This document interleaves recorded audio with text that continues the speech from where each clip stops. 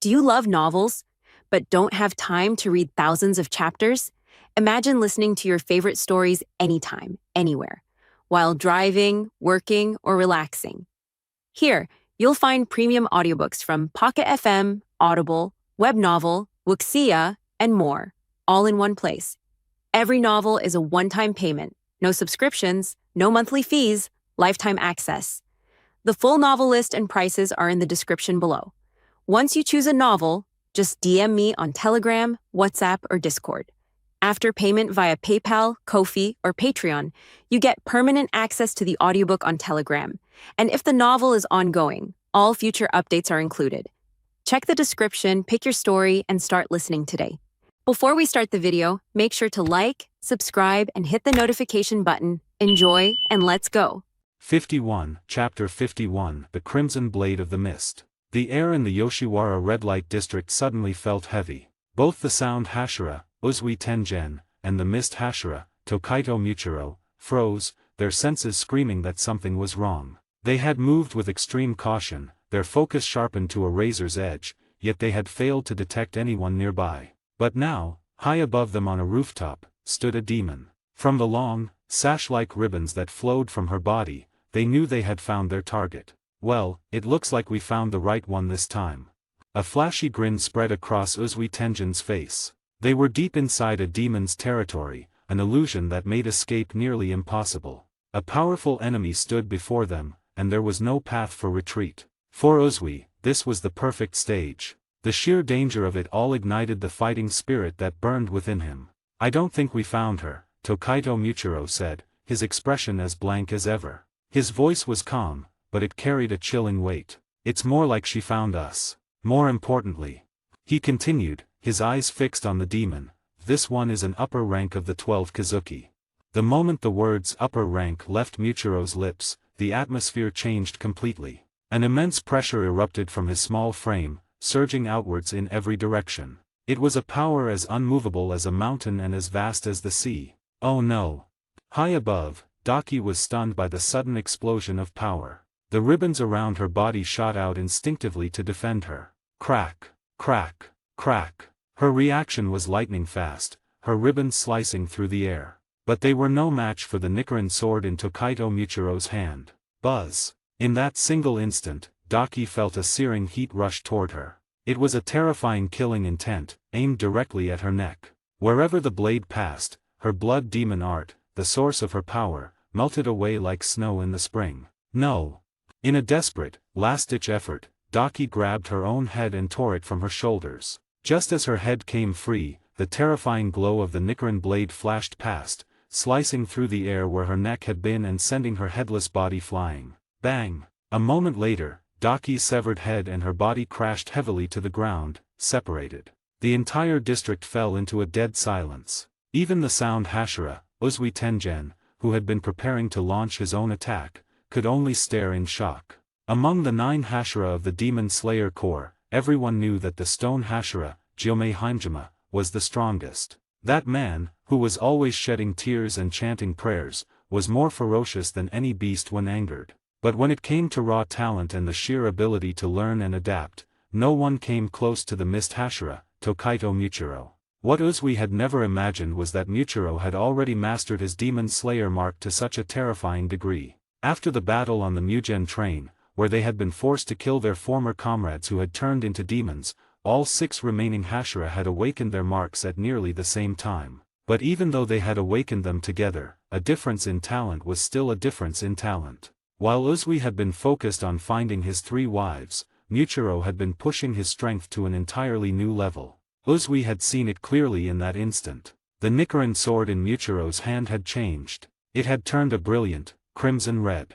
That transformation was the reason his single strike had carried so much power, enough power to completely overwhelm Daki and decapitate her in one clean blow. Zzz, zzz. A sizzling sound broke the silence. Daki, whose head and body lay separated, began to move. With a sudden lurch, countless ribbons shot out from her body, pulling her head back onto her neck and reattaching it. Her eyes, however, were now filled with a deep, furious darkness. She and her brother, Jayataro, had ruled the Yoshiwara red light district for 100 years. This was their territory. After Muzan's recent attacks, the Demon Slayer Corps had been on the defensive, always retreating. She thought this fight would be easy, like trapping cornered rats. She never expected her opponent to be so powerful.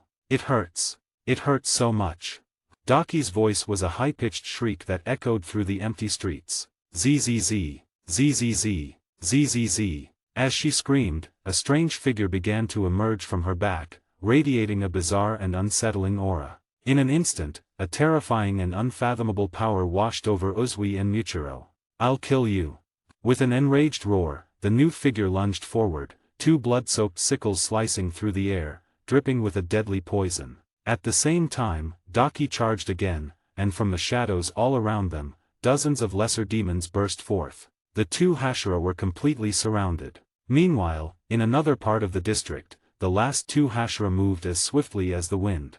The Stone Hashira, Gyomei Haimjima, and the Flame Hashira, Kyojuro Rengoku, were on the move. For this operation, all 6 available Hashira had entered Yoshiwara, but they each had different roles. This place was a trap personally set by Muzan Kibutsuji, so a direct confrontation was not their primary goal. The Corps was outnumbered. Their only chance of victory was to use the superior combat strength of the Hashira to their advantage. The plan was simple. The Insect Hashira, Shinobu Koko, and the Love Hashira, Mitsurai Kenroji, were assigned to support roles. The Sound Hashira, Uzui Tengen, and the Mist Hashira, Tokaito Muchiro, were the decoys, meant to draw the enemy's attention.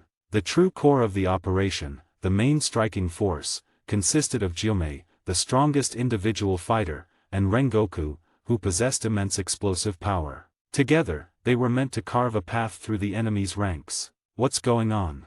The two Hashira, who had been moving at top speed, suddenly stopped. As elite warriors, they both felt the change in the environment instantly. The trap had been sprung. They had been discovered. Thump, thump. A set of footsteps echoed from nearby. A moment later, a man appeared. His body was covered in dark blue lines, and his eyes burned like fire. He was alone, but from the moment he appeared, an invisible pressure filled the air. "I am Akeza. Upper rank 3 of the 12 Kazuki," the demon announced, his voice calm and steady. "I have come to send you 2 Hashira to the afterlife." As he spoke, he clenched his fists, a faint smile playing on his lips. "Today, either I will kill you, or you will kill me. Let's fight." 52, Chapter 52, To Kill the Heart. Boom. The moment Akeza appeared, the air crackled with tension, and the temperature seemed to rise. His sudden arrival was a shock to both the Stone Hashira, Gyomei Haimjima, and the Flame Hashira, Kyojuro Rengoku. They had known they would be discovered the moment they set foot in the Yoshiwara red light district and had mentally prepared for the worst. However, when that moment finally came, a wave of anxiety washed over them. There was no avoiding this. Unlike the demon before them, who clearly saw battle as a form of entertainment, they had a mission to complete and responsibilities to uphold. But it was obvious they couldn't rush now. The more desperate they were, the more mistakes they would make. "He's not just an upper rank of the 12 Kazuki, he must be one of the strongest among them," Kyojuro Rengoku declared, his usual bright smile unwavering. Even facing a top-tier demon who wanted a fight to the death, Rengoku's spirit only burned hotter. "It seems we're in for a good fight. Stone Hashira, let's attack together," he shouted. As the words left his mouth, flame-like markings appeared on his face. Whoosh! With a burst of speed, he shot forward, his movements as sharp and fast as a hurricane. "All right." Gyomei responded. Almost at the same instant, the spiked flail in his hand spun violently through the air, aimed directly at Akeza. They knew this was a dangerous and unfair battle, but they had no choice but to engage. Their only hope was to end the fight as quickly as possible so they could complete their mission. If they failed, the consequences would be unimaginable. While the Hashira and the 12 Kazuki clashed in a fierce battle, hundreds of miles away, a figure seemed to step out of thin air. An incredibly sharp presence radiated from him, leaving after images as he moved at an impossible speed. Poof, poof. Along his path, several lesser demons who thought they had found an easy meal were instantly vaporized by the sheer force of his movement before they could even scream. A strong, unpleasant smell, the stench of demons, filled the air. This feeling. "I have waited more than 10 years for this," the man sighed. "I never expected to have this chance at a time like this." This man was Kaguya Yubayashiki, the leader of the Yubayashiki family and the supreme commander of the Demon Slayer Corps. He had left his ancestral home, a place where he was supposed to lie waiting for death. Originally, he was so weak he could barely move, but the miraculous power of a mysterious being had granted him a new life. It was only a temporary enhancement, lasting just 3 short days. But for Kaguya, it was a gift from the heavens. How many times in a person's life do they get to burn as brightly as a firework? He intended to leave his mark on this final battlefield. When happiness is destroyed, there is always the smell of blood. No matter what, I will slay the demons. An unshakable resolve filled Kaguya's heart. As the current head of his clan, he had always dreamed of wielding a sword and fighting alongside the Hashira he considered his own children. But the curse that ran through his bloodline had made it impossible for him to even stand properly, let alone fight. Now, with only 3 days of strength, he cherished every single moment. My children of the Demon Slayer Corps. I'm coming, he whispered to himself. With a single thought, he once again moved through the air, heading straight for the Yoshiwara red light district. When he was granted this temporary power, Kaguya did not ask for Muzan Kibutsuji and the 12 Kazuki to be eliminated. He knew it wasn't that simple.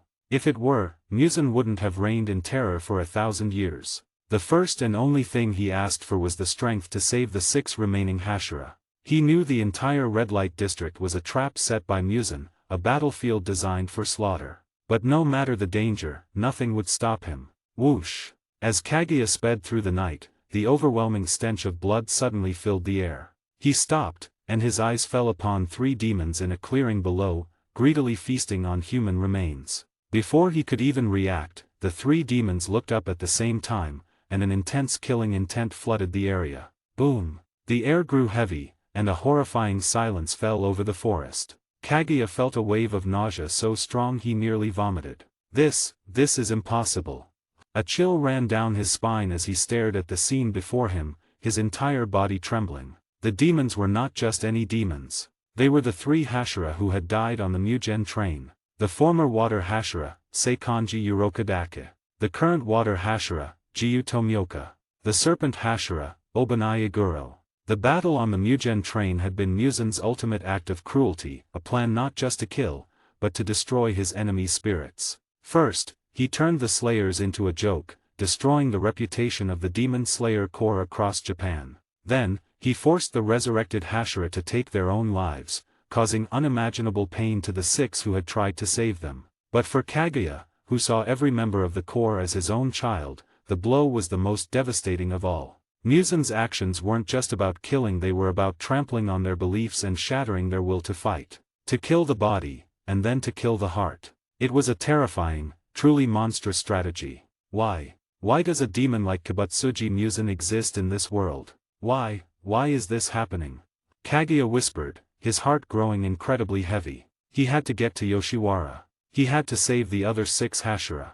But how could he possibly draw his sword against Seikanji, Jiyu, and Obanai? Even if they were no longer the men he knew, even if they were already dead, the choice was impossible. At that moment, even a man with a will as strong as Kaguya Yubayashiki felt himself beginning to break. He could feel it. Somewhere in the darkness, Muzan was watching, enjoying every second of his agony. 53, Chapter 53, The Demon King's Gambit. A chilling silence fell over the forest, thick with despair. An icy feeling crept into Kaguya Yubayashiki's heart. He had believed that the incredible power he'd been granted would change everything, but Muzan's move was more sinister than he could have imagined. This was a psychological attack of the highest order. Kaguya knew better than anyone that the demons before him were not his fallen comrades. The real Seikanji Urokadake, Jiyu Tomioka, and Obanai Iguro had already died heroically during the Mugen train incident. Their final moments had been a form of martyrdom, as Muzan's despicable methods had tried to deny them even the peace of an honorable death. The fact that they had succeeded against all odds could only mean one thing: Muzan had allowed it. He wanted to use their deaths to mock the Demon Slayer Corps, to set a bloody example for anyone who dared to oppose him. Whoosh! Whoosh! While Kaguya remained still, the demons that wore the faces of his friends turned their attention to him. They sensed a human whose power was terrifying, but more than that, they smelled his blood. To them, it was more alluring than any they had ever encountered. Kaguya and Muzan were distantly related, sharing the same ancient bloodline. Though centuries of mutation had created differences, the core similarities remained. Now, after the sacred ritual that had granted him his temporary strength, Kaguya's blood had been enhanced to an unimaginable level, making him an irresistible target for any demon. This detail only confirmed Kaguya's suspicions. These were not his former comrades. They were new demons, created by Muzan for the sole purpose of this cruel charade, wearing the faces of his friends to break his spirit. Suddenly, the three figures lunged. Water breathing. Two of them roared. Serpent breathing. Screamed the third. A scene that made Kaguya's heart clench unfolded before him.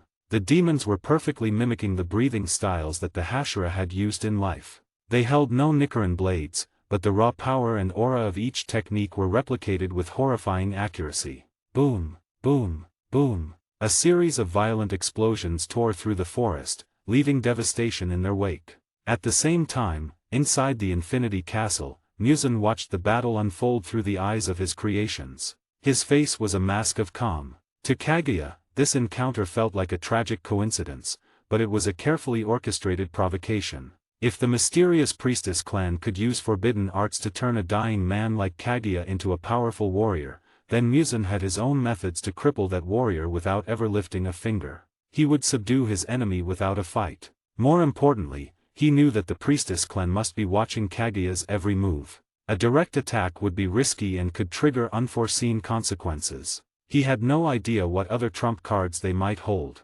Under these circumstances, the logical first step was to test the limits of Kaguya's newfound strength before planning a final strike. In this chess match between Muzan and the priestess clan, Kaguya Yubayashiki had become the most valuable and most tragic pawn. To push him to his absolute limit, a simple test wouldn't do. Muzan had to use the strongest possible medicine right from the start. Through this, I can gauge Kaguya's current strength, Muzan mused to himself, a hint of a smile touching his lips. But to completely defeat him. His smile widened. There's nothing more effective than shattering the core of his belief. What would happen if he knew that the Yubayashiki family and the entire Demon Slayer Corps were nothing but pawns for the priestess clan? He continued, savoring the thought. What if Kaguya learned that the true source of all demons, and the very curse that has plagued his family for 1,000 years, was the same priestess clan he so deeply respects? The smile on Muzan's face grew wider, colder. I wonder what kind of expression he would make at that moment. Countless images flickered before his eyes. He let out a long breath. Now then, where is Tanjiro Kamado? As Muzan turned his attention elsewhere, Tanjiro Kamado was racing towards the Yoshiwara district with Zenitsu Agatsuma, Inashuk Hashibaira, and Kaneo Tsuyuri. The Hashira's mission was supposed to be a secret, but they had received timely information from an unexpected source, Kaneo. She had delivered a letter from her master, the insect Hashira Shinobu Koko, and Tanjiro understood everything the moment he read it. Slay the evil demons. This was not just the mission of the Demon Slayer Corps, it was the creed that Tanjiro lived by. More importantly, his sister, Nezuko, was in Muzan's hands. He was not alone in his quest for vengeance. Zenitsu's master, Inashuk's mother, Jinya's brother, and Kaneo's older sister had all been victims of demons. Together, they had formed an unofficial team, a new generation of slayers united by loss and driven by the desire for revenge against Muzan Kibutsuji. Everyone, Tanjiro called out as they sped through the trees, his voice filled with determination. I'm afraid this mission might be our last. His eyes were filled with an unyielding fire. But we are members of the Demon Slayer Corps. We will face death with honor before we accept a life of shame.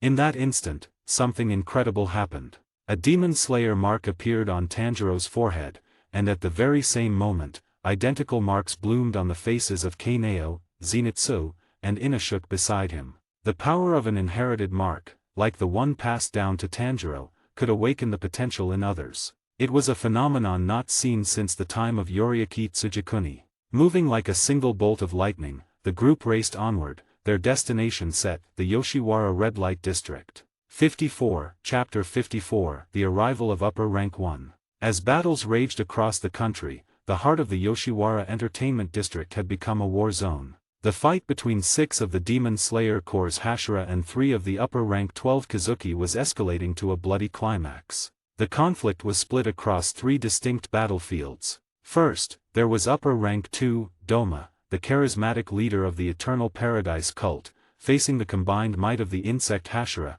Shinobu Koko, and the love Hashira, Mitsurai Kenroji. Elsewhere, upper rank 3, Akaza, fought against the Demon Slayer Corps' strongest warrior, the Stone Hashira, Gyomei Haimjima, and the Flame Hashira, Kyojuro Rengoku. Finally, the sibling demons of upper rank 6, Jayataro and Daki, were locked in combat with the Mist Hashira, Muchiro Tokaito, and the Sound Hashira, Tengen Uzui. Each of these three battles was progressing very differently. The fight between Doma and the two female Hashira had started explosively, but it had quickly devolved into a one-sided massacre. Doma was toying with them. Shinobu Koko's swordsmanship was flawless, a blur of precise thrusts, and her unique poison was incredibly lethal to any normal demon. However, she was completely helpless against Doma's blood demon art. Her poison-laced blade couldn't find a way past his army of crystalline ice dolls, each one a perfect, unfeeling replica of himself.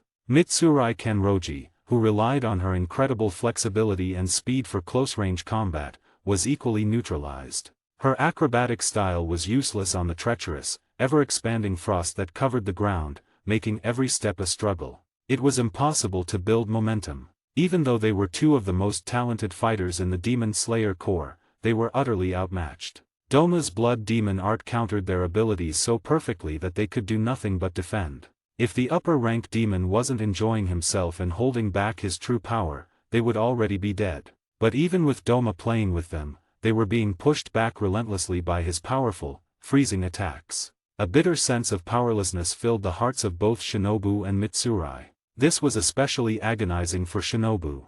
Staring at the demon who had murdered her older sister, her eyes were bloodshot with pure hatred. She wanted nothing more than to kill Doma and avenge her family, but the reality of the situation was crushing. She couldn't even get close enough to land a single scratch, let alone deliver a fatal dose of poison. The gap in their power felt as wide as the heavens. In contrast, the battle between Akaza, Gyomei, and Kyojuro was locked in a brutal stalemate. Gyomei, wielding his stone breathing, and Kyojuro, unleashing his flame breathing, had immediately activated their Demon Slayer marks, granting them enough power to overwhelm Akaza at the start. However, Akaza, a demon obsessed with battle, refused to yield. He stubbornly endured their onslaught, relying on his instantaneous regeneration and seemingly limitless stamina. He even began to trade blows recklessly, taking injuries that would kill any human 100 times over, just to land a counterattack. This tactic frustrated Gyomei and Kyojuro, who could do nothing but watch him heal from their best attacks. While they currently held the advantage in skill and power, they knew they couldn't decapitate him instantly. If the fight dragged on, Akaza would simply wear them down. They would eventually succumb to exhaustion and be tragically killed. After all, they were only human. Their mortal bodies could never compete with a demon's immortal endurance. To make matters worse, Akaza was a master martial artist, and his fighting style was terrifyingly effective. As long as they remained focused, they could defend against his techniques, but the moment fatigue set in, the outcome would be unthinkable. "This is amazing. So refreshing," Akaza declared, a wide, predatory grin spreading across his face. "It's been far too long since I've had a fight this exhilarating." Over the centuries, he had killed countless opponents, but he had never felt a thrill like this. He loved the feeling of his enemies desperately trying to kill him, only to fail again and again. "Come on." A wild fighting spirit burned in his eyes. "In this battle, there is no victory or defeat, only life or death." As he finished speaking, he slammed his fists forward, unleashing a devastating shockwave. Blood Demon Art, Destructive Kill. The third battlefield, featuring upper rank 6, was another story entirely. Jayataro and Daki were facing Muchiro Tokaito and Tengen Uzui. The fight had started with only Daki, and she was quickly overwhelmed by the prodigious talent of Muchiro, who had activated his Demon Slayer mark and Crimson Blade the moment the battle began. He had almost decapitated her immediately. If Jayataro hadn't burst from her back at the last second, Daki would have been killed on the spot. With the two demons fighting together, they finally managed to bring the battle to a standstill. However, that stalemate lasted for only a few moments before the situation shifted once again. "Damn it. That ninja is one thing," Jayataro thought as he and Daki dodged another coordinated assault. "He's flashy, but his attacks don't have enough weight to be a real threat. But that long-haired kid, he's terrifying. his thoughts continued, his gaze fixed on Muchiro. He figured out all of our attack patterns in an instant. To make matters worse, they already wiped out the hundreds of lesser demons we called for backup. Damn it.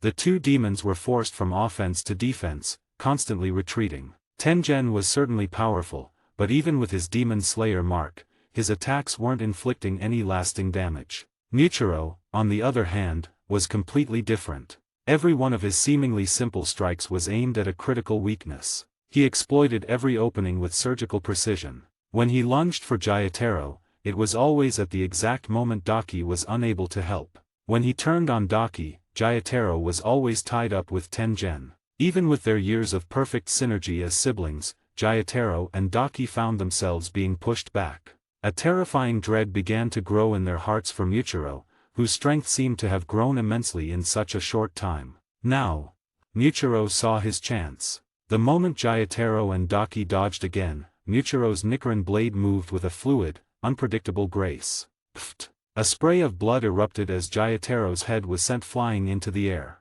Almost in the same motion, Muchiro's blade changed direction, targeting Daki. Like a surging river, the shining steel transformed into a shimmering net of death that closed in on her. Die!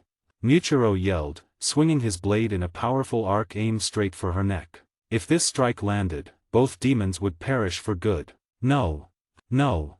Jayataro's severed head and Daki screamed in unison. In that same instant, the air grew heavy, and a suffocating pressure descended upon the battlefield. A towering, demonic figure materialized from the shadows behind Muchiro.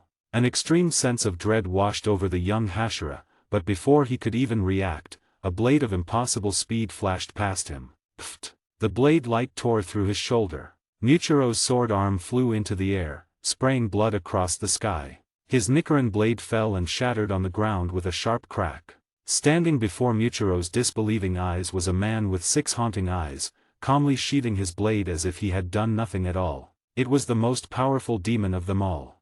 Upper rank 1 of the 12 Kazuki, Kokushibo. 55, Chapter 55, The Mist Pillar's Final Stand. Whoosh! The air fell into a dead silence. On the rooftop, the expressions of Tengen Uzui and Muchiro Tokaido were frozen in shock. Even the demons of upper rank 6, Jayataro and Daki, were stunned into stillness. Just moments ago, they had been completely overwhelmed by Muchiro, who had awakened both his demon slayer mark and a crimson red blade. They were on the verge of death. As twin demons, they could only be killed if decapitated simultaneously, and Muchiro had come closer than anyone ever had to achieving it. But neither the demons nor the Hashira could have ever predicted what happened next. At the most impossible moment, the strongest of the 12 Kazuki, upper rank 1, had appeared. With a single, unbelievably simple draw of his sword, Kokushibo had effortlessly destroyed the attack that Muchiro had poured all of his strength into. In that same motion, he had severed Muchiro's sword arm and sliced his Nichiren blade in half.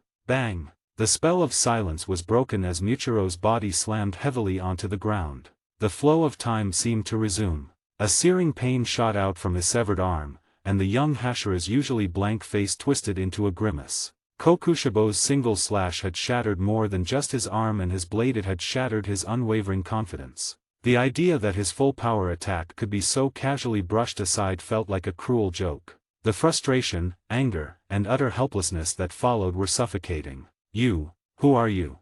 The sound Hashira, Tengen Uzui, demanded. He instantly moved to stand in front of the fallen Muchiro, shielding him as he drew his own twin Nichiren blades. Just moments before, Muchiro had been so dominant against Jayataro that Tengen hadn't even needed to join the fight. But this new, 6-eyed demon was on a completely different level. With one move, he had displayed a terrifying mastery of swordsmanship that left everyone speechless. He was too strong. It wasn't just Muchiro who had been caught off guard. Even Tengen, a former ninja renowned for his incredible speed, hadn't been able to clearly see Kokushibo's attack. The demon's power was godlike, his sword skills impossibly overwhelming. "You have one thing wrong," the 6-eyed swordsman said, his voice calm and indifferent as he slowly sheathed his blade. "First, I am not a human. I am a demon." He paused, his gaze sweeping over their shocked faces. "Second, your so-called marks and crimson red blades, even the transparent world, are nothing more than techniques I discarded long ago."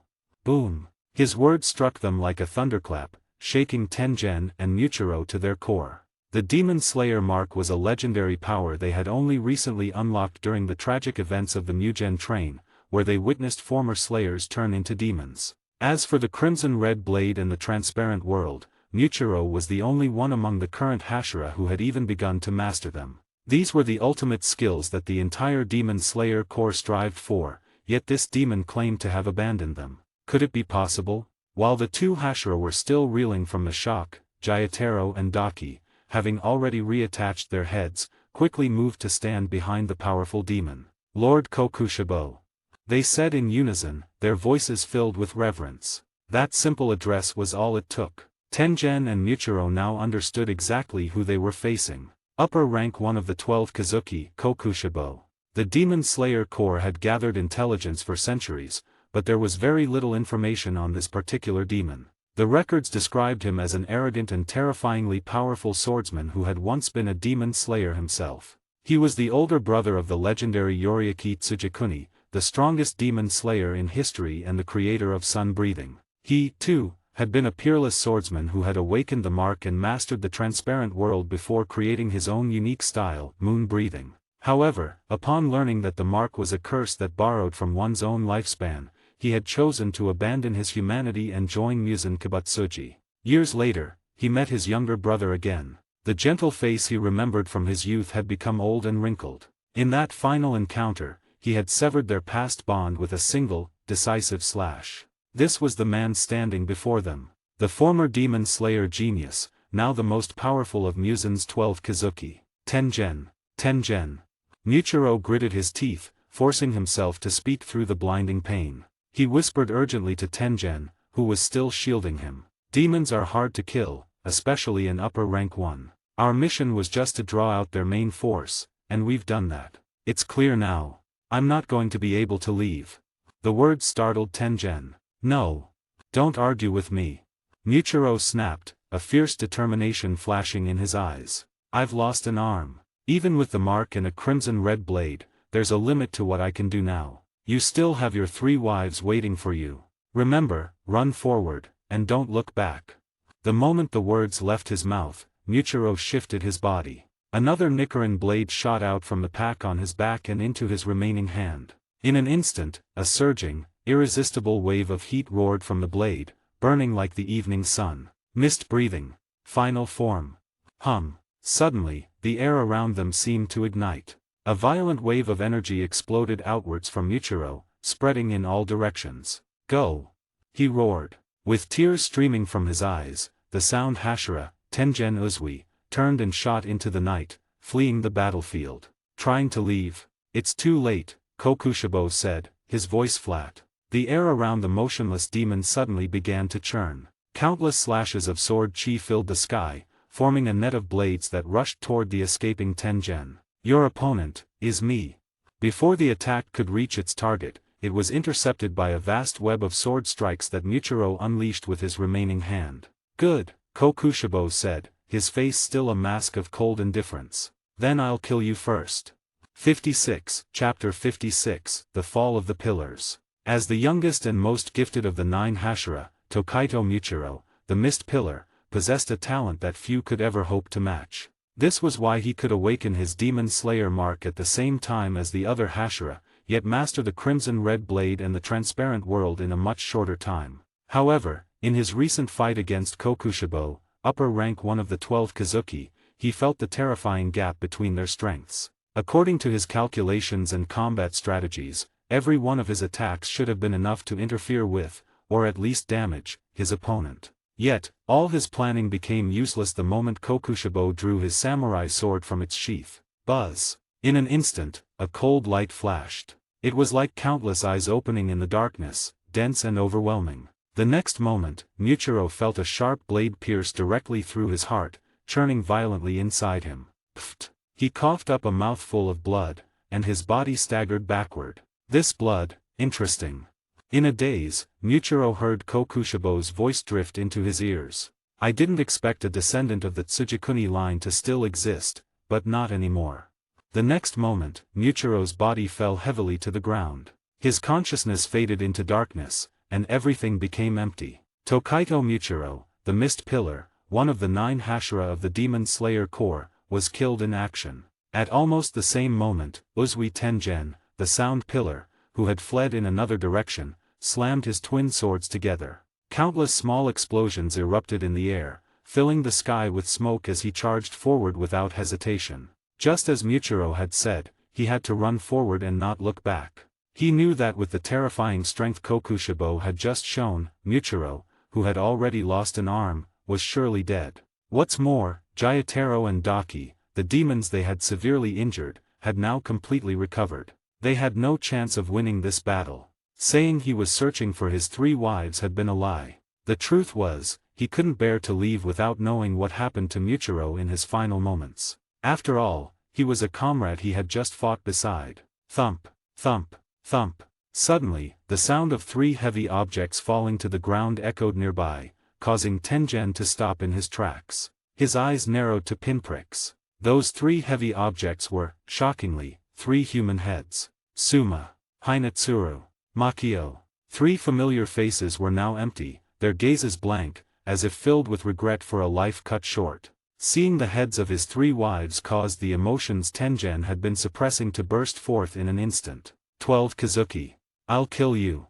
Before he could finish his sentence, 2 blood-red sickles coated in deadly poison appeared from behind him and plunged brutally into his shoulder blades. Pfft! Streams of blood gushed out, and the intense pain twisted Tengen's handsome face into an unrecognizable mask of agony. Before he could even react, countless ribbons shot in from all directions, wrapping tightly around his entire body. Crack! The ribbons tightened around his neck, and a sharp tearing sound echoed in the night. Tengen's expression froze. Blood sprayed from his mouth, and he no longer showed any signs of life. Uzui Tengen, the Sound Pillar, one of the 9 Hashira of the Demon Slayer Corps, was killed in action. Meanwhile, just outside the Yoshiwara red light district, a figure moved swiftly through the night. Just as he was about to enter the district, an uncontrollable pain suddenly shot through him. Could it be? An expression of extreme anguish appeared on the face of Kaguya Yubayashiki, who had finally arrived. He quickly moved to a higher vantage point. No, I can still make it in time. He whispered, his voice filled with desperation. At the same time that the Mist Pillar and the Sound Pillar were killed, another battle was reaching its climax. Gyomei Heimjima, the Stone Pillar, and Kyojuro Rengoku, the Flame Pillar, were fighting Akeza, upper rank 3, and they too were facing a life-or-death crisis. Although Gyomei's immense strength and Kyojuro's explosive power were formidable, their opponent was a demon who couldn't be injured or tired out. Even more terrifying, Akeza was a demon skilled in many forms of combat, and his power only seemed to grow as the fight went on. It was terrifying, truly terrifying. If they hadn't been relying on their years of combat experience, they would have already been defeated by Akeza one by one. Even so, the injuries Akeza had inflicted on them were throbbing with pain, and a sense of exhaustion was beginning to fill their bodies. We can't go on like this. Gyomei and Kyojuro's eyes met for an instant. They both stepped forward, and the spiked flail in Gyomei's hand began to glow with an intense light. Crimson Red Blade. As the strongest of the 9 Hashira, Gyomei Heimjima had immediately mastered the Crimson Red Blade technique the moment he unleashed his full power. Almost simultaneously, a mark spread across his face like flower petals. The world around him, including the structure of Akeza's body, became incredibly clear. He could even see his opponent's fatal weaknesses. Bang! Just as Gyomei was about to strike, Kyojuro appeared behind Akeza like a phantom. He reached out with both hands and grabbed Akeza, holding him firmly in place. Now! Kyojuro shouted, his hands gripping Akeza's arms like iron tongs. Pfft! In a flash, Gyomei's spiked flail roared through the air, aimed directly at Akeza's head. At the same time, the trapped demon did something unexpected. Instead of trying to dodge, Akeza pulled hard with both arms, tearing them from his own body. Bang! His regenerating arms met no resistance. Like a dragon emerging from the sea, they plunged directly into Kyojuro's chest. Amidst the gushing blood, Akeza's 5 fingers gripped the wildly beating heart and squeezed. With a final, sickening crunch, time itself seemed to fall silent. An indescribable sensation enveloped Kyojuro's entire body. Before his eyes, Countless images flashed like a revolving lantern: his father, his younger brother, his master, his comrades. Figures from his past appeared and disappeared like illusions. He saw memories of his childhood, practicing the way of the sword under his father's strict guidance. If only. Kyojuro Rengoku's vision went black, and his consciousness returned to darkness. Kyojuro Rengoku, the Flame Pillar, one of the 9 Hashira of the Demon Slayer Corps, was killed in action. 57, Chapter 57, No Remorse, No Regret. Whoosh! Time seemed to freeze.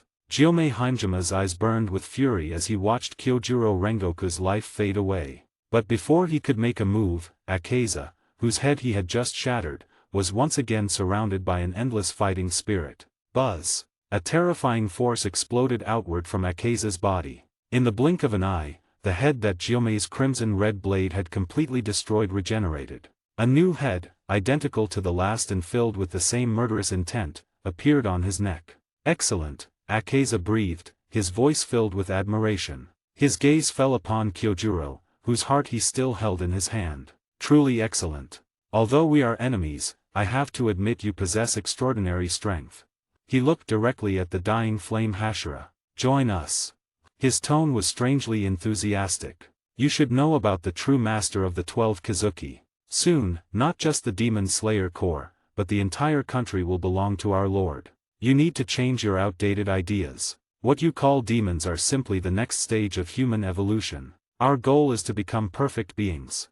Although Akaza was only repeating words he had heard from his master, he was deeply moved by them himself. Originally, even as upper rank 3, it was difficult for him to fight both the Stone Hashira and the Flame Hashira at the same time. But during his recent seclusion, his lord's words had echoed in his mind countless times. Past memories and old attachments no longer mattered. With no woman in his heart, his fists were divine. By holding onto this powerful belief, he had managed to exhaust Kyojuro Rengoku with his immortal demon body and incredible regeneration. After all, a demon could fight forever, but a human's strength always had its limits. Join us. Akaza repeated, his voice echoing in the silent night. Just then, Kyojuro, who was on the verge of death with his consciousness fading, suddenly moved his arm. Slap. A weak slap, carrying almost no force, landed on Akaza's newly regenerated face. It wasn't damaging, but it was incredibly insulting. Akaza stood motionless. The air fell into a dead silence. Then, with a roar of fury, Kyojuro's body exploded. A spray of blood filled the air, and the strong metallic smell instantly covered the entire scene. When the dust settled, Akaza stood alone, covered in blood and holding a crushed heart in his hand. Not far away, the spot where Gyomei Haimejima had been standing was empty. The Stone Hashira had vanished. It seems your strength has improved significantly. Our lord's decision to have you train in seclusion was the correct one. As Akaza stood still, a calm, indifferent voice came from behind him. It was Kokushibo, upper rank 1 of the 12 Kizuki. Behind him stood Jayataro and Daki, who had also completed their mission. The two of them looked at Kokushibo with expressions of pure awe, as if they were looking at a god. Of course, Akaza replied. He casually tossed the crushed heart to the ground. Memories from my past life used to appear in my mind. Those memories, and the emotions tied to them, made it difficult for me to grow stronger and break my limits. But ever since I followed our Lord's instructions to forget everything and focus only on getting stronger, it has all disappeared. A smile spread across Akaza's face. Now, I truly understand what it means to have no distractions, to fight like a god. He let out a long breath. However, I still have a long way to go to catch up with you and our Lord. Before, Akaza had disliked Kokushibo, but after dedicating his entire being to cultivation, his attitude had changed. In this world, strength was the only thing that mattered. Now, only Doma's battle is left, isn't it? Kokushibo said calmly. As the upper ranks gathered, Gyomei Haimejima was already fleeing in the opposite direction.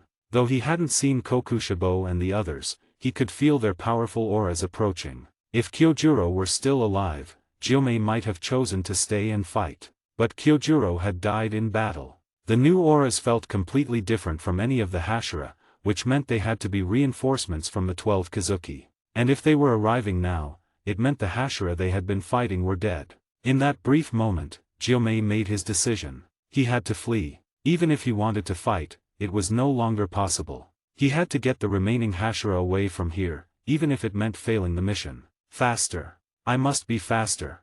Gyomei whispered, his figure leaving countless afterimages as he raced through the night. At the same time, Shinobu Koko, the insect Hashira, and Mitsurai Kenroji, the love Hashira, were being completely suppressed by Doma, upper rank 2. Although both were talented and strong, their fighting styles were being perfectly countered.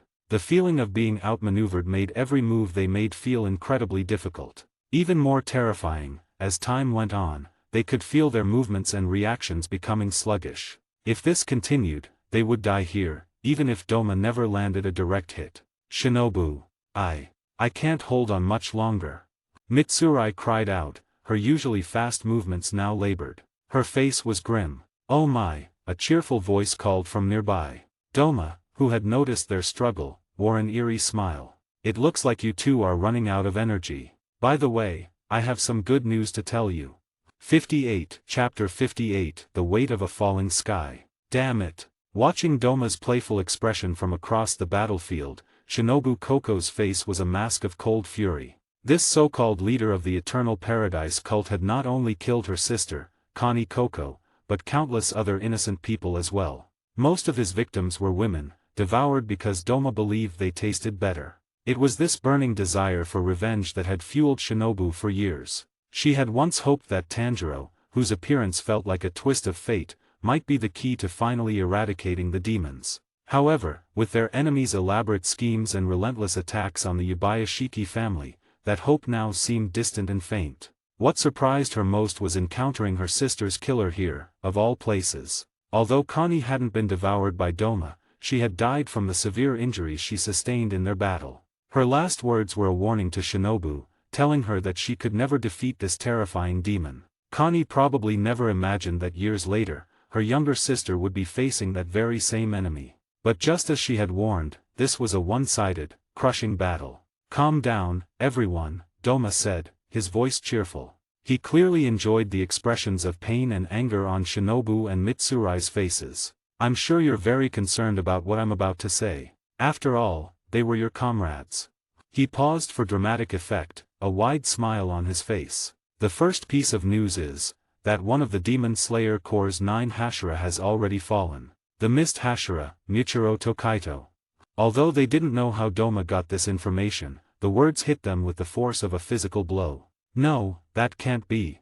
Mitsurai stammered. He's the most talented among us. Shinobu whispered. Their gazes met, disbelief clear in their eyes. Michiro Tokaito, though usually quiet, was incredibly reliable and overwhelmingly powerful. His talent was so great that it had left the entire Demon Slayer Corps in awe. Had such an exceptional young swordsman really fallen? Before they could even process the news, Doma spoke again. And the second piece of news is just as good. He chirped happily. 2 more of your Hashira, the Sound Hashira, Tengen Uzui, and the Flame Hashira, Kyojuro Rengoku. Doma's voice was like a demonic song in their ears. They've fallen, too. The air seemed to freeze. In that moment, Shinobu and Mitsurai felt all their strength and courage drain away. They knew Doma's twisted personality meant he would have no reason to lie about something like this. The moment they entered this district, all of the Hashira had been prepared to die. But facing the reality of it was another thing entirely. The comrades who were so full of life, who inspired everyone with their astonishing talent, were gone. If that's the case. Shinobu's voice was suddenly quiet. The anger that had been simmering on her face was gone, replaced by a chilling calm. Then, it's our turn next. It was as if the news of her comrades' deaths was just an ordinary fact. Mitsurai, are you ready? She asked, her voice steady. Yes. Mitsurai responded instantly, drawing strength from her friend's resolve. Oh dear, it seems you've been thoroughly motivated, Doma said with a sigh, watching them rush toward him once again. His complete lack of human emotion was on full display. What a pity, you alone are not enough. The moment he finished speaking, countless ice barriers formed around him. Sharp ice spikes shot out, forcing Shinobu and Mitsurai to halt their attack. Boom! But at that same instant, a terrifying sword slash, burning with the power of fire and flowing like water, tore through the air. Crack! The ice barriers shattered into 1,000 pieces, and Doma's figure quickly retreated. Sister! Shinobu-san! More figures landed in the clearing. Leading them were none other than Kaneo Tsuyuri and Tanjiro Kamado. Behind them were Jinya Shinazugawa, Zenitsu Agatsuma, and an excited-looking Inashuke Hashibira. It's you. Mitsurai's heart trembled. Although she knew Tanjiro and the others had performed well during the final selection, she wasn't particularly familiar with them. Next, let us. Tanjiro said, holding his Nichiren sword. A demon slayer mark had appeared near his eye, and his face was full of fighting spirit as he looked at Doma. Hehe, you'll probably have to wait. A new voice cut in. Before Tanjiro could finish, an incredibly sharp aura erupted nearby. A figure dressed in the attire of a Sengoku period samurai, with 6 eyes on his face and an aura as powerful as a storm, stepped out of the shadows. Immediately after, a heavily tattooed, muscular man with an equally overwhelming presence strode forward beside him. In an instant, the air became thick with tension. The faces of Shinobu and Tanjiro changed, as they clearly had not expected the situation to escalate to this degree. At the same time, another figure shot through the Yoshiwara district like a whirlwind. Wait for me, you must wait for me, my children.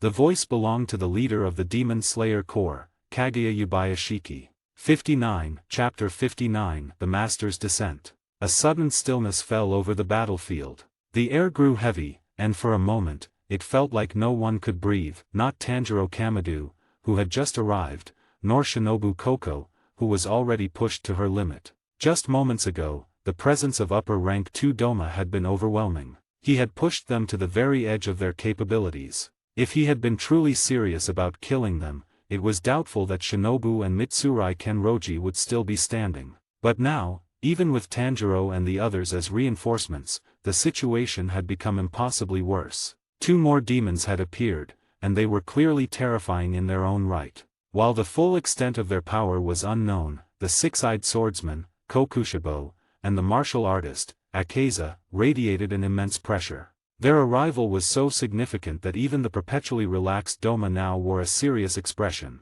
There was only one possible explanation: these newcomers were also members of the 12 Kazuki, and their strength was at least equal to Doma's, if not greater. It was terrifying. Utterly terrifying. This time, it truly felt like they were doomed. Akeza shot a sharp, predatory grin at Doma.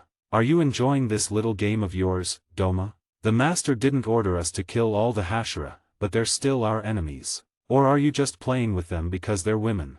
His voice was laced with cold contempt. Ever since learning the ultimate martial truth from Tsukiyako, with no woman in your heart, your sword will be divine, Akeza had committed himself to this philosophy. The girl whose face he could no longer remember was a thing of the past. Pursuing emotions would only slow down his fists. His one true desire had always been strength. He wanted to become a fighting demon so powerful that even Tsukiyako would have to acknowledge him. Because of this, he found himself respecting Kokushibo far more than he used to. Kokushibo's immense power was undeniable. Akeza knew that despite his own recent growth, there was still a considerable gap between him and upper rank 1. In his earlier fight against the Stone Hashira, Gyomei Haimjima, and the Flame Hashira, Kyojuro Rengoku, he had only won through sheer force of will. Of course, relying on a demon's unique stamina and recovery wasn't cheating, it was simply part of his strength. Seeing Doma, who possessed such incredible power but lacked any real ambition,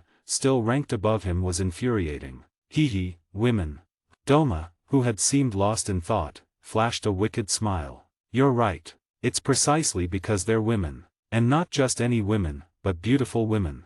A chilling silence fell once more. The faces of Shinobu Koko, Mitsurai Kenroji, and Kaneo Tsuyuri turned to ice. It was agonizing enough that Shinobu couldn't avenge her sister by killing Doma. Now, surrounded by the enemy, they all faced the very real possibility of dying here. But to be humiliated so directly because of their gender was something they could never accept. Damn it! You bastard! Tanjiro and Inashuke Hashibira roared in unison, lunging forward to attack Doma. It didn't matter if they could win. It didn't matter if they were outmatched. They would never allow an enemy to insult their comrades like this. That wasn't the way of the Demon Slayer Corps. You're asking for death. Doma's smile vanished, replaced by a frigid glare. Since you're so eager to die, I suppose I can grant your wish. He clapped his hands together, and in an instant, countless sharp ice spikes materialized in the air. At the same time, two massive ice statues appeared beside him, breathing out a terrifyingly cold mist. However, before the mist could spread, a violent impact shattered the air above. Cracking sounds echoed as the stone Hashira, Gyomei Heimjima, descended, his axe and flail ready for battle. Hee, another one? How interesting, a cold smile played on Doma's lips. But you don't seem to understand. This is exactly what I wanted to see. As he spoke, a brilliant aura erupted from his body, expanding in every direction. From within the swirling mist, dozens of figures emerged, each one a perfect copy of Doma in appearance, build, and presence. Crystalline Divine Child. Attack! Attack! Tanjiro and Inashuk charged forward, followed closely by Kaneo Tsuyuri and Sanemi Shinazugawa. Shinobu and Mitsurai moved as well, their blades flashing. They refused to let their younger comrades die before they did. Just as the army of ice clones closed in on the Slayers, ready to strike them down, a new figure descended from the sky. An ancient Nichiren sword sliced through the air, its movement creating a sound like 1,000 blades singing at once. How dare you! The voice was one Shinobu and the others knew intimately, yet they couldn't believe they were hearing it. As the words echoed across the battlefield, Doma's crystalline divine children shattered into countless glittering fragments. Damn it! Who is that? Doma's mind reeled. Kokushibo and Akaza stared intently at the figure hovering in midair, their eyes wide with disbelief. Master! The shocked whispers from Shinobu and the others confirmed the man's identity. It was the current head of the Yubayashiki family, the leader of the Demon Slayer Corps, and the man most hated by all demons. Kaguya Yubayashiki. But this was impossible. The head of the Yubayashiki clan was supposed to be dying, afflicted by a curse that had already brought him to death's door. How could he be here now? More than that, he looked completely transformed, radiating a terrifying power that startled even the strongest demons. What was going on? In that moment, an unbelievable chill ran down the spines of all the 12 Kazuki, including Kokushibo. Even as demons, they felt as if they were looking at a ghost. Chapter 60 The Master's Stand. As Kaguya Yubayashiki stood against the upper ranks, a different scene was unfolding deep within the Yoshiwara district. Calm, deliberate footsteps echoed through the dimly lit streets, creating a strange and unsettling rhythm in the air. Tsukiyako walked slowly, his gaze falling upon several children huddled together, sleeping fitfully. Their small bodies trembled, a clear sign of the terror they had experienced. It was an expected reaction. Any child who was suddenly kidnapped and forced to ingest a strange drug would be emotionally unstable. A faint, cold smile touched Tsukiyako's lips. So, Kaguya Yubayashiki, you've finally decided to show yourself, he murmured to the empty street. But it's too late. After my earlier tests, I already know the limits of your newfound power. Even knowing that Kaguya had been strengthened by the high priestess of the Shrine Maiden clan didn't concern him. The man may have reached the peak of human potential for a short time, but to Tsukiyako, it was insignificant. A temporary boost in power meant nothing compared to the grand scope of his own plans. A single man like Kaguya was just a pawn. Kaguya is like a dying tiger right now, Tsukiyako thought, taking another step. The best way to destroy him isn't with physical force. It's by utterly crushing his spirit. For generations, the sole purpose of the Yubayashiki clan and the Demon Slayer Corps had been to eradicate demons. The Corps was built with Yubayashiki money and dedication. But their motivation wasn't simply a sense of duty to the people. The existence of Muzan Kibutsuji and his powerful demons was a direct threat to their family's survival. They fought because they had no other choice. But what would happen if the Yubayashiki clan discovered the truth? What if they learned that the true source of the demon curse, the reason for their short lifespans, wasn't Muzan Kibutsuji at all? What if they found out it was the very Shrine Maiden clan they worshipped as gods, the same clan they had showered with resources and treated as honored guests for centuries? At that moment, even a man with a spirit as strong as Kaguya Yubayashiki would surely break. No one could bear the weight of such a betrayal. To realize your entire existence was a tragic fate manipulated by those you trusted most would shatter anyone's faith. Even though Kaguya had gained extraordinary power from the High Priestess, it came at a terrible price. In 3 days, his body and soul would be annihilated, and the Yubayashiki bloodline would end forever. But Tsukiyako had no intention of letting the clan fade away so quietly. He would orchestrate one final, brutal conflict. At the very least, Kaguya Yubayashiki would learn the true cost of opposing him. And now, Tsukiyako mused, looking at the children, it's time for the future Emperor Showa to make his appearance. With a sudden movement, he plunged his hand into his own chest, squeezing his heart until a few drops of dark blood dripped from his fingertips. 5 drops of his blood, the blood of the strongest demon king, fell toward the sleeping children. Whichever of these young imperial heirs could withstand its power would become the next ruler of Japan. Meanwhile, back on the battlefield, Kaguya Yubayashiki's magnificent arrival had filled the Hashira with a surge of energy. Gyomei Haimjima, Shinobu Koko, and Mitsurai Kenroji felt their fighting spirit reignite. Tanjiro and the others were equally stunned. In their minds, their master was a frail man on the verge of death. They never imagined that the head of the Yubayashiki family, who had been confined to his bed, could not only stand but also possess the terrifying power to confront the 12 Kazuki. You're asking for death. Doma snarled from mid-air. The Nichiren blade Kaguya had launched had almost contemptuously destroyed every ice clone he had created. As upper rank 2, he knew of Kaguya, but only as the cursed, short-lived leader of the Slayers. The power Kaguya now wielded was immense, perhaps even beyond that of upper rank 1, Kokushibo. Fine, then. Let me show you what this cult leader can really do. Doma roared. However, before he could make a move, Kokushibo and Akeza acted. Boom! With a sound like tearing space, Akeza shot forward like a cannonball, his body radiating an overwhelming fighting spirit. Good. Yes. This is the intensity a real battle should have. He yelled, his exhilaration echoing in the air. He reveled in this feeling, treating battle as the very meaning of his existence. Destructive kill.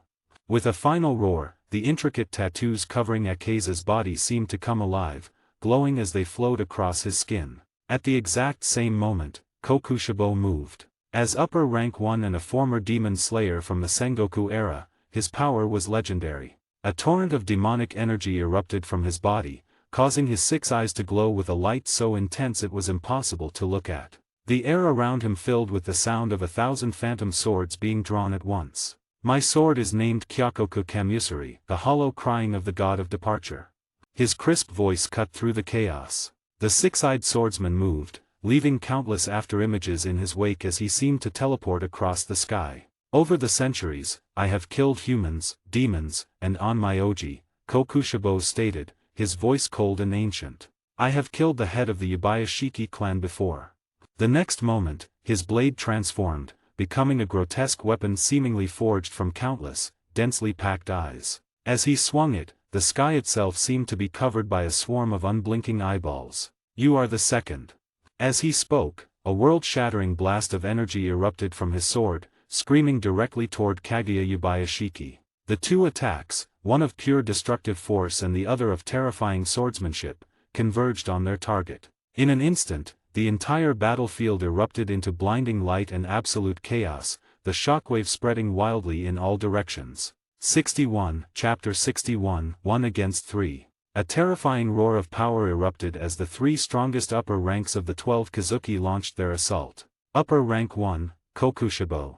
Upper rank 2, Doma.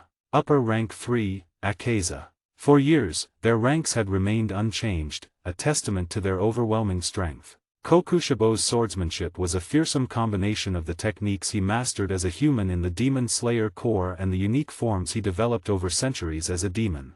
Doma, who saw his demonic life as little more than a game to pass the time, possessed a chilling talent for cruelty that made him a truly sinister foe. And Akeza, guided by Tsukiyako, had shed all attachment to his human past. He had forgotten the life he once cherished, choosing instead to forget everything and dedicate himself completely to the pursuit of power. To him, becoming the perfect warrior was far more fulfilling than any fleeting human emotion. They were now facing the leader of the Yubayashiki clan, a man who, by all accounts, should have been a frail invalid on his deathbed. Yet, this very man was now radiating a power that seemed capable of suppressing everything in its path. It was astonishing. Could this be the true strength of the Yubayashiki clan? If so, it would drastically change their plans. Their new objective was simple: force Kaguya Yubayashiki to reveal the full extent of his power. And if they could kill him in the process, all the better. In an instant, Doma struck.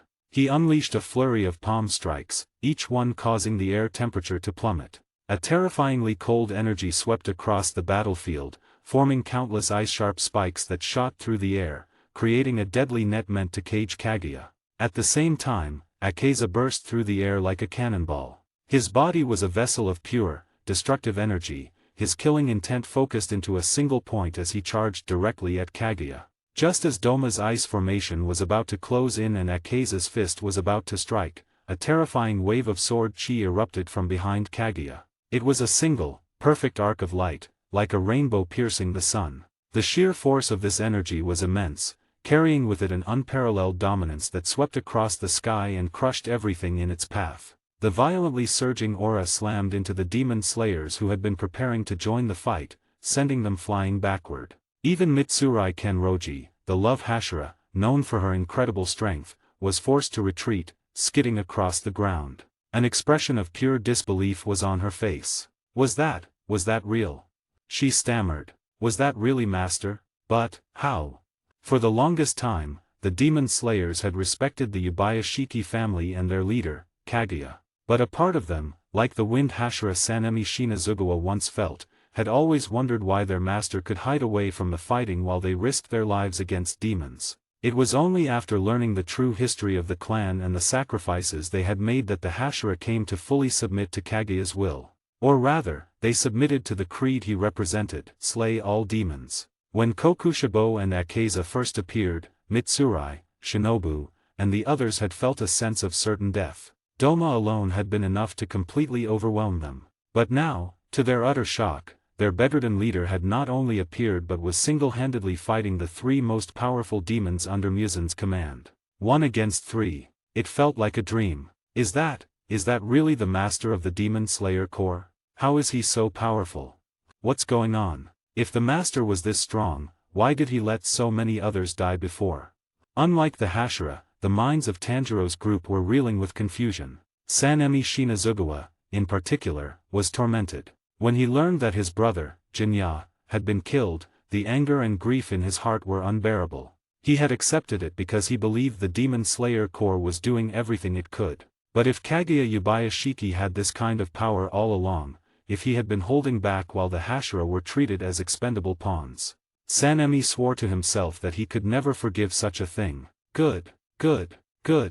In midair, a fierce wave of energy surged from Kaguya. Today is the day I clear the name of my Yubayashiki clan, he declared. As he spoke, the ancient Nichiren blade that had been floating beside him fell, and he caught it with a resounding clang. In a flash, he unleashed 3 blindingly fast sword gleams. The transcendent power behind the strike swept across the sky. Before Akaza could even get close, he felt 3 searing impacts. Blood erupted from deep cuts that appeared across his chest and arms as if from nowhere. An expression of pure shock filled his face as he was sent tumbling backward through the air. No, this is impossible. He couldn't believe it. He, upper rank 3 of the 12 Kazuki, had been repelled and gravely wounded by just 3 swings of a sword. Kaguya completely ignored the falling Akaza. His cold eyes instantly fixed on Doma. In that moment, an intense sense of crisis, a feeling of true danger he had not felt in centuries, enveloped the upper rank 2 demon. 62, Chapter 62, I Am Not a Devil. The Nichiren blade flashed, painting the air crimson. 3 swift slashes, as cold and decisive as ice, had sent upper rank 3 Akaza flying. This was the same demon who had previously fought both the stone and flame Hashira to a standstill, even managing to kill Kyojuro Rengoku. But in front of Kaguya Yubayashiki, he was like paper, thrown back with ease. Blood streamed from the deep cuts on Akaza's body. Even a demon's unique regenerative abilities seemed to fail against these wounds. The sight filled him with a profound shock. No, how is this possible? He sputtered, his mind struggling to comprehend. This can't be. For centuries, the dynamic had been clear. The Demon Slayer Corps was the sword of the Yubayashiki clan, and the Yubayashiki clan was the mind and soul behind the Corps. But it was also known that every Yubayashiki head, from the moment of their birth, was afflicted by a bloodline curse. Even with the aid of the priestess clan, they could barely ensure the family's survival. A normal life was impossible, let alone fighting. Yet, the man before them had shattered that understanding, filling the demon's eyes with dread. defeating Akaza is nothing to be proud of. A cold sneer formed on Doma's face. As he spoke, a colossal statue made entirely of ice erupted from the ground, soaring into the sky. The temperature in the air plummeted to an unbelievable low. Head of the Yubayashiki family, Doma said, a sinister smile spreading across his face. Allow me to show you the most breathtaking scenery this world has to offer. As his words echoed, it was as if an endless blizzard descended from the heavens, seeking to envelop everything. The falling ice and snow seemed to create a profound and inescapable domain of absolute cold. Once trapped within it, even the strongest warrior would be frozen solid and shattered. Good, Kaguya said, his voice calm. Facing the immense ice demon, Kaguya stepped into the air once more. His ancient Nichiren blade suddenly ignited, erupting with raging flames that seemed to stretch for miles. A vast and unstoppable wave of heat roared outwards from him, sweeping in all directions. The sound was deafening as the fiery energy slammed into the icy landscape, vaporizing everything it touched. In a single moment, the arrogant expression on Doma's face twisted into one of disbelief and horror. No, I don't believe it. Ah! Amidst his furious roar, the colossal ice statue exploded. The shattered fragments turned into a storm of countless ice crystals, all whistling through the air as they shot toward Kaguya. How easily you are defeated, Kaguya stated, his expression as indifferent as ever. He swung his sword 3 more times. The slashes were like a gentle spring breeze turning into rain, effortlessly meeting and shattering every single one of Doma's attacks. Doma himself was thrown backward, streams of blood flowing from the wounds on his palms. But the pain in his hands was nothing compared to the shock in his heart.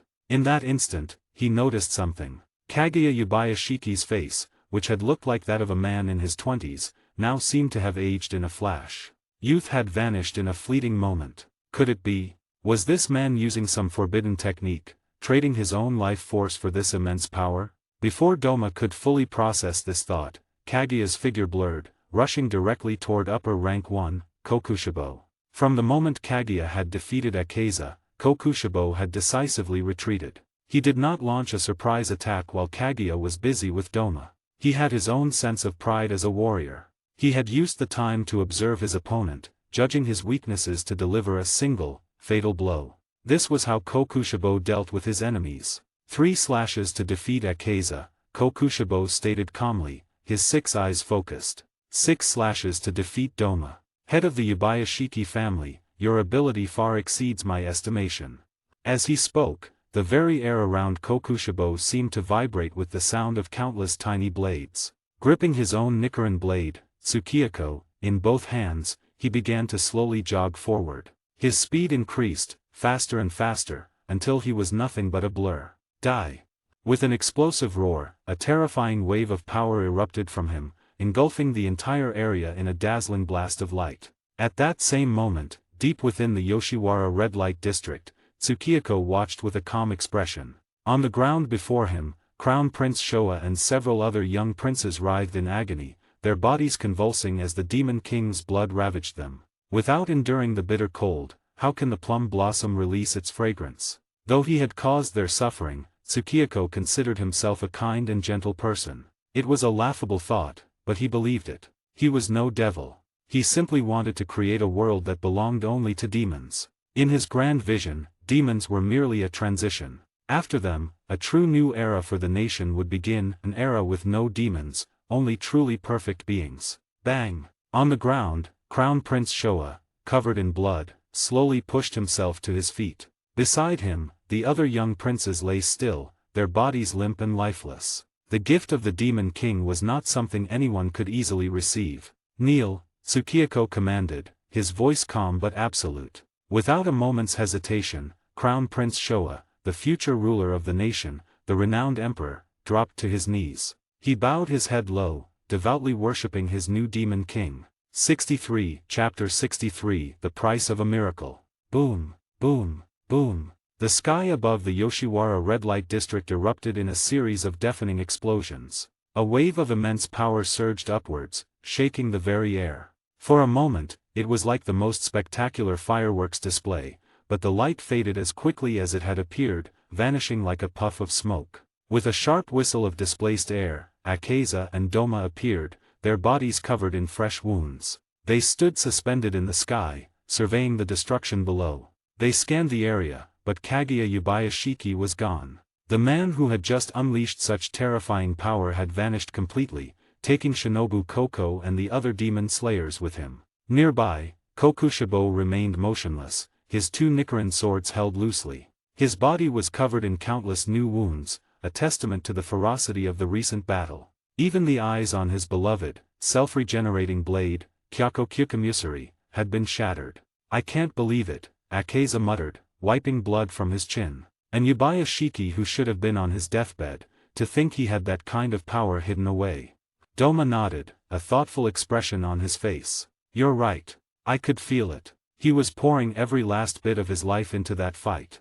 "That's exactly what he was doing," Kokushibo said, his voice low. He had been silent until now, his mind still replaying the brief but incredibly intense battle. He had been savoring the memory of Kaguya Yubayashiki's swordsmanship. Kokushibo had unleashed techniques he had honed over centuries, yet Kaguya had managed to parry and deflect them. He had not only blocked Kokushibo's most ferocious attacks with an ancient Nichiren sword but had then responded with 9 consecutive strikes of his own. Each slash felt like it belonged to a completely different breathing style. The final strike was the most astonishing. It seemed to be a physical manifestation of Kaguya's own life force, his essence, his spirit, and his will all condensed into one terrifying attack. It was a blade of pure determination, and it was unstoppable. However, Kokushibo knew the truth. To wield a sword with such power came at a cost. It was a technique that burned away the user's life. Buzz. Suddenly, a powerful voice echoed directly in the minds of the 3 upper ranks. It was a command, cold and absolute. "It's Lord Muzan." Akeza gasped. "He's summoning us. To the center of the district, now."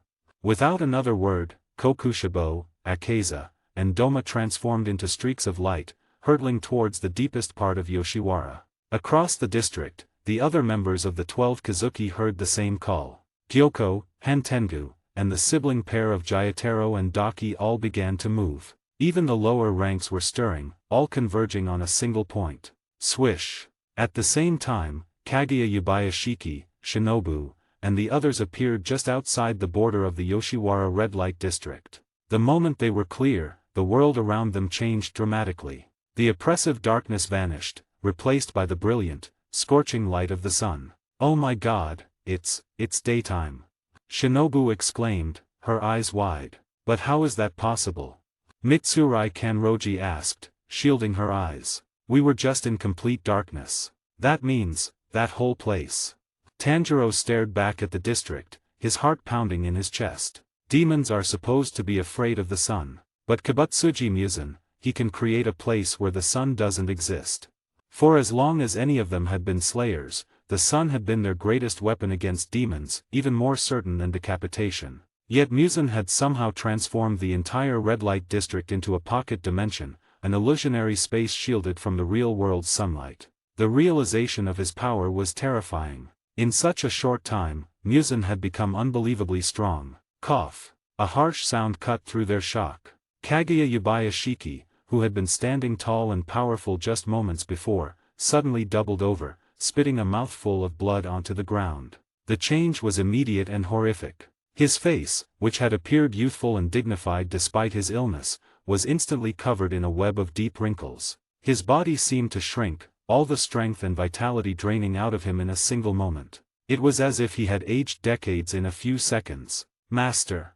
Shinobu cried out, rushing to his side. "What's happening to you? Is this the price?" Mitsurai asked, tears welling in her eyes. Was this the price for using that power? Why did it have to be this way? They had suspected it when they saw him fight, but seeing the consequence with their own eyes was heartbreaking. "This can't be," Tanjiro whispered, watching in horror. Zenitsu and Jinya were equally stunned, their faces pale. Jinya, in particular, felt a storm of emotions. He had been furious with Kaguya, believing the leader had possessed this strength all along and had chosen not to use it, which led to his brother's death. But now, seeing Kaguya's tragic state, his anger dissolved into a confusing mix of guilt and sorrow. "Everyone, don't be sad for me," Kaguya said, his voice now weak and strained. He used his Nichiren sword as a crutch to hold himself up. "My only regret is that I didn't get this power sooner." He looked at them, his aged eyes filled with a deep sadness. "Even if it only gives me a single day, at least more of my children in the Demon Slayer Corps can live on." His words broke through their restraint. Shinobu and Mitsurai began to sob openly. Even Jinya, who rarely showed his feelings, felt a profound sadness grip his heart. He had been wrong. He had completely misunderstood his leader's sacrifice. "We will return to the Yubayashiki estate now," Kaguya declared, gathering the last of his strength. A fierce wind suddenly swirled around him, enveloping Shinobu, Mitsurai, Tanjiro, and the others. In an instant, the gust became a powerful hurricane, lifting them off the ground. Their figures vanished from the spot, transforming into a rushing whirlwind that sped towards the Yubayashiki home. Even if he was going to die, Kaguya Yubayashiki would do so in the ancestral home he had fought so hard to protect. 64, Chapter 64, Eve of the Demon Era. As soon as Kaguya Yubayashiki and the Demon Slayers vanished, several figures emerged from the nearby shadows. They were dressed in the traditional robes of Onmyoji, their faces hidden by the darkness. At their lead was the priest lord, Chinami, flanked by her 6 protectors. They were the hidden masters of the priest clan. "Things didn't go exactly as planned, but the situation is still manageable," one of the protectors said. "Our only miscalculation was that Kibutsuji Muzan refused to show himself." "It doesn't matter anymore," Chinami replied, her voice calm and steady. "Events have moved beyond what even he can control. The final battle is coming." Another protector spoke, a hint of doubt in his tone. "That's true, but the power we gave to Kaguya Yubayashiki, it seems to have taken a greater toll than we anticipated. It may not have been as effective as we hoped." "Don't be so sure," Chinami countered softly. For generations, her clan, a forgotten branch of the great Onmyoji legacy, had operated from the shadows. Ages ago, they were suppressed by rival schools and forced into hiding. In their ambition to return to power, they had engineered the birth of the first demon, Kibutsuji Muzan, hoping to use him as a tool. But their creation proved to be a disappointment. For all his strength, Muzan's abilities were crude and insignificant compared to the true potential of a master Onmyoji. The priest clan had always seen themselves as saviors, so they chose a different path. They allied with the Yubayashiki family, allowing them to be the public face of the fight against demons while they pulled the strings from behind. They controlled everything, even developing techniques that could grant ordinary humans extraordinary power for a short time. The incredible strength Kaguya had just displayed came from them, a power channeled through their leader, Chinami herself. However, even she could not create such warriors easily. Her methods were vastly different from the simple process of turning a human into a demon. Unfortunately, the priest who created the original demon-transforming medicine was killed by Muzan immediately after his success. The priest clan managed to save a portion of the formula, but they could never replicate the original result. If they could have created another demon as powerful as Muzan, they would not have let him run rampant for centuries. But now, the time for waiting was over. Muzan's ambition was growing, and he was on the verge of plunging all of Japan into a new, dark era. The priest clan could no longer afford to stay hidden. Whether they wanted to or not, they had to step onto the stage. Meanwhile, deep within the twisted reality of the Yoshiwara red light district, the final pieces were moving into place. The Infinity Castle had merged with the district, creating an impossible labyrinth of overlapping rooms and shifting corridors. At the very highest point of this chaotic space, the 12 Kazuki were summoned, teleported there in an instant. Buzz. Before them, a throne of ice and blood materialized from thin air. Thud, thud, thud. Without a moment's hesitation, every member of the 12 Kazuki fell to one knee, bowing their heads in perfect submission. "We greet you, Master." Their voices echoed in unison. Summons from their king were not uncommon, but this time felt different. In recent years, under their new leader, the entire dynamic of the demon world had changed. They were no longer creatures hiding in the dark. They now held significant power and controlled vast human and material resources across Japan. Even Kokushibo, who had once been a powerful samurai in the Sengoku period, felt a chill run down his spine. Whatever his original reasons were for serving the Demon King, his loyalty now belonged completely to the demon sitting on the throne, Tsukiyako. He was loyal not out of fear, but out of awe. This feeling was shared by the other upper ranks. The reverence that Doma and Akeza held for Tsukiyako had reached its peak. He was the absolute ruler of all demons, and his every move decided their collective fate. The previous king, Muzan, had lived in constant fear of his own creations, never daring to gather them in large numbers in case they rebelled. But Tsukiyako was different. He had not only united them but had actively encouraged the creation of more demon groups, strengthening their numbers and influence. After all, becoming a demon had its advantages. No demon ever had to fear growing old, getting sick, or dying from anything other than a Nichiren sword or the sun. You may all rise.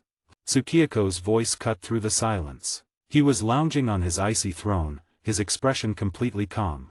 Thanks to your combined efforts, the time has come. The age for demons to rule Japan is finally here. Even as he spoke of their ultimate victory, his face remained a mask of detached composure. It seemed as though nothing in the world could bring him true joy or pain. As you command, Master. The 12 Kazuki responded, rising to their feet. Their expressions were a mixture of excitement, anticipation, and unwavering loyalty. Tsukiyako observed them silently. Muzan's choices for his strongest subordinates had been flawed. They were powerful, certainly, but each was crippled by some deep-seated psychological issue. Even Kokushibo, the strongest of them all, was forever trapped in a cycle of arrogance and inferiority that not even eternal life could fix. Now, Tsukiyako continued, his voice as cold and calm as ever, prepare for the final operation. After this battle, the nation of Japan will enter the demon era. At that very same moment, at the Yubayashiki estate, Amina stood over a small table, reheating a flask of sake for the countless time. Her movements were slow and deliberate, a familiar ritual she had performed for years. But tonight, everything was different. She didn't know if the man she had shared her life with would return. This was the first and only time he had ever gone into battle himself, sword in hand. She couldn't begin to imagine the look on her own face if he failed to come back as he had promised. Whoosh! A sudden, fierce gust of wind tore through the garden, startling her. In the distance, a figure stepped out of the swirling air. A strange yet familiar presence washed over her. It was Kaguya. But the man who stood before her was not the husband she knew. He was a withered old man, his hair as white as snow and his face a canvas of deep wrinkles. He looked like he was on the very edge of death. 65, Chapter 65, The Fallen Pillars Rise Again. The air in the Yubayashiki ancestral home seemed to freeze. For a moment, Amina couldn't breathe. The frail, white-haired old man before her was a stranger, yet some deep, instinctual part of her knew him immediately. Tears streamed down her face. It was Kaguya Yubayashiki. He was her husband, the leader of their clan, and the supreme commander of the Demon Slayer Corps. And now, he was likely the last of the Yubayashiki line. Amina, I'm back, he said, his voice a dry, hoarse whisper. The ancient Nichiren sword he had wielded so powerfully just a short time ago now served as a trembling crutch, barely supporting his weight. You're back. Thank goodness you're back, Amina sobbed, rushing forward to help him. As she gently guided him to a seat, the surviving Hashira, Shinobu Koko, Mitsurai Kenroji, and Jiomei Haimjima appeared behind them. Their faces were etched with a complex mix of relief and profound sorrow. Their mission to the Yoshiwara red light district had been a catastrophic failure. They had not rescued the person they were sent to find, and the cost had been immense. 3 of their fellow Hashira were dead, and their beloved leader had sacrificed his own life force just to bring them home. Guilt, anger, and grief churned within them, threatening to overwhelm them. We made it back, Tanjiro said, looking around the familiar grounds of the estate. The sight should have been comforting, but it felt alien. Escaping that fortress of darkness had seemed impossible, and while they were safe for the moment, the feeling of victory was hollow. But at what cost? Tanjiro murmured to himself, his heart heavy. They had gone into that battle with 6 of the 9 pillars. Only 3 had returned. The others would now live on only in their memories. Muchiro Tokaito, the Mist Pillar. Tengen Uzui, the Sound Pillar. And Kyojuro Rengoku, the Flame Pillar. Cough, cough. A violent fit of coughing racked Kaguya's body. As Amini held him, his face grew even paler, taking on a deathly gray pallor. The aura of old age and decay intensified around him, as if his life was fading with every passing second. No, why is this happening so fast? Amina whispered in horror. She had personally seen the priest lord, Chinami, perform the ritual. She knew the power was supposed to last for at least 3 days. Chinami's word was absolute. If the power was failing, then the problem wasn't with the ritual, it was with Kaguya himself. Master Yubayashiki. Gyomei said, his deep voice trembling. He, along with Shinobu and Mitsurai, knelt heavily on the ground before their leader. They knew the truth. Kaguya had burned through his own life essence fighting the top 3 upper ranks of the 12 Kazuki. If he hadn't, none of them would have escaped. But in doing so, he had exhausted the power that was meant to sustain him. Do not grieve for me, Kaguya said. His voice was faint, but it carried the unshakable calm of a leader. I am the master of my own life. As I told you before, my only regret is not seeking this forbidden power from the priest clan sooner. He took a ragged breath. If I had, perhaps more of my children would not have. His voice trailed off, his heart aching for all the slayers lost under his command. He had always felt that his inability to fight alongside them was his greatest failure. Whether it was fair or not, he carried that burden himself. Is that so, Yubayashiki? A voice, cold and utterly devoid of emotion, sliced through the air. Instantly, the world changed. A chilling wind swept through the estate, and the temperature plummeted. The bright, clear sky was swallowed by churning black clouds as a thunderstorm began to rage. A strange, invisible barrier slammed down around the ancestral home, trapping them. Then, the space before them seemed to tear open. Layers of reality folded and fused together, and an enormous throne of ice descended from the sky with a deafening roar. Seated casually upon it was a man in a black trench coat, his presence radiating an unimaginable horror that froze them to the core. Kibutsuji Muzan. Or rather, the one who now called himself Tsukiyako. The name echoed in everyone's mind as they trembled, not from the cold, but from pure terror. At the same time, 13 figures cloaked in black robes emerged from the shadows behind the throne. The 12 Kazuki, all of the upper and lower ranks, had been brought with him. The sight of such a terrifying force was enough to extinguish any last glimmer of hope. Even Kaguya, who had been ready to fight to his last breath, felt a wave of powerlessness wash over him. But it didn't end there. Before anyone could react, 6 more figures in black robes stepped out from the darkness. As they moved forward, their robes dissolved into dust, revealing who they were. A monstrous, chilling killing intent erupted from their bodies. They were the 6 Hashira who had fallen in battle. But they were no longer the heroes of the Demon Slayer Corps. Their eyes glowed with a malevolent light, and their presence was now demonic. They were Tsukiyako's 6 demon servants. Yubayashiki, Tsukiyako's voice drifted down from the throne, light and casual. It seems we finally meet officially. 66, Chapter 66, The 6 Servants and a Terrible Truth. As Tsukiyako's words settled, the air grew thick and cold. The tension was so heavy it felt like a physical weight, and a murderous energy simmered, ready to explode at any moment. But what truly horrified Kaguya Yubayashiki and the remaining demon slayers was a simple, impossible fact. Tsukiyako was standing in the middle of broad daylight, completely unharmed. The sun, their greatest ally and last hope, was useless against him. Their final, desperate strategy, to hold out until sunrise and let the dawn burn Muzan Kibutsuji to ash, was now nothing more than a foolish dream. This was terrifying. It was absolute, soul-crushing terror. At that same moment, the eyes of Shinobu Koko, Mitsurai Kenroji, and Gyomei Haimjima were drawn to the figures materializing behind Tsukiyako's throne. 6 dark, cloaked shapes stood in silent attendance. As their black robes slid to the floor, a collective gasp of disbelief and horror echoed through the clearing. Before them stood 6 of the 9 Hashira who had previously died in battle. The Water Hashira, Jiyu Tomioka. The Flame Hashira, Kyojuro Rengoku. The Mist Hashira, Muchiro Tokaito. The Serpent Hashira, Obanai Iguro. The Sound Hashira, Tengen Uzui. The Wind Hashira, Sanemi Shinazugawa.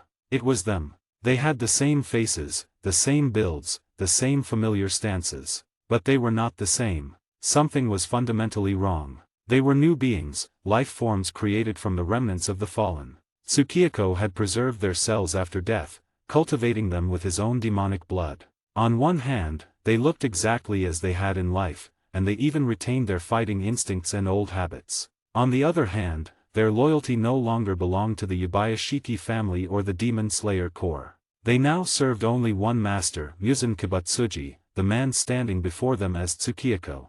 This can't be possible, Kaguya Yubayashiki whispered, his body trembling with a shock that ran deeper than his physical weakness. He remembered fighting demons that looked like former Hashira on his way to the Yoshiwara district. He had slain 3 of them himself. But he now understood that those had been nothing more than crude copies, demons that Tsukiyako had merely reshaped to look like his fallen comrades. Their true nature had been easy for a powerful slayer to see through. But these 6 were different. As the 6 Oni servants stood there, radiating a power born from a fusion of human, divine, and demonic bloodlines, Kaguya felt a profound chill seep into his bones. Even with the strange, immense power still flowing through his own veins, he knew he was no match for them. He ran thousands of battle simulations through his mind in a fraction of a second, but every single one ended in the same, impossible conclusion. They could not win. It seems their appearance has come as quite a shock to you all, Tsukiyako said,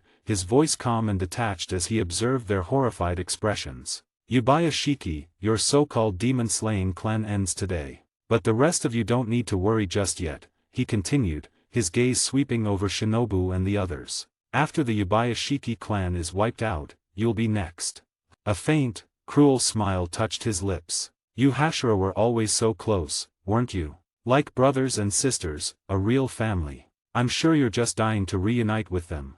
His words fell into a dead, icy silence. A moment ago, the demon slayers had been filled with sorrow over their leader's fading life, but they still held on to a fierce determination to defeat Muzan. Now, with the appearance of the 12 Kazuki and these twisted versions of their fallen friends, that hope was extinguished. It was a clear signal that everything was over. Even the prophesied child of brilliance, Tanjiro Kamado, was powerless to change this outcome. The end had arrived. Cough, cough. Pft. Kaguya could no longer contain the damage wrecking his body. A spray of blood erupted from his mouth as his aging physique failed him. Yet, he forced himself to stand straight. Muzan Kibutsuji, do you really think you've already won? A defiant smile spread across Kaguya's pale face. Tell me, aren't you curious? I should have died long ago, so how did I manage to not only survive but also gain this extraordinary power? His eyes darted toward the upper ranks of the 12 Kazuki. Kokushibo, Doma, and Akeza all turned their gazes toward him. They remembered his power all too well. During the battle in Yoshiwara, Kaguya had defeated Akeza in just 3 strikes. He had shattered Doma's blood demon art in 6. And within 9 strikes, he had completely overwhelmed Kokushibo, allowing Shinobu and the others to retreat safely. The power he had displayed was terrifying enough to shake gods and demons alike. Even now, as he stood on the verge of death, none of them could be certain if his weakness was real or just another trick. No one knew for sure. Interesting, Tsukiyako said after a moment of silence, a genuine smile gracing his features. Kaguya Yubayashiki, do you have any idea what you're talking about? What do you mean by that? Kaguya's heart skipped a beat. What do I mean? It's simple. Power in this world doesn't just appear from nowhere, and it doesn't disappear into nothing, Tsukiyako said, looking at Kaguya as if he were a foolish child. The only reason you gained power that surpassed human limits was because of the methods used by the Shrine Maiden clan. What? Tsukiyako's words struck Kaguya like a bolt of lightning. He never could have imagined that his greatest secret, his ultimate trump card, was already known to his enemy. It was worse than that. It was possible that his entire journey, his desperate fight in Yoshiwara, had been watched by Muzan from the very beginning. It was a terrifying thought. If Muzan knew everything, then even a powerful group like the Shrine Maiden clan might not be enough to stop this cunning and ruthless demon king. Kaguya Yubayashiki, have you never stopped to wonder? Tsukiyako continued, his voice dropping low as he delivered another crushing blow. Why did the so-called curse of a short life fall specifically on your Yubayashiki family, out of all the people in the world? And isn't it convenient that the Shrine Maiden clan appeared right when you needed them, to change your so-called fate? Boom. These simple questions carried a terrifying weight, plunging Kaguya's world into chaos. Tsukiyako's words had opened Pandora's box, and the truth that was now spilling out caused Kaguya's face to twist in pure shock and horror. He wasn't the only one. Every person present felt a cold dread wash over them, as if they could finally feel the strings of a puppet master they never knew existed. It felt as though a great, shadowy hand had been manipulating everything from behind the scenes all along. 67, Chapter 67, The Same Source. Tsukiyako's words were not a shout, but they crashed through the clearing with the force of a thunderclap. In the wake of his terrible claim, an absolute silence fell, heavy and suffocating. For Kaguya Yubayashiki, the last descendant of his family, the statement was a blow more devastating than any physical attack. It was an assault on 1,000 years of history, sacrifice, and belief. In this moment, Tsukiyako held every advantage. He controlled the time, the place, and the people within it. Crushing the remnants of the Demon Slayer core would be as easy for him as snapping a dead branch. There was no need for him to lie or play mind games. This simple fact made his words all the more believable, and all the more horrifying. If what he said was true, it meant that the Yubayashiki family had been living a lie for a millennium. It meant they had been deceived and manipulated by the very people who claimed to be their allies, the Shrine Maiden clan. How could this be? That thought echoed in Kaguya's mind, a frantic, desperate denial. Beside him, his wife, Amine Yubayashiki, felt a tremor shake her to the core. She was a daughter of the Shrine Maiden clan. Her marriage into the Yubayashiki family had been arranged by her family's elders, a decision she had willingly agreed to. Their children had died fighting demons, a tragedy that had bound their families even closer. She had always seen her life as a series of fateful, tragic coincidences. But if Tsukiyako was telling the truth, then none of it was a coincidence. It was all part of a plan. Her marriage, the births of her children, and perhaps even their deaths, all of it might have been arranged by her own family. The thought was terrifying. Utterly and completely terrifying. No, it's impossible. How can that be possible? Shinobu Koko suddenly spoke, her voice cutting through the silence. The power Master Yubayashiki received was a blessing from the Shrine Maiden's god, wasn't it? She's right. Mitsurai Kenroji added, her expression a mixture of confusion and defiance. If what Muzan says is true, then why did they help us? We would have all died back in the Yoshiwara district without Master Yubayashiki's power. Gyomei Haimjima, his hands still clasped in prayer, nodded slowly. Humph. This is surely just another one of his wicked schemes. We can't believe a word he says.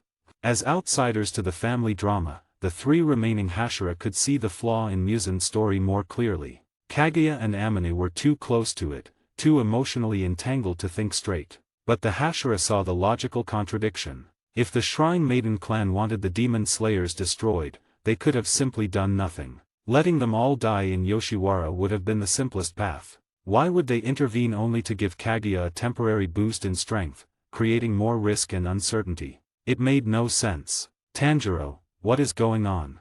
Zenitsu Agatsuma whispered, his eyes wide with fear. I don't understand it either, Tanjiro Kamadu replied, his knuckles white as he gripped the hilt of his sword. But it doesn't matter. He is Muzan Kibutsuji, the king of demons. No matter what secrets he knows, he has to die today.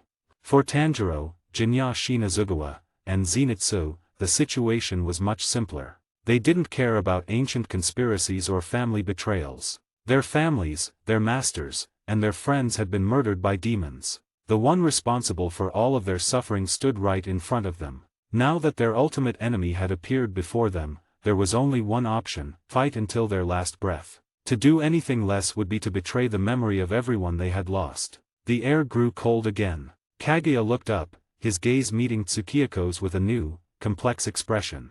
He knew he still had one final surge of life force left in him, enough for a single, desperate attack. But he also knew it would be useless. A so-called killing blow from him now wouldn't even be enough to take down one of the upper-rank demons, let alone Muzan himself. He understood that Muzan wasn't trying to provoke a fight. He was trying to reveal an unbearable truth. It seems my words have given you something to think about, Kaguya Yubayashiki, Tsukiyako said from his throne of ice, his face a mask of calm indifference. You aren't a complete fool after all. If you had denied it immediately, then in my eyes, you would have lost your final chance at redemption.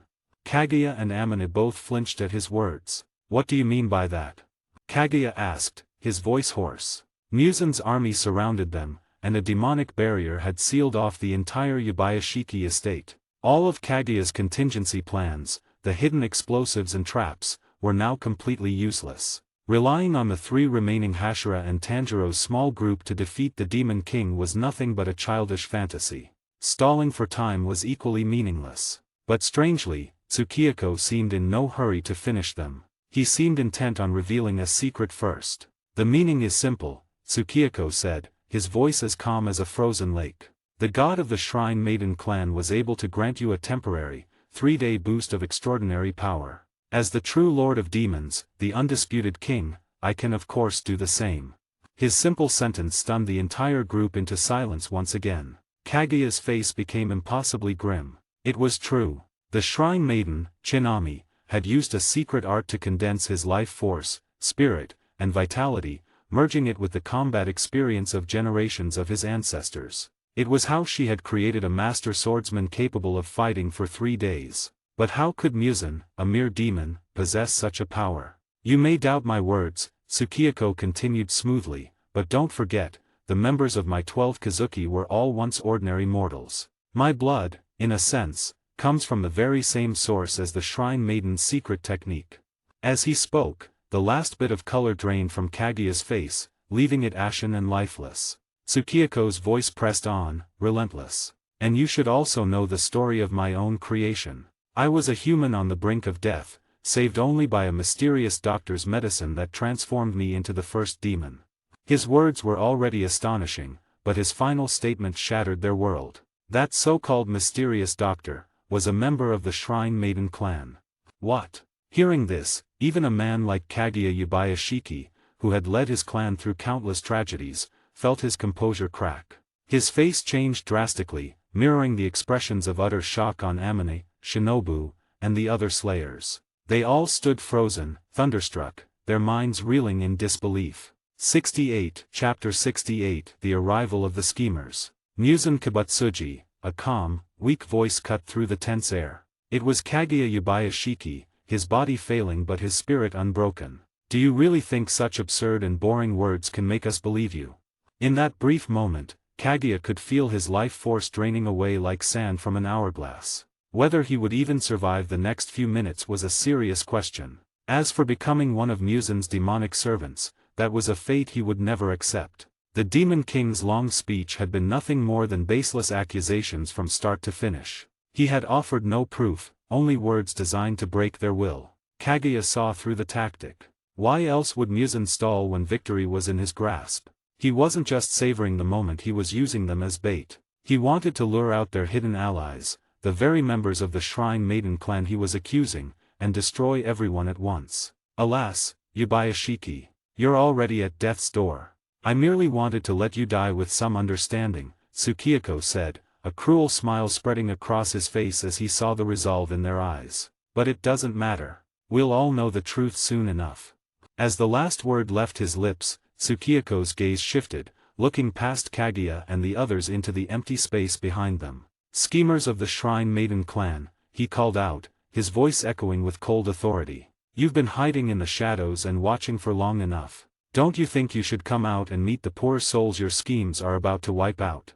His words held no emotion, yet they carried a chilling, indifferent cruelty that made everyone's blood run cold. Almost instantly, the air began to hum with an unseen energy. The space behind the demon slayers shimmered as if reality itself was bending, and then countless streams of brilliant white light tore through the demonic gloom. The world was plunged into an unimaginable brightness. When the light subsided, 7 figures were hovering in the air. 6 of them were dressed in ornate onmyoji robes, standing in silent formation. In their center floated a 7th figure, clad in pure white, their face hidden behind an expressionless mask. They radiated an aura of immense, otherworldly power. In an instant, the battlefield fell into a stunned, absolute silence. Oh my God, Zenitsu breathed, his voice trembling. Are those gods? Could this be the Shrine Maiden clan master Yubayashiki mentioned? Tanjiro wondered aloud, his eyes wide with awe. I never thought a family like that actually existed. The sight filled them with a terrifying sense of wonder, as if they were truly witnessing the arrival of deities. Tanjiro remembered desperately praying to any god that would listen on the night his family was slaughtered. But the cold, cruel reality that followed had taught him that gods did not exist in this world. There was only a reality more brutal than any hell. And yet, here they were. The same feeling of disbelief washed over Jinya Shinazugawa and the others. The Hashira, however, watched with a growing sense of uncertainty. Though they had fiercely denied Muzan's accusations just moments before, a seed of doubt had been planted. For centuries, the Demon Slayer Corps had fought and died, sacrificing countless lives in the war against demons. If this powerful Shrine Maiden clan had existed all along, with the means to intervene, why had they remained hidden? Why hadn't they simply eliminated Muzan Kibutsuji themselves? Could it be true? Was it possible that the first demon was a terrifying creature of their own making? If so, it would explain why they stayed in the shadows for 1,000 years. After all, besides Muzan, no other demon had ever appeared with such terrifying and formidable power. The thought, once dismissed as a demon's lie, now felt chillingly plausible. With the grand arrival of the Shrine Maiden clan, Shinobu and the others felt their suspicion grow stronger. Thump. As one, Kaguya and Amane Yubayashiki dropped to their knees, bowing their heads to the ground. All their questions and doubts were suppressed in an instant. "Greetings, Divine Master." They called out in unison. For them, the truth no longer mattered. Not when the end was so near. Until they saw concrete evidence to the contrary, these newcomers were their only saviors. They knew they were not going to survive this day, but if the Shrine Maiden clan could defeat Muzan, then perhaps Shinobu, Tanjiro, and the others could live. Even if Muzan's story was true, if this clan had created him, then they must also possess the means to destroy him. All Kaguya could do now was hope they would act. The fate of the world was no longer in his hands. From his throne of blood and ice, Tsukiyako watched the scene unfold, his smile growing wider. The players were all finally on the board. "You secretive Shrine Maidens," he announced, his voice booming across the clearing. "You've finally decided to show yourselves." He rose to his feet, spreading his arms wide as if to embrace the chaos. "Excellent. Then from this moment on, let all of Japan enter the era of demons." 69, Chapter 69, The Collapse of Kaguya Yubayashiki. Kibutsuji Muzan. The name echoed in the tense silence. As soon as Tsukiyako spoke it, Chinami, the leader of the priest clan, locked her eyes on him. There he was, the being her clan had accidentally created centuries ago. He was a truly unique existence. Despite all their efforts and countless experiments over the years, they had never been able to create a second Muzan Kibutsuji. His unique demonic physique had made him the king of all demons, giving him control over every evil spirit in the world. If the priest clan could wield such an incredible power, they would be unstoppable. What a wonderful thought that was. But it was a shame that even now, after making so many preparations to capture him, they had still not succeeded. It's really them, the priest clan. And that must be their leader, right? I've heard the rumors. The priest clan supports the Yubayashiki family. They're supposed to be one of the ancient Onmyoji clans from the old days. This means we might actually be saved. After a moment of shocked silence, the faces of Shinobu Koko, Mitsurai Kenroji, and Gyomei Haimjima lit up with hope. Even though Kaguya Yubayashiki and his wife, Amane, were kneeling before the priest clan's leader, the members of the Demon Slayer Corps remained standing. In a way, the Yubayashiki family served the priest clan, and the Demon Slayer Corps served the Yubayashiki family. But in reality, the Slayers' loyalty had always been to Oyakata-sama alone, not to some distant clan they had never met. For someone like Tanjiro, who always followed his heart, his only real loyalty was to the mission of slaying demons. If the Demon Slayer Corps had been led by the government instead of the Yubayashiki, he would have followed them just the same, as long as the goal was to protect people. Still, the sudden appearance of these powerful figures at such a critical moment gave them an unexpected sense of relief. But no one could be sure what their true intentions were. "Yubayashiki, are you going to keep kneeling?" Before the leader of the priest clan could speak, Tsukiyako's cold voice cut through the air from his ice throne. "It seems that even now, you want to rely on the priest clan. You're clinging to a hope that was never real." As Tsukiyako spoke, he waved his hand. Countless rays of light shot into the air and formed a series of images, like a projection. The images showed scene after scene of the priest clan's leader and her followers secretly spying on the Yubayashiki estate. Then, their voices filled the air, exposing every detail of their plot. "The so-called Yubayashiki family is nothing more than a dog we raised. Kaguya Yubayashiki, and his entire clan. From this day on, they will be completely wiped out. Tools are all the same. Once they lose their value, they become useless." The cold, cruel words of the priest clan echoed in the air. For Kaguya Yubayashiki and Amane, it was like being drenched in the coldest winter rain. No, this can't be real. The atmosphere became heavy and twisted. A heartbroken roar erupted from Kaguya. A cracking sound filled the air as if every bone in his body was trembling under the immense emotional strain. His face twisted with sharp, unbearable agony. What is going on? Damn it. Kibutsuji Muzan has been monitoring us this whole time? When did he even start? It doesn't matter when he started. What matters is that we've been exposed. At the same time, the faces of Chinami and the 6 guardian priests with her turned ice cold. Their plan had been simple: sit back and watch the fight from the shadows. They were only supposed to appear after Kaguya Yubayashiki's value had been completely used up. They never expected Tsukiyako to know where they were hiding, forcing them to reveal themselves early. Even worse, they never imagined that he had been watching them ever since they left their home. Tsukiyako had absorbed Priest Jubei, whose bloodline was considered exceptional even within the priest clan. Combined with his own unique mix of human and demon blood, Tsukiyako had achieved a perfect fusion of human, demon, and god. Since the priest clan's bloodline all came from the same source, it wasn't difficult for him to secretly monitor them. But more importantly, the priest clan had always been arrogant. They never saw anyone else as a threat. In their eyes, Kibutsuji Muzan was just a creature they had accidentally made. Since they could create him, they believed they could easily destroy him. They never expected that their arrogance would lead them into such a humiliating situation. It was all a lie. How could this happen? So the priest clan, are they the real devils? They're the ones who created Kibutsuji Muzan in the first place. What's even more terrifying is that they've been using Oyakata-sama all these years. He was just a pawn to them. At the same time, Shinobu, Mitsurai, and Gyomei looked at Kaguya Yubayashiki with an indescribable feeling. Their leader's mind was clearly on the verge of collapsing. This was the man who they believed hated demons with all his heart, the man who treated every member of the Demon Slayer Corps like his own child. In a single moment, he seemed to have aged 100 years. The last bit of strength and life left his body in an instant. An overwhelming sense of death surrounded Kaguya.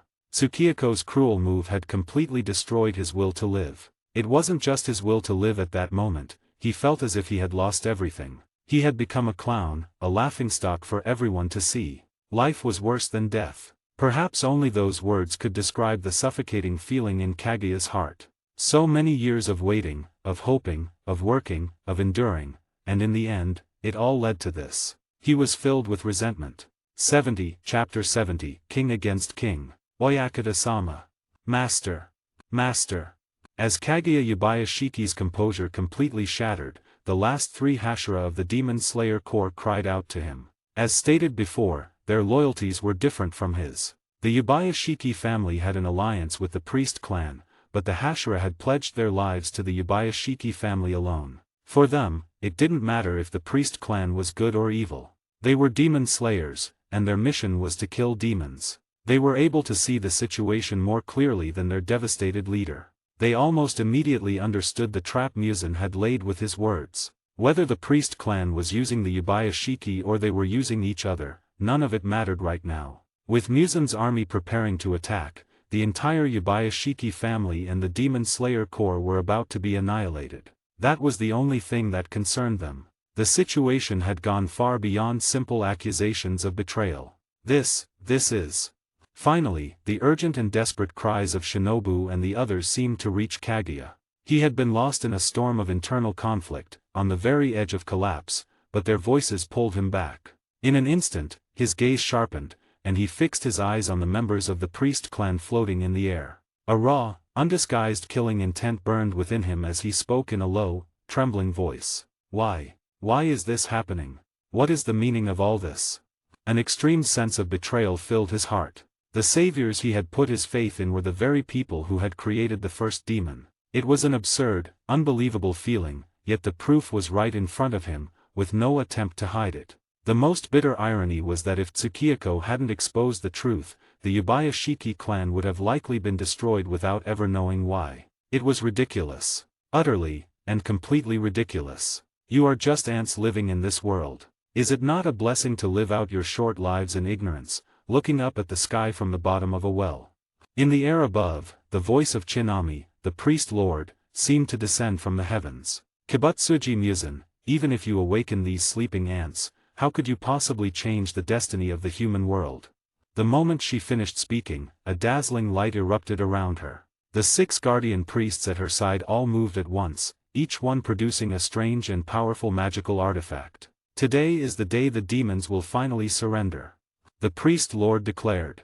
As her voice rang out, the space between heaven and earth seemed to tear open. Countless projections appeared, each one looking almost solid. There were projections of demons, of Shikigami, and of ancient ghost gods. Heaven and earth aspect, night parade of 100 demons. A light flashed in Chinamai's eyes, and with a deafening explosion, the unique barrier created by the fusion of the Infinity Castle and the Yubayashiki ancestral home was shattered. Good timing, Tsukiyako said, a cold smile spreading across his lips. He sat calmly on his ice throne, completely unfazed. Move out. The moment his command was given, the 6 demon servants and the 12 Kazuki shot forward like streaks of light, surging toward the enemy. Oh my God! Is that this? How is this possible? Could it be them?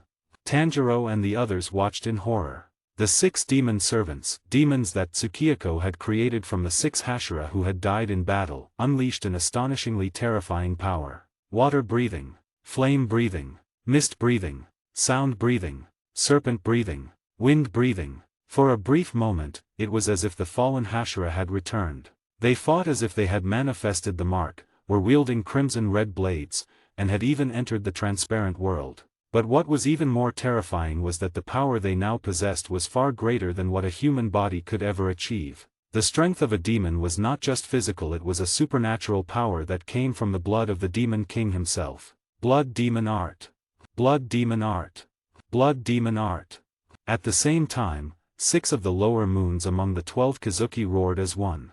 Although they had mostly handled communication and logistics since Tsukiyako had first assembled them, it didn't mean their strength hadn't grown. While they couldn't match the upper moons, they had still become incredibly powerful. With a thunderous boom, the entire Yubayashiki ancestral home was engulfed in a terrifying storm of blood and demonic energy. This show has only just begun, Tsukiyako said calmly, his eyes still fixed on Priest Lord Chinami. It was soldier against soldier, general against general, and king against king. The problem was, ever since he had completely fused with Kibutsuji Muzan, Tsukiyako had barely needed to lift a finger, even when facing powerful opponents like Priest Jubei. It wasn't because Jubei was weak, but because, in Tsukiyako's eyes, he wasn't even worth his attention. However, the priest lord before him was different. Her aura was deep and impossible to read. More importantly, even though she was right in front of him, it felt as if an entire dimension of space and time separated them. A cold smile appeared on Tsukiyako's face once again. Let this king see what other tricks you have up your sleeve. At that very same moment, in the Imperial Palace in Tokyo, a dramatic event was unfolding. Crown Prince Showa, who had disappeared in the Yoshiwara red light district, had suddenly reappeared. Emperor Taisho and the Onmyoji guards of the imperial family immediately surrounded him. They had already received news that the Demon Slayer Corps' mission in Yoshiwara had been a complete failure. It was said that less than half of the 9 Hashira had survived. They had feared the Crown Prince was dead, so they were shocked to see him return to the palace completely unharmed. Father Emperor. As everyone stared at him, a sharp glint appeared in Crown Prince Showa's eyes. Father Emperor, my brothers, they are all dead, he said. His voice was quiet, and his face showed no emotion, which gave everyone an unsettling and eerie feeling. It's all over now, Emperor Taisho said, quickly pulling his son into a comforting embrace. The next moment, a sharp, wet sound cut through the air. A spray of fresh blood erupted from Emperor Taisho's back. 71, Chapter 71, The Prince Murders the Emperor. The source of all evil. A razor-sharp fingertip tore through the back of Emperor Taisho's robes, and blood began to gush from the wound. In just a few seconds, the Emperor's already sickly face turned a terrifying, pale white. Oh my God, what's happening? Was the Crown Prince traumatized when he was kidnapped? Why would he do this? The horrifying scene sent the surrounding guards and Onmyoji into a state of extreme shock. This shouldn't have been possible. Both the Emperor and the Crown Prince were protected by various blessings and spells. As members of the Japanese imperial family, their unique bloodline and fortune were supposed to automatically shield them from all kinds of demonic and divine curses. But what they never expected was to see both Crown Prince Showa and Emperor Taisho fall victim to such a vicious attack, right in the heart of the palace. It was terrifying. The enemy who had done this possessed unimaginable power. Quickly. Emperor Taisho stammered, finally regaining his senses for a moment. But before he could finish his sentence, Crown Prince Showa, who was still in his father's arms, moved again. He struck again and again. In a matter of seconds, the splattering blood had completely stained the emperor's pristine white robe red. With a final, heavy thud, Emperor Taisho fell to the ground, dead. What did it matter if he was the Emperor of Japan? He was still a mortal man. No matter how noble his status, everyone is equal in the face of death. Emperor Taisho is dead. Crown Prince Showa slowly stood up. Though he was just a 10-year-old boy, he was covered in blood, and his eyes burned with a sharp killing intent. A terrifying, unstoppable aura radiated from his small frame. Who are you? You can't be Crown Prince Showa. He would never kill his own father without even flinching. The entire hall fell silent. Immediately, the highest ranking Onmyoji surrounded the boy. The current head of Shinto, Abbot Abe, stared at the Crown Prince as if he were looking at a demon. Who am I? Showa asked. As he spoke, countless dark shadows swirled up from behind him, and the entire imperial palace was plunged into darkness. I am the King of Japan. Showa's voice boomed with unnatural power. Every inch of this land belongs to me. I am Emperor Showa. Why do you not kneel when you see your emperor? The moment he finished speaking, a monstrous wave of energy erupted from him, washing over everyone in the room. Damn it! The Crown Prince is being controlled by a demon. We have to restrain him now, or the consequences will be unimaginable. Not only that, His Majesty Emperor Taisho is dead. All the other princes have died, which means Crown Prince Showa is the only heir to the throne. But is he even human anymore? As the Japanese imperial family descended into chaos, other major cities across Japan, including Osaka, Hokkaido, and Tokyo, also erupted in violence. The armies and rebel forces that Tsukiyako had been secretly controlling through the lower moons of the 12 Kazuki all rose up at once. For Tsukiyako, it didn't matter if this war caused Japan's economy to collapse. What he truly cared about was the new order that would rise from the chaos. The old order had to be broken before a new one could be built. It was a complete reset. Besides, the moment he took control of the imperial family through Showa, he effectively controlled all of Japan. More importantly, Tsukiyako had never cared how many Japanese people died.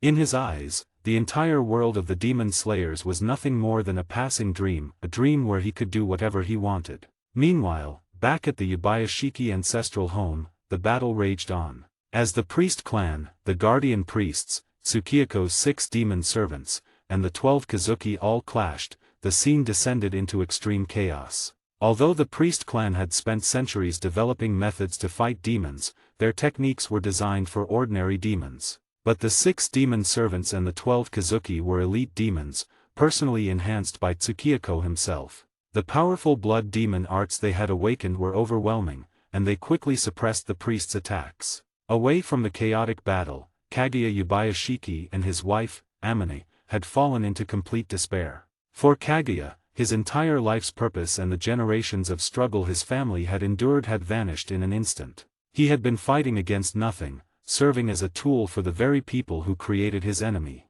Even his wife, whom he believed he loved, was just a pawn sent by the priest clan. With his children already dead at Fujikazan Mountain, he truly had nothing left. As for Amane, her pain was even greater. The beliefs and faith that had been ingrained in her since childhood had completely collapsed, and her entire life instantly lost all meaning. She discovered that the choices she thought she had made were all just part of someone else's secret plan. The people she was taught to hate were actually victims, and the true enemy was the family she had once worshipped like gods. There was nothing more ironic, or more painful, in the entire world.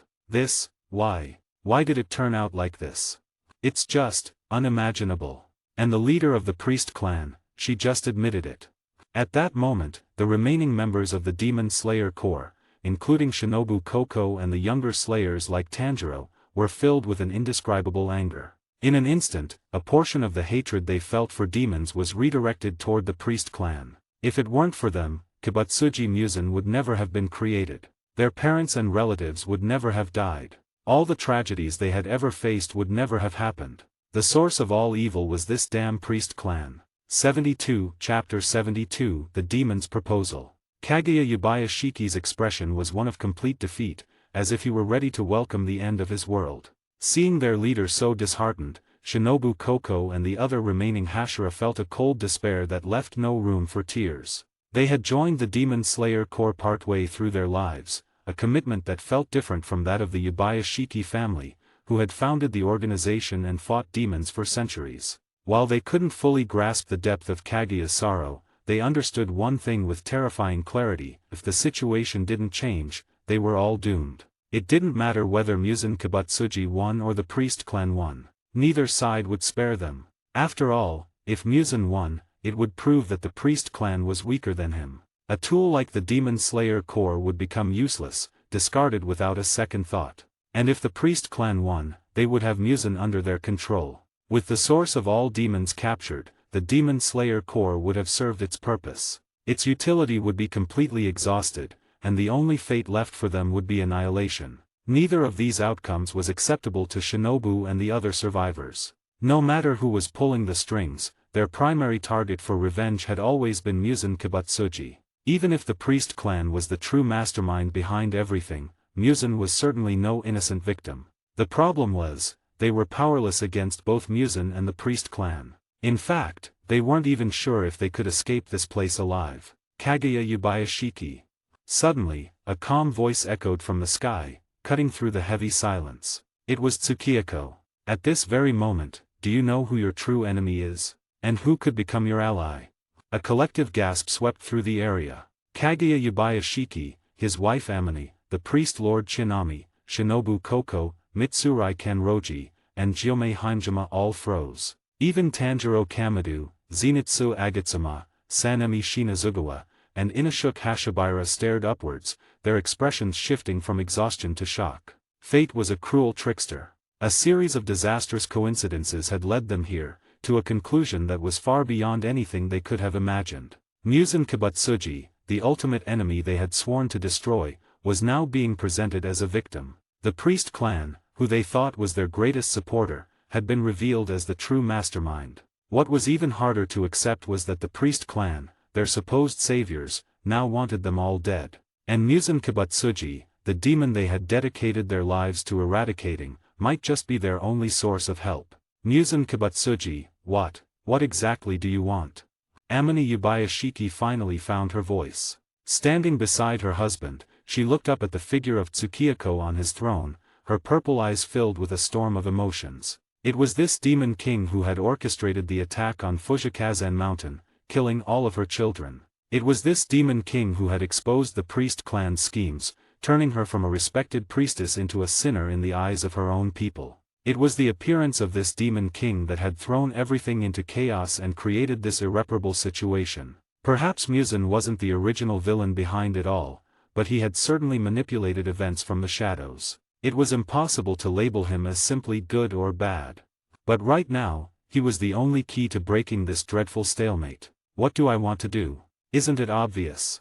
Tsukiyako replied from his throne, his expression calm and indifferent as he stared down at Amina. Lady Yubayashiki, you don't want to see your entire family exterminated, do you? As it stands, only Kaguya remains. He has no heirs, and he's in no condition to produce any. To say such cruel things to a dying man was a special kind of evil. Amina felt that Muzan Kibutsuji was more demonic than any demon she had ever imagined. But, I can reverse all of this. Tsukiyako's gaze shifted back to Amini, a cold smile touching his lips. After all, the Yubayashiki clan can be considered my descendants. More importantly, I now possess 3 bloodlines: human, demon, and god.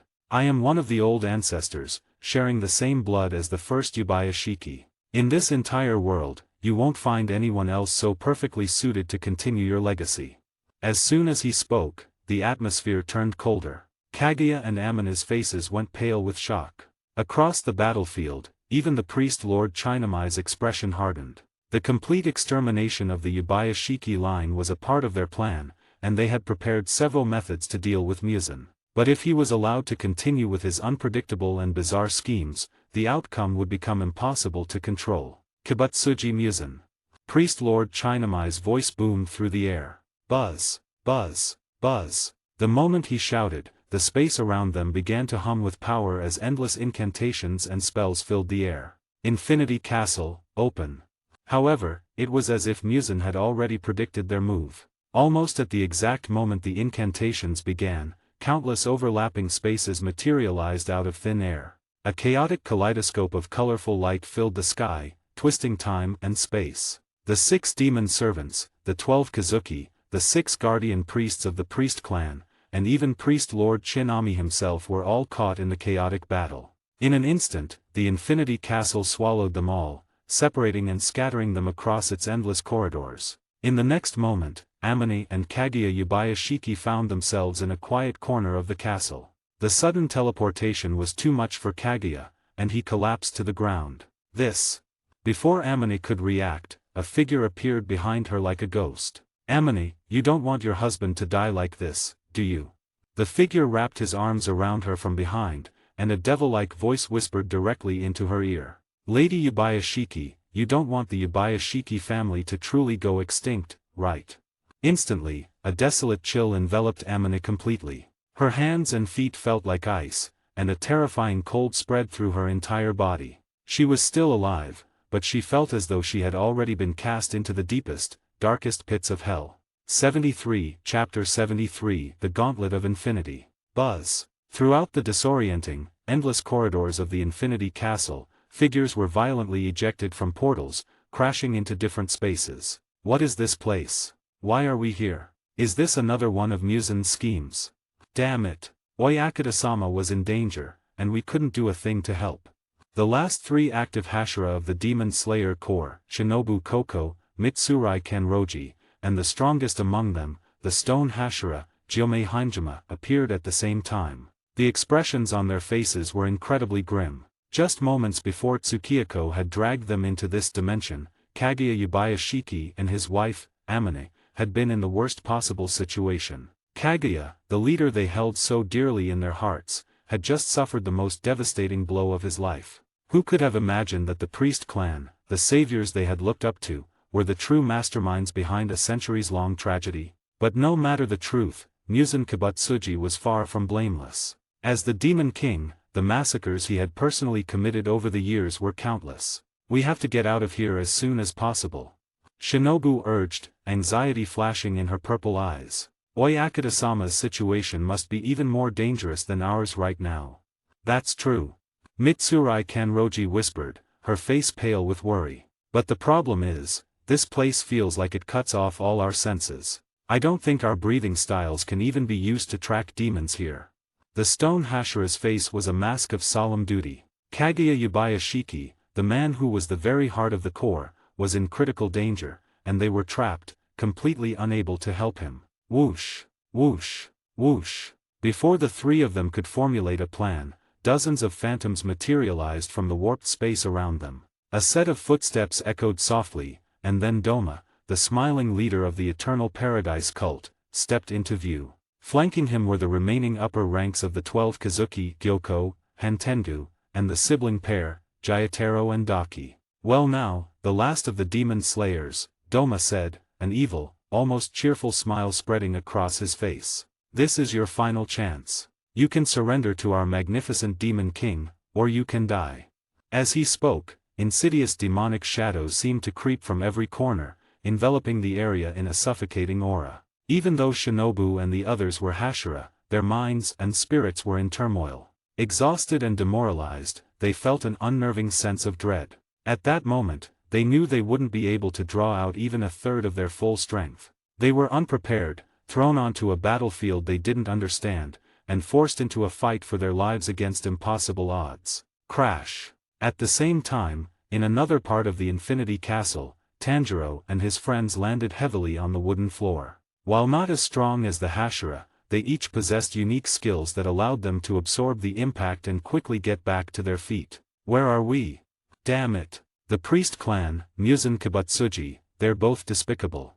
Tanjiro's heart burned with a rage that had reached its absolute peak. If it weren't for the priest clan, a monster like Muzan would never have existed in the first place. And if it weren't for Muzan, his own life, and the lives of so many others, would not have been so tragic. But he knew that dwelling on such thoughts was pointless now. "We have to leave this place immediately," Tanjiro declared. "Leave it to me," Inashuk Hashabira shouted, stepping forward. He was confident his self-taught beast breathing could be useful here with its special perception technique. "Heh, you've recovered quickly."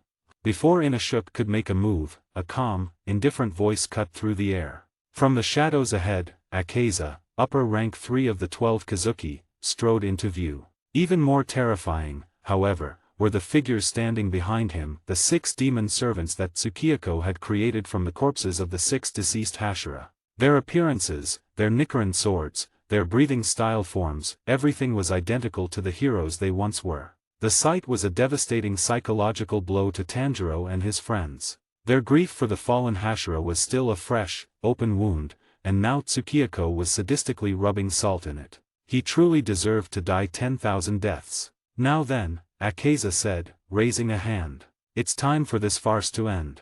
Instantly, the 6 demon servants moved, stepping out from behind him. 6 different breathing styles erupted with a terrifying power that made the very air tremble. And at that very same moment, in yet another location within the castle. So, this is the so-called Infinity Castle. Kibutsuji Muzan is indeed remarkable.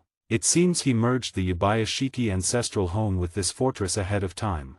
A figure dressed in magnificent Onmyoji attire stepped forward, a brilliant light radiating from her body. This was Chinami, the current god lord of the priest clan. Even someone as powerful as her had been swallowed by the castle. She knew that simply entering this place was only the first step. Muzan's true schemes were surely far more terrifying than she could imagine. Whoosh! Whoosh! Suddenly, sharp gusts of wind tore through the air around her, carrying a deadly killing intent. In the blink of an eye, she was surrounded on all sides. On every platform, elite demons armed with firearms and cannons appeared, forming a dense, interwoven network of firepower aimed directly at her. Then, Kokushibo, upper rank 1 of the 12 Kazuki, slowly stepped out from among them. "You are the god lord of the priest clan," he stated, his 6 eyes focused on her. "My lord has ordered me to await you here. Today, I am to send you to your demise."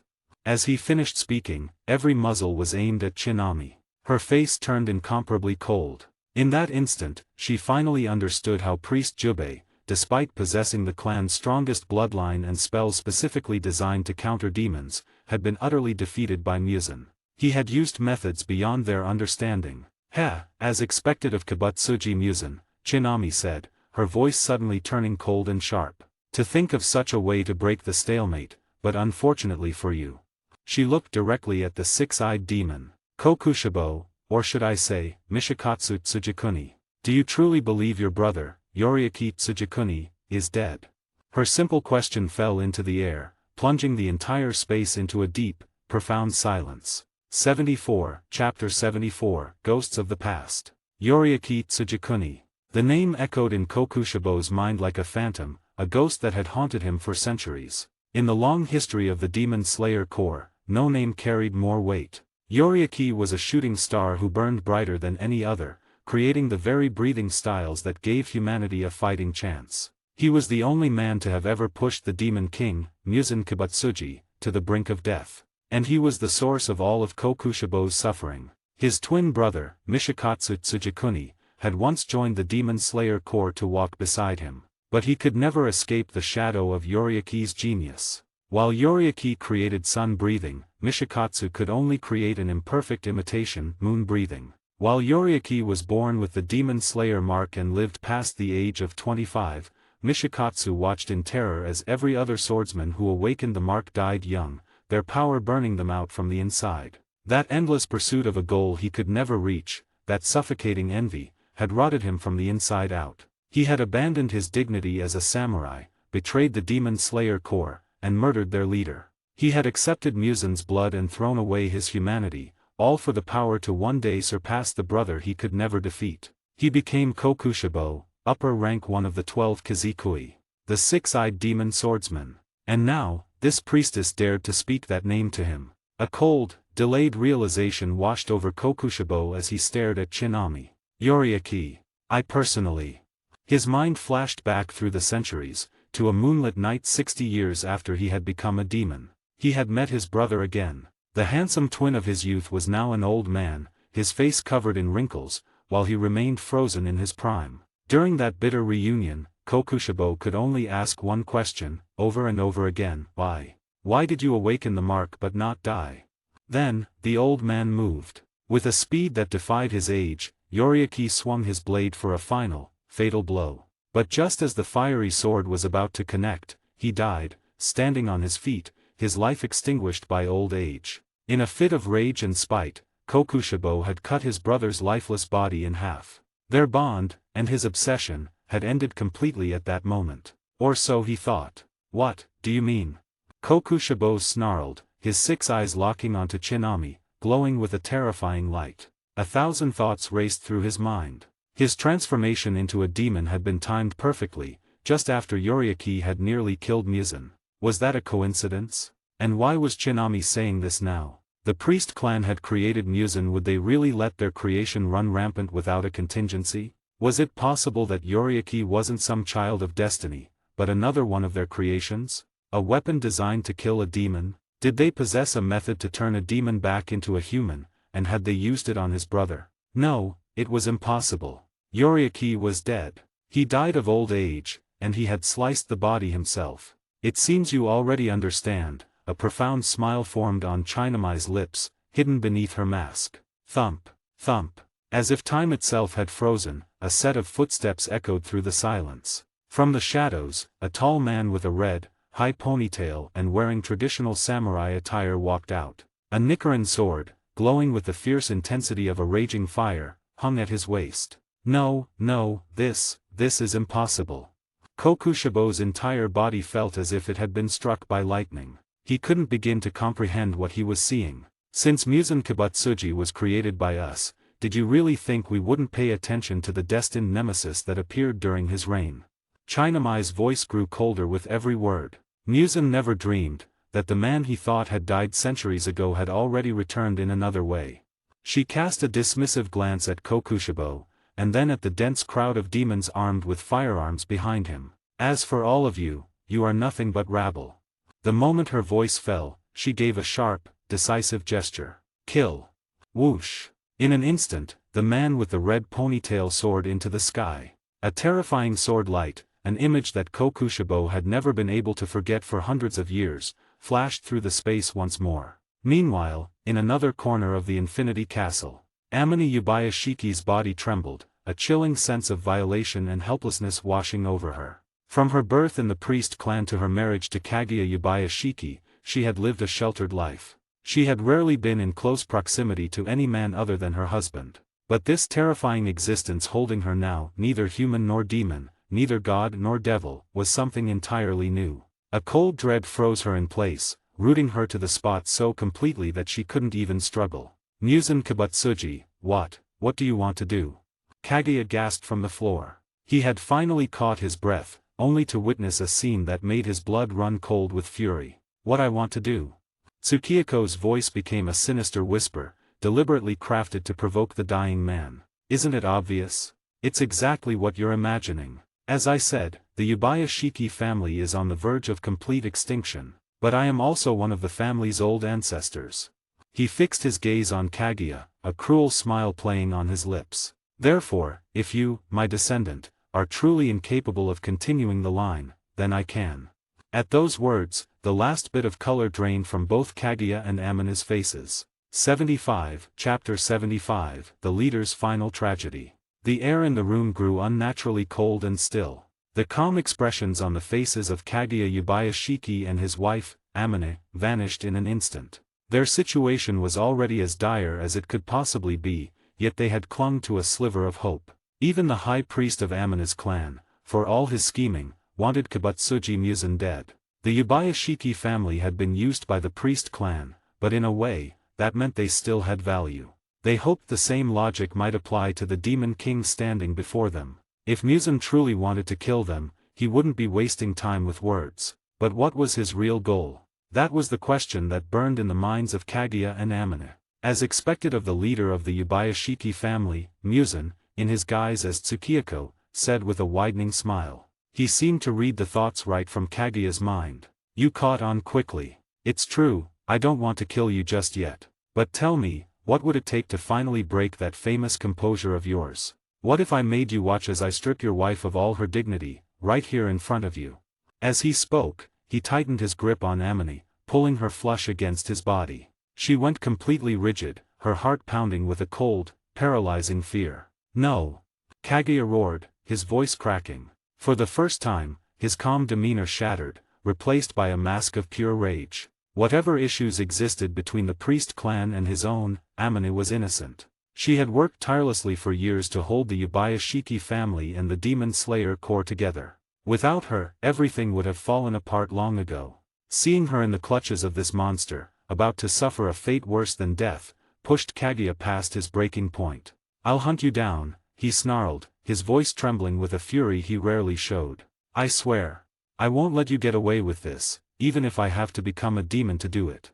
Such a threat was strange coming from the leader of the Demon Slayer Corps. After all, the man before him was the king of demons himself. But the terrible irony was that one couldn't simply choose to become a demon. First, you needed the approval of Kibutsuji Muzan. Die.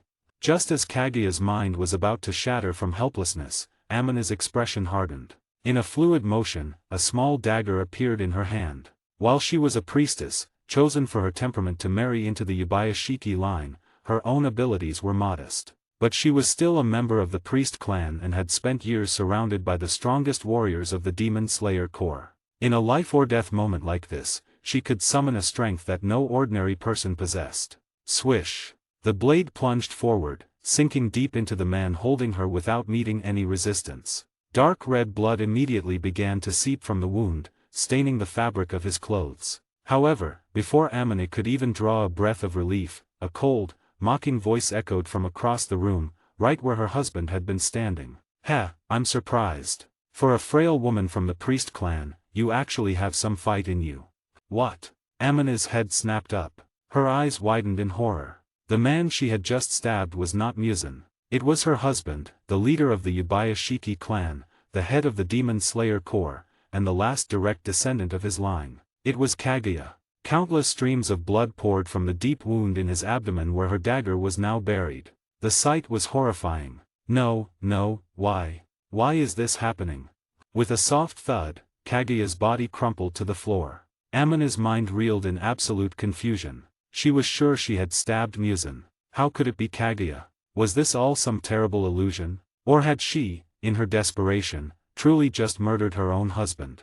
Her strength left her, and she fell heavily to her knees on the wooden floor. The world around her spun, and her mind teetered on the edge of collapse. "Husband, my husband," she whispered, looking at Kaguya's unconscious form. The pain in her heart was unbearable. Suddenly, her grief turned into a burning rage. "Damn you," she screamed, her voice raw with anguish. "This is all your fault."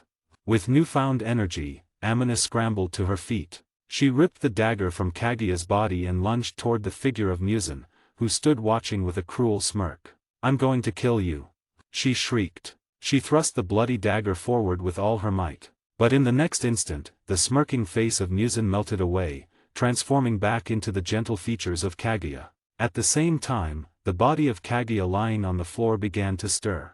It slowly rose to its feet, and as it did, its appearance shifted, reforming into the cold, perfect face of Kibutsuji Muzan. "Ah! Amane screamed, falling into a complete and uncontrollable frenzy. Her mind was broken, unable to tell reality from illusion. The Kaguya in front of her, the one she had just stabbed for a second time, offered her a faint, gentle smile despite the fatal wound. Don't be sad, for me." This was it. The final moment had arrived. No matter how much he cherished this world and the people in it, his life was now over. No. Tears streamed down Amane's face, and her entire body shook violently. She had imagined her own death countless times, but never, ever like this. She never thought that she would be the one to end the life of the person she loved most in the world. But, it's okay, she thought, a strange sense of calm washing over her despair. "I'll be with you soon. I'm coming to find you." Without another moment of hesitation, Amane turned the dagger on herself, plunging it deep into her own heart. A piercing, bone-deep pain shot through her, and then, everything began to fade. Her body went limp, falling heavily to the ground beside her husband. "Truly a moving display of emotion," Muzan said, his expression perfectly calm as he looked down at the two dying figures. Their bodies were failing, but he could feel the endless hatred still burning in their hearts. "It's a pity, really. This was all just a tragic play, and I was the director. He looked at them for a moment longer, a thoughtful expression on his face. Then, let's change the ending. As his words fell, he extended his hand. 2 drops of his own dark blood slid from his fingertip, landing perfectly on the foreheads of Kaguya and Amane. Buzz. Instantly, a surging, terrifying power erupted from their bodies, so immense it seemed to shake the very air around them. 76, Chapter 76, Empty Shells, New Purpose. A terrifying wave of demonic power erupted from the bodies of Kaguya Yubayashiki and Amane. One moment, they were dead, their human lives extinguished. The next, a dark transformation was reshaping their very existence. The blood Muzan had given them was not the same kind he used to create the 12 Kazuki. This was something new, a potent blend he had perfected, fusing the power of humans, demons, and something more ancient, the divine bloodline he had consumed. His choice of Kaguya and Amane was no mere whim. From the moment the Infinity Castle had reappeared, Muzan had been observing every battle, every detail, pulling the strings of this war. Yet, even he had been surprised. He never expected the so-called priest clan to have preserved the corpse of Yoriaki Tsujikuni. And it was clear they had done more than simply preserve it. Yoriaki had been well and truly dead, his consciousness gone. Muzan knew the priest clan possessed strange and powerful methods. They had, after all, saved the original Kibutsuji Muzan, a sickly, stillborn child who should have died countless times after birth. While their methods were likely tied to manipulating fate, their ability was undeniable. If they could do that, resurrecting Yoriaki in a new form was not entirely impossible. By devouring the high priest, Muzan had healed the ancient wounds Yoriaki had inflicted upon his body a millennium ago. But the scars on his soul were another matter. He had inherited the original Muzan's body, his power, and all of his memories, including the bone-deep terror associated with Yoriaki Tsujikuni. That was a nightmare not so easily erased. The reappearance of Yoriaki, however, presented an opportunity. It was a chance to face that fear head-on and crush it forever. Still, if the priest clan had a trump card like Yoriaki, they likely had others. To ensure his final victory, Muzan needed to reach his own peak form. 2 steps remained. First, he needed the latest medicine developed by the demon doctor, Tamayo. Second, he required the 3 sacred treasures of the Japanese imperial family. These artifacts were not just symbols, they held a mysterious divine power capable of suppressing any unforeseen variables. The Showa Emperor, now his puppet, had already crushed the rebellions within the palace and purged the interfering Onmyoji. He was just one step away from securing the treasures. Who are we? A confused voice mumbled. Where is this place? Why am I here? Another voice asked, filled with the same empty confusion. As Muzan finished his thoughts, he saw that Kaguya and Amane had completed their transformation.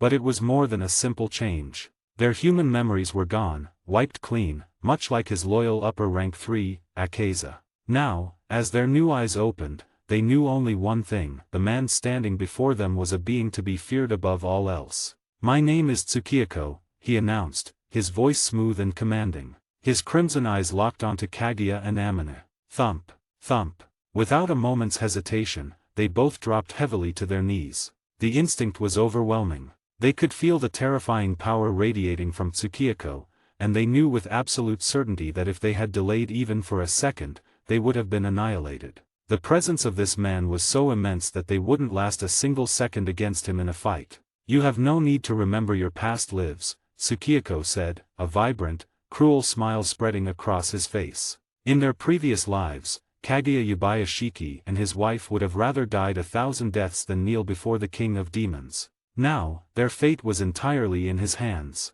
A single thought from him would be enough to end them. He had enjoyed breaking them, shattering their wills, and then, at the very last moment, granting them a new existence as demons. His purpose was simple: he would use these powerful new tools to test the might of the priest clan. His strongest subordinate, Kokushibo, was powerful, but he was still being pushed back by the resurrected Yoriaki. Who knew what other tricks the priest clan's leader had up his sleeve? Sending in these 2 new pawns was the perfect way to find out. Your new purpose is very simple, Tsukiyako's voice echoed in the quiet room. You will go and slay the priest clan. Yes, my lord, Kaguya replied, his voice devoid of its former warmth. As you command, Amane echoed, her tone just as hollow. The next moment, their forms blurred, transforming into two streaks of dark light that shot out into the night. Meanwhile, deep within the twisting corridors of the Infinity Castle, a sigh of relief was heard. "It's done," Tamayo whispered, her face pale with exhaustion but her eyes bright with excitement. "Finally, it's finally done." In her hands, she held a vial of newly completed medicine. "Lady Tamayo, you did it!" Yushiro exclaimed, his face beaming with pride and joy. Beside him, Nezuko smiled happily, her own relief evident. They were completely unaware of the horrific events unfolding in the outside world. Being trapped in the Infinity Castle had made them Muzan's prisoners, but it had also shielded them from the chaos. If Yushiro knew that the Yubayashiki family and nearly the entire Demon Slayer Corps had been wiped out, he would not be smiling. If Nezuko knew that her brother, Tanjiro, was fighting for his very life at that exact moment, her joyful expression would vanish. But in their moment of blissful ignorance, a sudden flash of light appeared in the room. In an instant, the smiles on all their faces disappeared. "Well done, Tamayo," a familiar, chilling voice said. "As expected of the woman I hold in such high regard." As if their happiness had been stolen from them, it reappeared on the face of Tsukiyako. He stood before them, his smile wider and more vibrant than ever, looking extremely pleased. 77, Chapter 77, An Ant's Offense. The moment Tsukiyako spoke, the air grew heavy, and a suffocating silence fell over the room. The joyful smiles that had been on the faces of Tamayo, Yushiro, and Nezuko just seconds before were now frozen into masks of dread. They had known, from the moment they were brought into the Infinity Castle, that their every move was being watched by Kibutsuji Muzan. Tamayo, in particular, had felt his immense pressure from the very beginning, leaving her with no choice but to comply with his demands. Her only hope was to develop the medicine he wanted as quickly as possible to minimize the potential damage. But Tamayo knew this Muzan was different from the paranoid coward she remembered from centuries ago. This version was a master of psychological warfare. His previous, fleeting appearances had been perfectly executed threats, designed to keep her off balance. If she hadn't already shed the last of her human emotions long ago, she might have truly broken under his relentless mental manipulation. She understood that his interest in her was primarily focused on her unique ability to create drugs that could affect even demons, and that was the only reason she was still alive. "What's wrong, Tamayo?" Tsukiyako's voice was deceptively soft as his gaze shifted from the vial in her hand to her face. "Does my presence make you uncomfortable?" Even after centuries, Tamayo's beauty had not faded. It was a dignified, timeless allure that Yushiro had once declared the most beautiful in all of Japan. While it sounded like the exaggeration of a devoted follower, there was truth to it. Beyond the grace she had cultivated over her long life, she possessed a physical beauty that time could not touch. But this, she knew, was only because of the blood Kibutsuji Muzan had given her so long ago. "Kneel," Tsukiyako commanded softly. Instantly, a strange, distorting power wrapped around Tamayo, squeezing the air from her lungs. She felt every bone and muscle in her body begin to tremble uncontrollably. An indescribable wave of pure fear, cold and vast as a tidal wave, washed over her, hijacking her mind and her body. She lost all control. Thud. With a choked gasp of humiliation, Tamayo's knees hit the floor. "No!" Yushiro shrieked. Nezuko let out a furious growl. The sight of Tamayo being so cruelly humiliated sent them both into a blind rage. Yushiro had been personally turned into a demon by Tamayo. She was the most important and perfect being in his entire existence. He could not stand to see her kneeling before a monster like Muzan. And while Nezuko hadn't known Tamayo for long, she knew she was a kind person. Watching a good person be bullied by this ultimate evil was something her protective instincts could never tolerate. Almost as one, their figures shot forward, charging directly at Tsukiyako. They knew the power gap between them was immense, but in that moment, it didn't matter. "Blood demon art!" Yushiro roared, his voice sharp with fury. He activated his technique, a powerful form of visual interference designed to blind and confuse his enemies. But he was not facing a lesser demon. He was facing the progenitor, the king from whom all demonic power flowed. Crack! Before it could even take effect, Yushiro's blood demon art shattered like glass. A searing pain exploded in his eyes. Streams of blood burst from his sockets, covering his face in a gruesome red mask. The force of the backlash sent him staggering backward, as if he'd been struck by lightning. A mere servant dares to use a blood demon art against its king. Tsukioko's voice echoed, and in a flash, he was behind Yoshiro's stumbling form. A frog in a well, daring to gaze upon the sky. His hand moved in a lazy arc, striking Yoshiro across the face. The sound was a sickening crack of bone and flesh. Yoshiro's head snapped to the side, teeth flying from his mouth as his face was reduced to a bloody, mangled ruin. The thick, oppressive smell of blood filled the air. Muzan turned, his expression unchanged, as Nezuko charged him. She had completed her own demonic transformation, her body growing into that of a graceful, powerful woman, wreathed in her pyrotechnic blood demon art. "And you," he said, his voice dripping with disdain. "A tiny ant, daring to offend your supreme master." Before Nezuko could even get close, an immense pressure slammed into her. It wasn't physical, it was an assault on her very bloodline. Countless memories, fragments of experiences not her own, and the crushing weight of Muzan's absolute will flooded her senses. Her own demonic blood turned against her. Bang! The internal backlash was catastrophic. The power drained from her body in an instant, and she was thrown violently to the floor. We have you. Lying on the ground, defeated, Nezuko could only weep tears of blood, her strength completely gone. The room once again fell into a deathly, oppressive silence. Tamayo, still forced to kneel, watched the entire scene, unable to move a muscle. Tears of humiliation and despair streamed from her beautiful eyes. She had never dreamed, she had never imagined that Kibutsuji Muzan could be this terrifying. 78 Chapter 78 An Impossible Choice. "Tamayo, are you willing to submit to me?" Tsukioko's voice echoed softly in the tense silence. That simple question was the final blow. It shattered the last of Tamayo's composure, and tears instantly filled her eyes. Centuries ago, Kibutsuji Muzan had spoken those exact same words right before he turned her into a demon. He had known she would lose control, had even encouraged it. He watched as the newly born demon, in a blind, bloodthirsty rage, slaughtered her own husband and children. For Muzan, it was a game. It satisfied his twisted desires and, more importantly, it severed every bond Tamayo had to the human world, ensuring she would have no one else to turn to. He thought it would make her his loyal follower for eternity. But Muzan had miscalculated. That single act of cruelty planted the seeds of his own destruction. Tamayo's skill in medicine and research far surpassed his own. Over the centuries, she not only found a way to break free from the curse of his blood, freeing herself from his direct control, but she also created Yoshiro, a demon made without a single drop of Muzan's blood. Most importantly, she eventually developed an antidote, a medicine that could reverse the demonic transformation and turn a demon back into a human. In the final battle of the original timeline, her contribution was immeasurable. She was a true hero to the Demon Slayer Corps. But that future was gone. In this twisted reality, even Kaguya Yubayashiki and his wife Amini had become demons. In a world where the leader of the Demon Slayer Corps served the Demon King, anything was possible. Why is it like this? Tamayo whispered, her voice trembling. She stared at Muzan, who wore a placid smile that held no warmth or emotion. Her heart felt like it was being crushed. "Is this the perfect being you wanted to become?"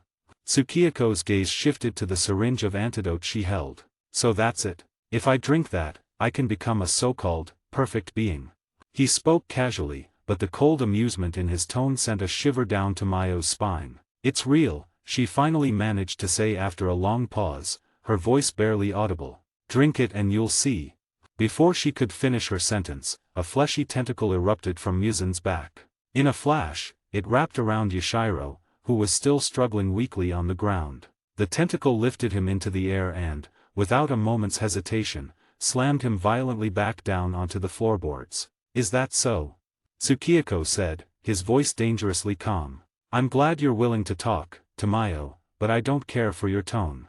As he spoke, the tentacle smashed Yoshiro into the ground again. A sickening crunch echoed through the room as blood burst from Yoshiro's body, and his consciousness faded into blackness. No.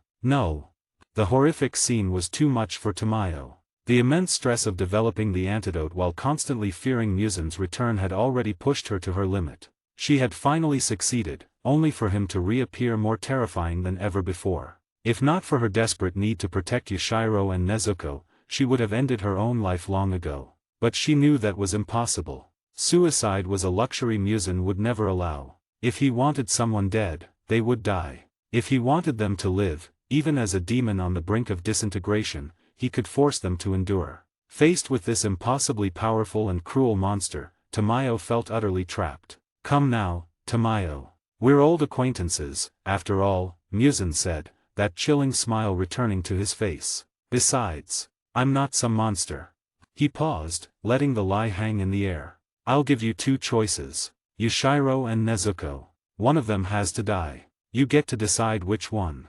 His voice was as calm as if he were discussing the weather. "I'll give you a moment to think," he continued. "But if you take too long, then they'll both die." The world went dark around Tamayo. Even as a demon who had lived for centuries, she had never imagined such a cruel threat. The worst part was her complete powerlessness. She couldn't fight, she couldn't run, and she couldn't even choose death. The helplessness sent her spiraling into an abyss of despair. It was unbearable. Truly unbearable. Meanwhile, across the vast expanse of the Infinity Castle, 3 other battles raged with terrifying intensity. On one battlefield, Shinobu Koko and the 3 other remaining Hashira were at a severe disadvantage. They faced Doma, upper rank 2 of the 12 Kazuki, who was finally fighting with his full power. Their defeat wasn't for a lack of strength. Gyomei Himejima, the stone Hashira and strongest combatant in the Demon Slayer Corps, had activated his Slayer mark and wielded a crimson-red blade. Yet, even his overwhelming power wasn't enough. They weren't just fighting Doma, but other upper-rank demons as well, while a shadowy presence attacked them from unseen angles, forcing them back again and again. Elsewhere, Tanjiro and his friends were facing their own crisis. Against the devastating power of Akeza,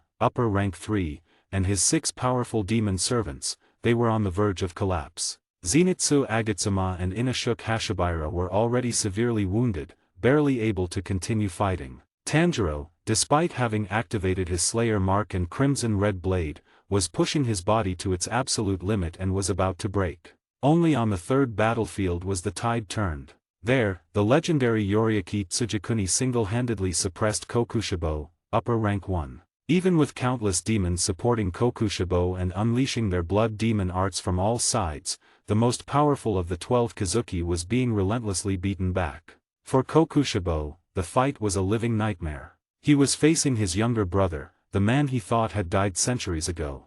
The sight of Yoriaki brought back a flood of unbearable memories from his human life, a lifetime of inadequacy, jealousy, and rage. The familiar, terrifying presence of his brother, a specter from the past, filled him with an absurd and maddening anger. 79, Chapter 79, Sun Breathing vs. Moon Breathing, Yoriaki vs. Mishikatsu. Ah!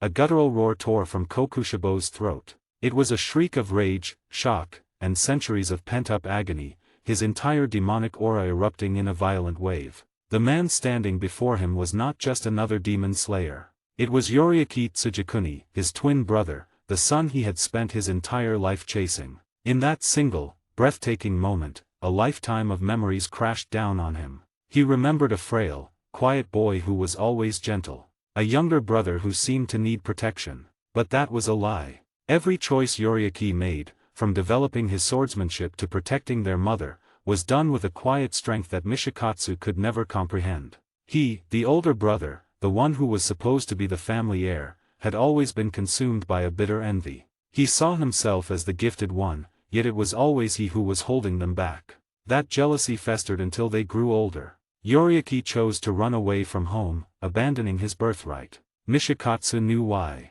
His brother had left so that his own existence wouldn't threaten Mishikatsu's future as the head of the family. From the beginning to the end, Yoriaki Tsujikuni had always been the considerate one. And what had he been? Years later, after his life was saved from a demon attack, he met Yoriaki again. His long-lost brother was now a member of the Demon Slayer Corps.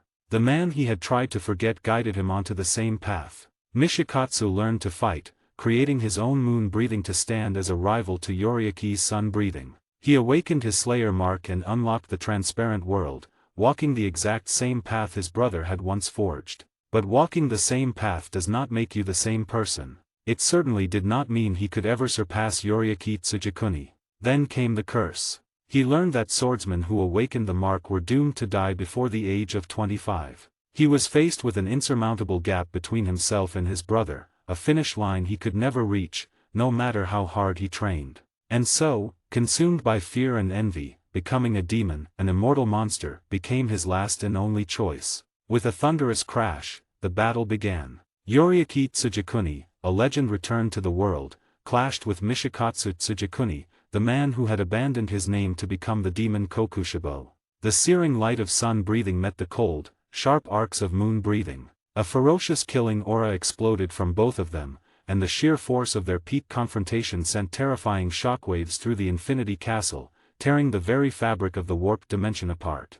Not far from the duel, the head of the priest clan watched from behind her veil, her eyes glowing with an inscrutable light. Humph. Kibutsuji Muzan, you have your schemes, but you are not the only one, she thought, a cold sneer forming on her lips. You think you have trapped us in your fortress, but you have merely given our clan the opening we needed to infiltrate the Japanese imperial family. To the outside world, the conflict was simple. The Demon Slayer Corps, led by the Yubayashiki family, fought against the demons led by Muzan. But the truth was far more complex. The priest clan stood behind the Yubayashiki, and Muzan himself was nothing more than a failed experiment they had created long ago. They were a splinter faction of the ancient Onmyoji, and now the orthodox line had embedded itself within the imperial family of the new Taisho era, an era where firearms were replacing swords and a constitutional monarchy ruled instead of a shogunate. In such a modern world, it would have been nearly impossible for the priest clan to reclaim their ancient power. But Muzan's renewed war had given them the perfect opportunity. In times of chaos, people look for a savior. It didn't matter if the priest clan had started the chaos themselves. If they could eliminate Muzan now, they could seize control and emerge as the heroes who ended it all, reversing centuries of being pushed into the shadows of Japanese history. To achieve that, however, taking down Kibutsuji Muzan was an absolute necessity. The explosive battle between the brothers paused for a breath. The figures of Yoriaki and Kokushibo separated in mid-air, a tense silence hanging between them. It was clear to both that neither could easily kill the other. So many years have passed, and you're still the same. Kokushibo hissed, all six of his eyes fixed on Yoriaki. His killing intent surged, fueled by the same toxic envy that had defined his human life. As a demon, those feelings had only sharpened into something monstrous. But before their fight could resume, the space between them shimmered. Countless motes of dark light appeared, and the air plunged into a frigid cold. Two figures emerged from the distortion, and their presence sent a shockwave of disbelief through both Yoriaki and Kokushibo. Stepping out of the portal were Kaguya Yubayashiki and his wife, Amane, their bodies twisted and transformed into those of powerful demons. Their faces were hauntingly familiar, but their auras were utterly alien, reeking of corruption and blood. Clan head, we have returned. Kaguya's voice echoed, no longer gentle or soothing, but sharp and laced with malice. All the suffering the Yubayashiki clan endured for centuries will be repaid today. His cold eyes locked onto the priest clan head. Your precious guardian priests have already been slaughtered by our hand. As he spoke, several round objects were thrown from the portal, thudding heavily onto the ground. They were the severed heads of the clan head's personal bodyguards. These priests were the elite of their clan, warriors whose skills were said to rival those of the 12 Kazuki or the Hashira. And in a matter of moments, they had been annihilated by the demonized Kaguya Yubayashiki. It was horrifyingly clear that Kaguya was not merely corrupted. He was completely lost. For the man who had once valued life above all else, it no longer held any meaning at all. Chapter 80, A Failure's Legacy. How can this be? The scene unfolding before her sent a wave of pure astonishment through Chinami, the head of the priest clan. She simply couldn't believe her eyes. In her calculations, Kaguya Yubayashiki was supposed to be dead, utterly destroyed by Kibutsuji Muzan. His death would have marked the end of the 1,000-year-old Yubayashiki family line. Although Muzan's survival was a major deviation from her clan's original plan for them to destroy each other, the situation had remained under their control. A dead Muzan, a demon king defeated, was the perfect tool for the priest clan to use. They could present his corpse to the Japanese imperial family and the orthodox Onmyoji, claiming victory and restoring their clan to a position of power and prominence. A living, scheming Muzan was far too powerful and unpredictable to be used. But Tsukioko's actions had completely upended their strategy. And now, the sight of Kaguya and Amane Yubayashiki, reborn as powerful demons, had shattered her composure entirely. Not only had her enemies been transformed by Muzan's power, but they now viewed her and the priest clan as their sworn foe. You are demons. The words were spoken almost simultaneously by Yoriaki Tsujikuni and Kokushibo, their duel forgotten as their gazes fixed on the demonic couple. For Yoriaki, this was a waking nightmare. The entire purpose of his prolonged existence, of being brought back to this world in this unique form, was to eradicate every last demon from the face of the earth. He would sacrifice anything to achieve that goal. It was why, despite suspecting the priest clan had its own selfish motives, he had agreed to fight his brother. Kokushibo was a demon, and so he had to be slain. But he never could have imagined this. It wasn't just his brother who had fallen. Now, the current heir of the Yubayashiki clan, the very family that had led the war against demons for a millennium, had become a demon himself. It was the cruelest irony the world could offer. What in the world was happening? Ha! You must be the legend himself. Yoriaki Tsujikuni, Kaguya said, his voice dripping with a chilling venom. He exuded a terrifying aura as his demonic eyes locked onto the swordsman. Still trying to kill the brother you turned into a demon. You truly are a fool who can't let go of the past. The word struck both brothers like a physical blow. Yoriaki's expression hardened. His only reason for drawing his Nichiren blade was to kill demons. Even if that demon was his own twin brother, the duty remained the same. For Kokushibo, he had believed his bond with Yoriaki had been severed forever when he died centuries ago. He never expected the priest clan to drag his ghost back into this world. But whether it was Yoriaki or himself, they had both let go of what was. All that remained between them was a battle to the death. Now, Kaguya's appearance had changed everything. The hatred between the Yubayashiki and demon kind was a 1,000-year constant. For the current heir to willingly become a demon for the sake of revenge, it spoke volumes about the sins of his target. What are you saying, descendant of Yubayashiki? Yoriaki demanded, his crimson Nichiren blade blazing with the intensity of the sun. He channeled his power to its absolute peak. He knew that his resurrected body, sustained only by the priest clan's secret arts, could not last for long. His true enemy was not Kaguya, nor even Kokushibo, but the progenitor of all demons, Kibutsuji Muzan. Humph. Yoriaki Tsujikuni, Kaguya sneered, his face twisting into a hideous demonic snarl. The chosen one who joined the demon slayer corps, awakened the mark, mastered sun breathing, and even perceived the transparent world. Your appearance brought hope to countless people, to my ancestors. He leaned forward, his voice dropping to a harsh whisper. But in the end, all you gave us was despair. And you fled like a coward. Kaguya stared directly into Yoriaki's eyes. A person like you, no matter how powerful, is still a useless failure. The air grew deathly still. Kaguya's words were a hammer blow, striking the deepest cracks in Yoriaki's soul. For all the centuries he had been kept alive by the priest clan's arts, not a moment had passed when he wasn't consumed by regret. The magic could preserve his body, but it could not erase his memories or soothe the pain of his failures. His entire life played out in his mind, a series of profound losses. He had always put others first, but he was forced to flee his own family. He joined the Demon Slayer Corps and shared everything he knew, his breathing style, the mark, the transparent world, believing he would finally find a place to belong. But when he faced Kibutsuji Muzan, he failed. He let the monster escape. Then, his twin brother, Mishikatsu Tsujikuni, betrayed the Corps, murdered the Yubayashiki head of that era, and offered his life to become a demon. His life was an endless list of failures. He couldn't protect his mother. He couldn't protect his wife. He couldn't save his brother. Die. In a flash of movement, Kaguya and Amina lunged. Their plan was simple: use words to shatter Yoriaki's spirit, then kill him swiftly. Once he was gone, they would deal with Chinami.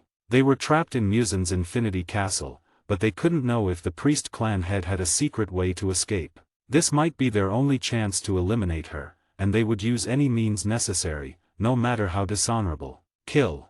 At the same instant, Kokushibo's blade erupted with a brilliant, sinister light, and a surging killing intent exploded from his body. 81, Chapter 81, Time is up. Boom. With a deafening roar, Kaguya Yubayashiki lunged forward. Now a demon, an immense and terrifying power exploded from his entire body. Blood demon art, all creation. The hellish shout tore from Kaguya's throat. A chilling aura instantly erupted around him, amplifying his presence by nearly 5 times. In the world of the Demon Slayer Corps, any demon created with Muzan Kibutsuji's blood could develop powerful abilities known as blood demon arts. The nature of these arts was always deeply connected to the demon's strongest desire from their human life, a fact most clearly seen among the upper ranks of the 12 Kazuki. For instance, upper rank 1, Kokushibo, had awakened a terrifying blood demon art that gave him multiple eyes, which he combined with his sword techniques. These demonic eyes could perceive and analyze everything on the battlefield with chilling accuracy. The reason Kokushibo awakened an art focused on perception was directly tied to the experiences of his past life. Another example was upper rank 3, Akaza, whose blood demon art was a pure expression of his fighting spirit. Combined with his relentless desire to grow stronger, his combat abilities far exceeded what they should have been. The same principle now applied to Kaguya Yubayashiki. However, his situation was different from any demon Muzan had created before. First, his unique Yubayashiki bloodline and physical condition played a role. Second, his body had been forcibly altered by a secret art from the priest clan. During the battle in the Yoshiwara Entertainment District, Kaguya had nearly died. If it weren't for the desperate efforts of slayers whose power rivaled the 12 Kazuki, he would have never been able to save the remaining members of the Demon Slayer Corps. Because of these unique circumstances, the newly transformed Kaguya now possessed a blood demon art powerful enough to rival Kokushibo's, even though Kokushibo had spent centuries honing his skills. Blood demon art, strongest guardian. To everyone's shock, Amine Yubayashiki suddenly moved. With a soft hum, her body transformed into a spirit-like form and appeared directly above her husband's head. Like a guardian goddess from an old myth, a scepter materialized in her hand. At this moment, she was no longer just a priestess, she was the demon, Amine. Buzz. In an instant, Kaguya's power surged once more, and his roaring aura shot toward the sky. The wave of demonic energy rushed directly at Yoriaki Tsujikuni. Damn it! How can this be?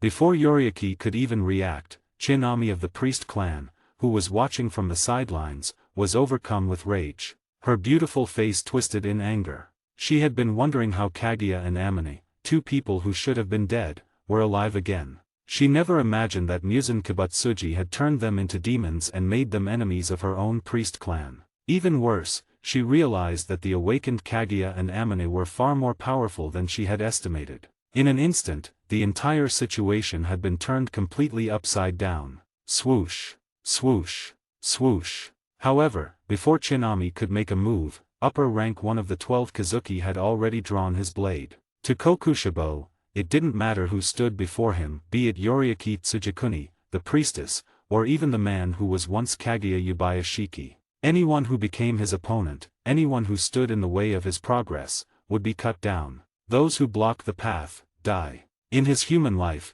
he couldn't overcome the limits of mortality, he couldn't surpass his twin brother, and he couldn't become the absolute strongest swordsman in the Demon Slayer Corps. So, he became a demon. He struck down the leader of the Corps, the head of the Yubayashiki clan, and completely severed his bond with his brother, Yoriaki. Now, after hundreds of years, those complicated emotions were gone. Only a single thought remained: kill. Moon breathing. Crimson red blade. Transparent world. In a single moment, Kokushibo pushed himself to his absolute limit. His surging power roared like an erupting volcano, shaking the entire battlefield. With the strongest of the 12 Kazuki making his move, the battle instantly became a one-sided slaughter. Even if Chinami wanted to stay out of it, she no longer had a choice. Her expression turned grim. The situation was completely out of her control. She could almost picture the sinister smile on the face of Muzan Kibutsuji, who was surely watching from the shadows. Damn it all! With a furious roar, Chinami launched herself into the fight. At that exact moment, inside the Infinity Castle, Muzan watched everything unfold. So the priestess has finally decided to act, he mused, a cruel smile spreading across his face. He effortlessly controlled the shifting rooms of the castle, observing every battlefield at once. The moment you chose to fight is the moment you chose to die.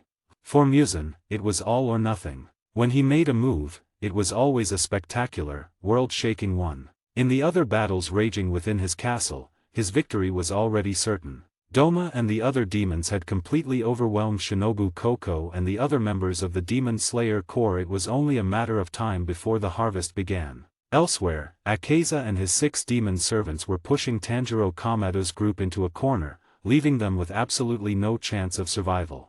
As for Yoriaki, who couldn't fight for long periods, he was no threat. With the Yubaya Shiki couple and the most powerful of the 12 Kazuki, Kokushibo, suppressing him would be an easy task. Even the mysterious priestess, Chinami, was now just a rat in a trap. Could she really reverse this situation all by herself? It was impossible.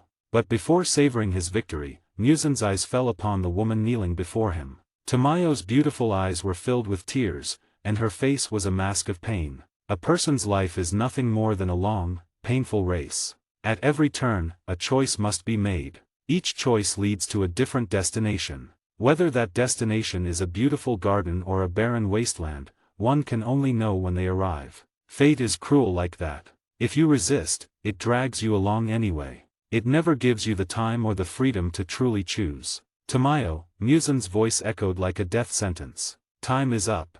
Splat. At his words, the countless tentacles gripping Yushiro tightened. A sharp, mournful scream filled the air before his body exploded into a shower of blood.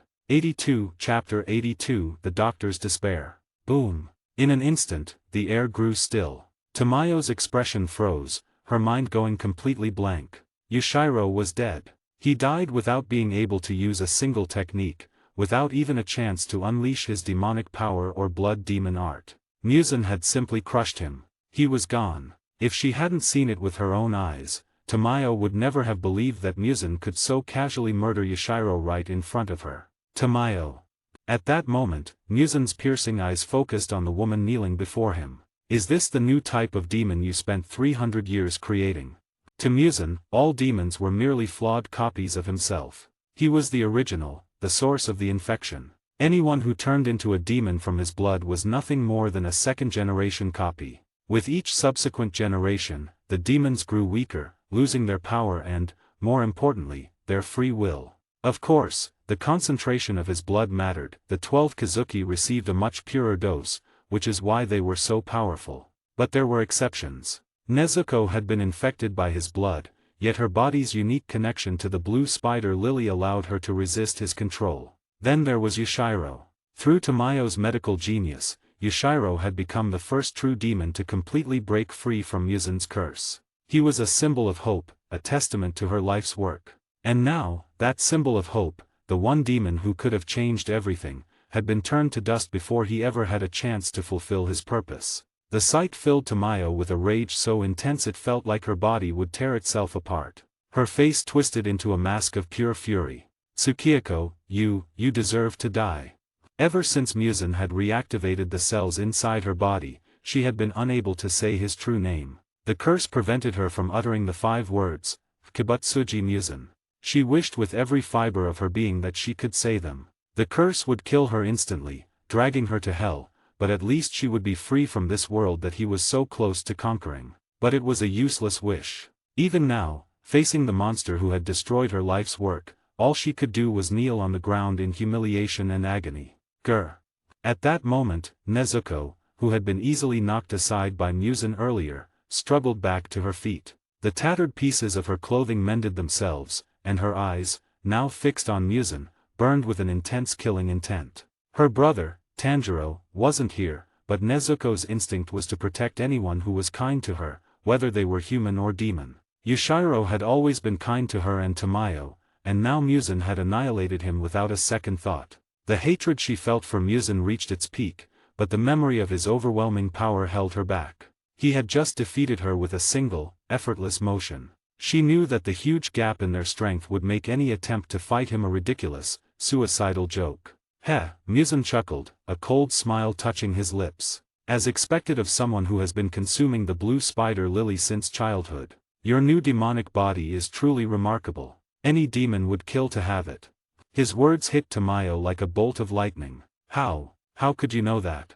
She whispered, her face pale with shock. She had prepared an antidote, but she had also prepared a trap. She had tampered with the medicine, but more than that, she had also altered her own body and Nezuko's. Tamayo knew a monster like Muzan would never let them live, even after getting what he wanted. They were all prepared to die, but she refused to let their deaths be meaningless. Her plan was simple. She predicted that after Muzan consumed the antidote, his arrogance would lead him to devour her and Nezuko to eliminate any loose ends. That was the core of her trap. She had implanted a massive dose of a secondary agent into their bodies. This agent was harmless on its own, but once Muzan consumed them after taking the initial antidote, the two substances would react with each other, creating a deadly, fast-acting poison that would finally destroy him from the inside. She had been confident in this plan. After 1,000 years, Muzan still hadn't figured out the secrets of the blue spider lily, which proved his knowledge of medicine was pathetic.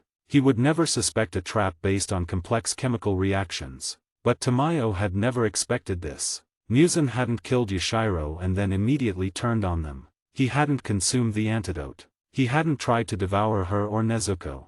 He was simply standing there, watching, waiting. This delay was ruining everything. The secondary agent inside their bodies was incredibly potent. It was a poison they could only suppress for a limited time. If Muzan didn't act soon, the trap would kill them before he ever had the chance to fall into it. Tamayo, Muzan's playful voice whispered in her ear, "Why do you look so worried?"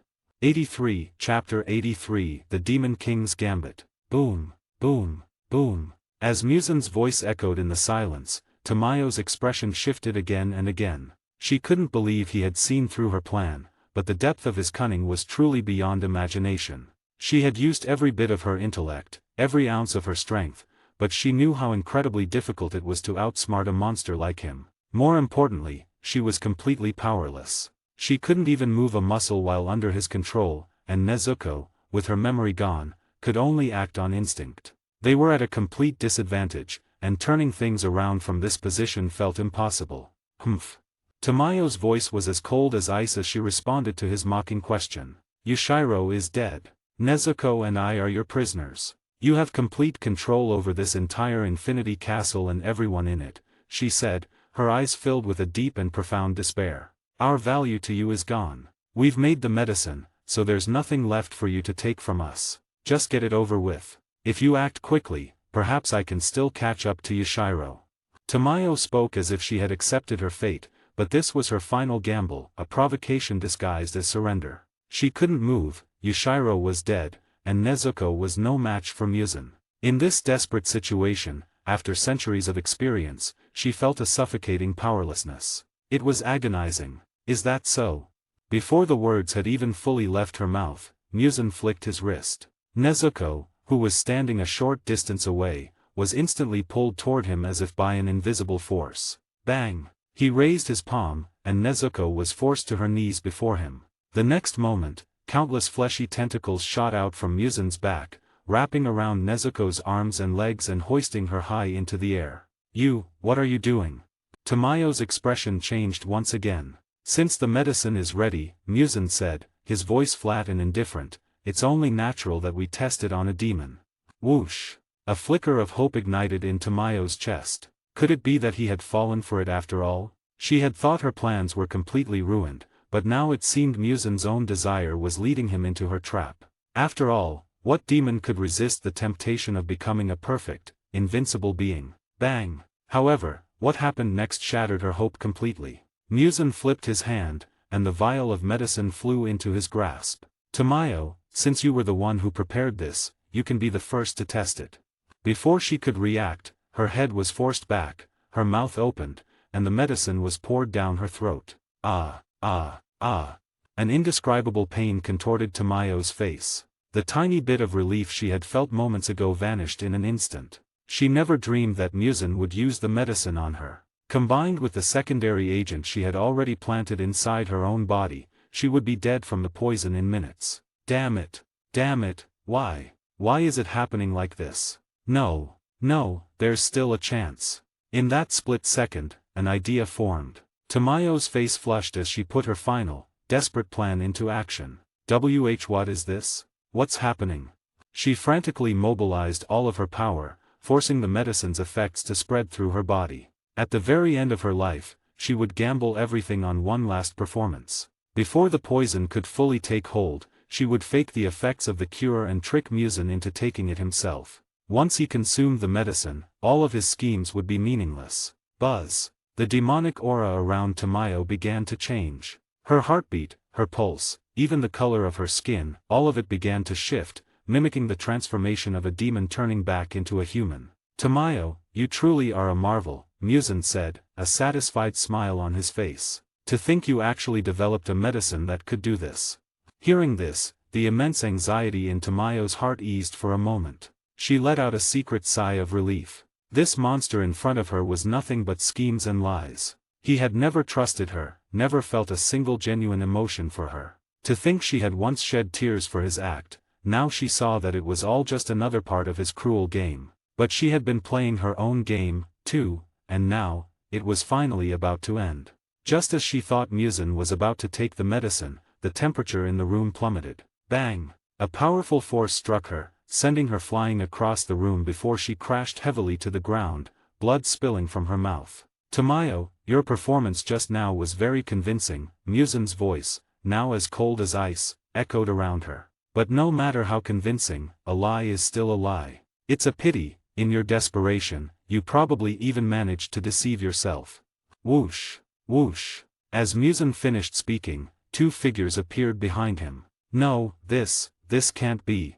Tamayo's face filled with utter shock and disbelief. Standing behind Muzan were two women who looked exactly like her. The same face, the same clothes, the same expression. And in their hands, they each held a vial of the exact same medicine. In that instant, Tamayo's mind shattered. It was clear now. Muzan had never trusted her for a second. He had been secretly monitoring her every move. He had created two perfect replicas of her and had them create the same medicine, using the same formula, the same materials, and the same process. It was a perfectly controlled experiment, a method so cold and calculating that it was completely beyond her comprehension. 84, Chapter 84, The Perfect Deception. The world went silent. In the sterile, unending space of the Infinity Castle, Tamayo's mind went blank. She couldn't process what had just happened. She had gambled everything on Muzan consuming her and the potent anti-demon drug she had developed. It was her final, desperate plan, the culmination of centuries of hatred and research. But she never imagined that after all this time, he had never trusted her for a single second. What truly broke her was the realization that Muzan hadn't just anticipated her plan, he had controlled it. Her every move within the fortress had been watched. For every step she took, he had prepared a perfect countermeasure, turning her own strategy against her with horrifying precision. He had created two identical replicas, perfect copies that allowed him to manipulate the situation from the shadows. But the most crushing truth was that the entire process of creating the medicine had been under his complete control from the very beginning. From the moment he brought her into the Infinity Castle, her fate was sealed. Both she and Nezuko Kamadu had served their purpose. Their value had been completely extracted, whether they wanted to believe it or not. "Did you truly think it would be that simple, Tamayo?" Muzan's voice was a cold, cutting whisper that sliced through the silence. He looked down at her dazed expression with utter indifference, his crimson eyes holding no warmth. Her centuries of planning, her ultimate sacrifice, it was nothing more than a trivial game to him, a simple puzzle he had solved long ago. To him, her desperate scheme was just a low-level maneuver, hardly worth a second thought. But for Tamayo, that maneuver was her entire world. Its failure was a blow that shattered her psychological defenses. The only reason she had endured this long, the only reason she hadn't given up, was the hope of finally achieving her revenge. She clung to that hope, that burning desire to see the demon progenitor destroyed. Now, facing this monstrously intelligent being who had played her like a puppet, Tamayo understood the futility of it all. Any action she could take would be meaningless. A terrifying thought clawed at her mind, with things as they were, even taking her own life was no longer an option. Ugh! A strangled gasp escaped her lips as the world began to warp. The stillness was broken, and a look of pure agony twisted her features. "It seems the other medicine is taking effect," Muzan noted, his tone chillingly calm. "The one you injected into yourself." A strange buzzing filled her ears. The moment he finished speaking, a horrifying change began. Wrinkles spread across her delicate face like cracks in porcelain. Her beautiful, lustrous black hair lost its sheen, turning a brittle gray and seeming to crumble into dust before her very eyes. In just a few seconds, the visage of a woman in her prime had vanished, replaced by the withered face of a shrunken old woman. She could feel it happening inside her. The power that had sustained her for centuries, the very cells of Kibutsuji Muzan that she had fought to control, were being destroyed at an incredible rate. The drug she had taken, the self-aging compound meant to cripple him from within, was now her own executioner. She had hoped to use it to weaken him when he consumed her, but her plans had crumbled to ash. Now, she was the one tasting the bitter poison. Her breathing grew shallow, and she could feel her own heartbeat slowing, each pulse weaker than the last. An indescribable sadness washed over her, a grief so profound it felt like drowning. She had imagined her death 1,000 times over the centuries, but she had never envisioned it being this pathetic, this tragic. To have the will to destroy demons, but to be left with no power to change her own fate. Tamayo, can you feel it? Muzan's voice seemed to come from a great distance, echoing in her ears. Can you feel death approaching? His face began to blur, his features becoming indistinct. The dose of the aging drug she had injected was massive, and combined with the human transformation medicine she had also developed, the effect was catastrophic. The only reason she hadn't turned to dust already was that the chemicals needed a few moments to fully permeate her body. But those few seconds stretched into an eternity. Her senses began to fail. Sight, hearing, touch, everything slowed down, becoming muted and distant. So this was death. The air in the Infinity Castle grew thick and still once more, the eerie quiet broken only by the muffled shrieks of Nezuko, who was still suspended helplessly in the air. Her struggles were useless, her demonic power was nothing before the might of the demon progenitor. Muzan glanced at the dying woman on the floor, his eyes sharp and analytical. He remembered the original course of events, the future he had worked so hard to change. In the final battle of that timeline, Tamayo's medical genius had nearly been his undoing, weakening him so severely that the Demon Slayer Corps stood a chance. Even then, he had been strong enough to fight the remaining Hashira to a standstill. It was a testament to his overwhelming power. But that future would never come to pass. Tamayo's death, while perhaps a shame, was a necessary step in his plan. It had always been part of his calculations. After all, if she didn't die, then he and his ambitions would. He stared down at her with something that almost resembled pity, but was merely cold observation. You chased this foolish dream of revenge for centuries, clinging to hope like a child. And this is where it ends. Not with a heroic sacrifice, but with a quiet, pathetic whimper. Your life, your rebellion, it was all meaningless. His gaze shifted from her withering form to Nezuko. Now, it's your turn. You're quite the variable, aren't you? A cruel smile touched his lips. Your brother is so desperate to kill demons. I think it's only fitting that you, his precious demon sister, will be the one to end him for me. With a casual motion, he reached out. The Tamayo replica standing silently behind him held out a small vial, the true medicine, the one that granted immunity to the sun. He took it without hesitation and swallowed its contents in a single gulp. And now, he declared, his voice resonating with newfound power, all of this comes to an end. The moment the words left his lips, a terrifying power erupted from within him. The very air in the Infinity Castle warped and screamed as his energy surged outwards in every direction.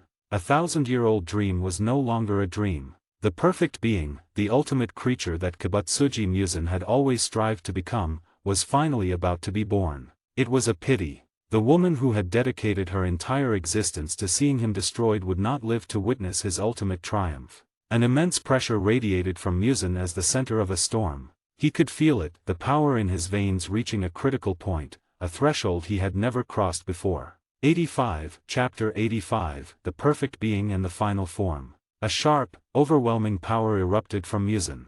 The air grew heavy with a biting killing intent that washed over the entire Infinity Castle. For the first time, feeling this boundless energy coursing through him, Muzan Kibutsuji felt truly and completely alive. Even after taking over this world and fusing with his original self, a deep-seated fear had always lingered in his heart. Acquiring Muzan's immense power had also meant inheriting his countless enemies. The Yubayashiki family and their Demon Slayer Corps were a constant threat. The mysterious priest clan lurked in the shadows, and even the official government of the nation was a force he had to consider. Their survival had always depended on staying hidden, on the forbearance of others. Muzan hated that feeling, the sensation of his life being in someone else's hands. He refused to experience it ever again. He would no longer be the blade, wielded by fate or fear. From now on, he would be the one holding the blade.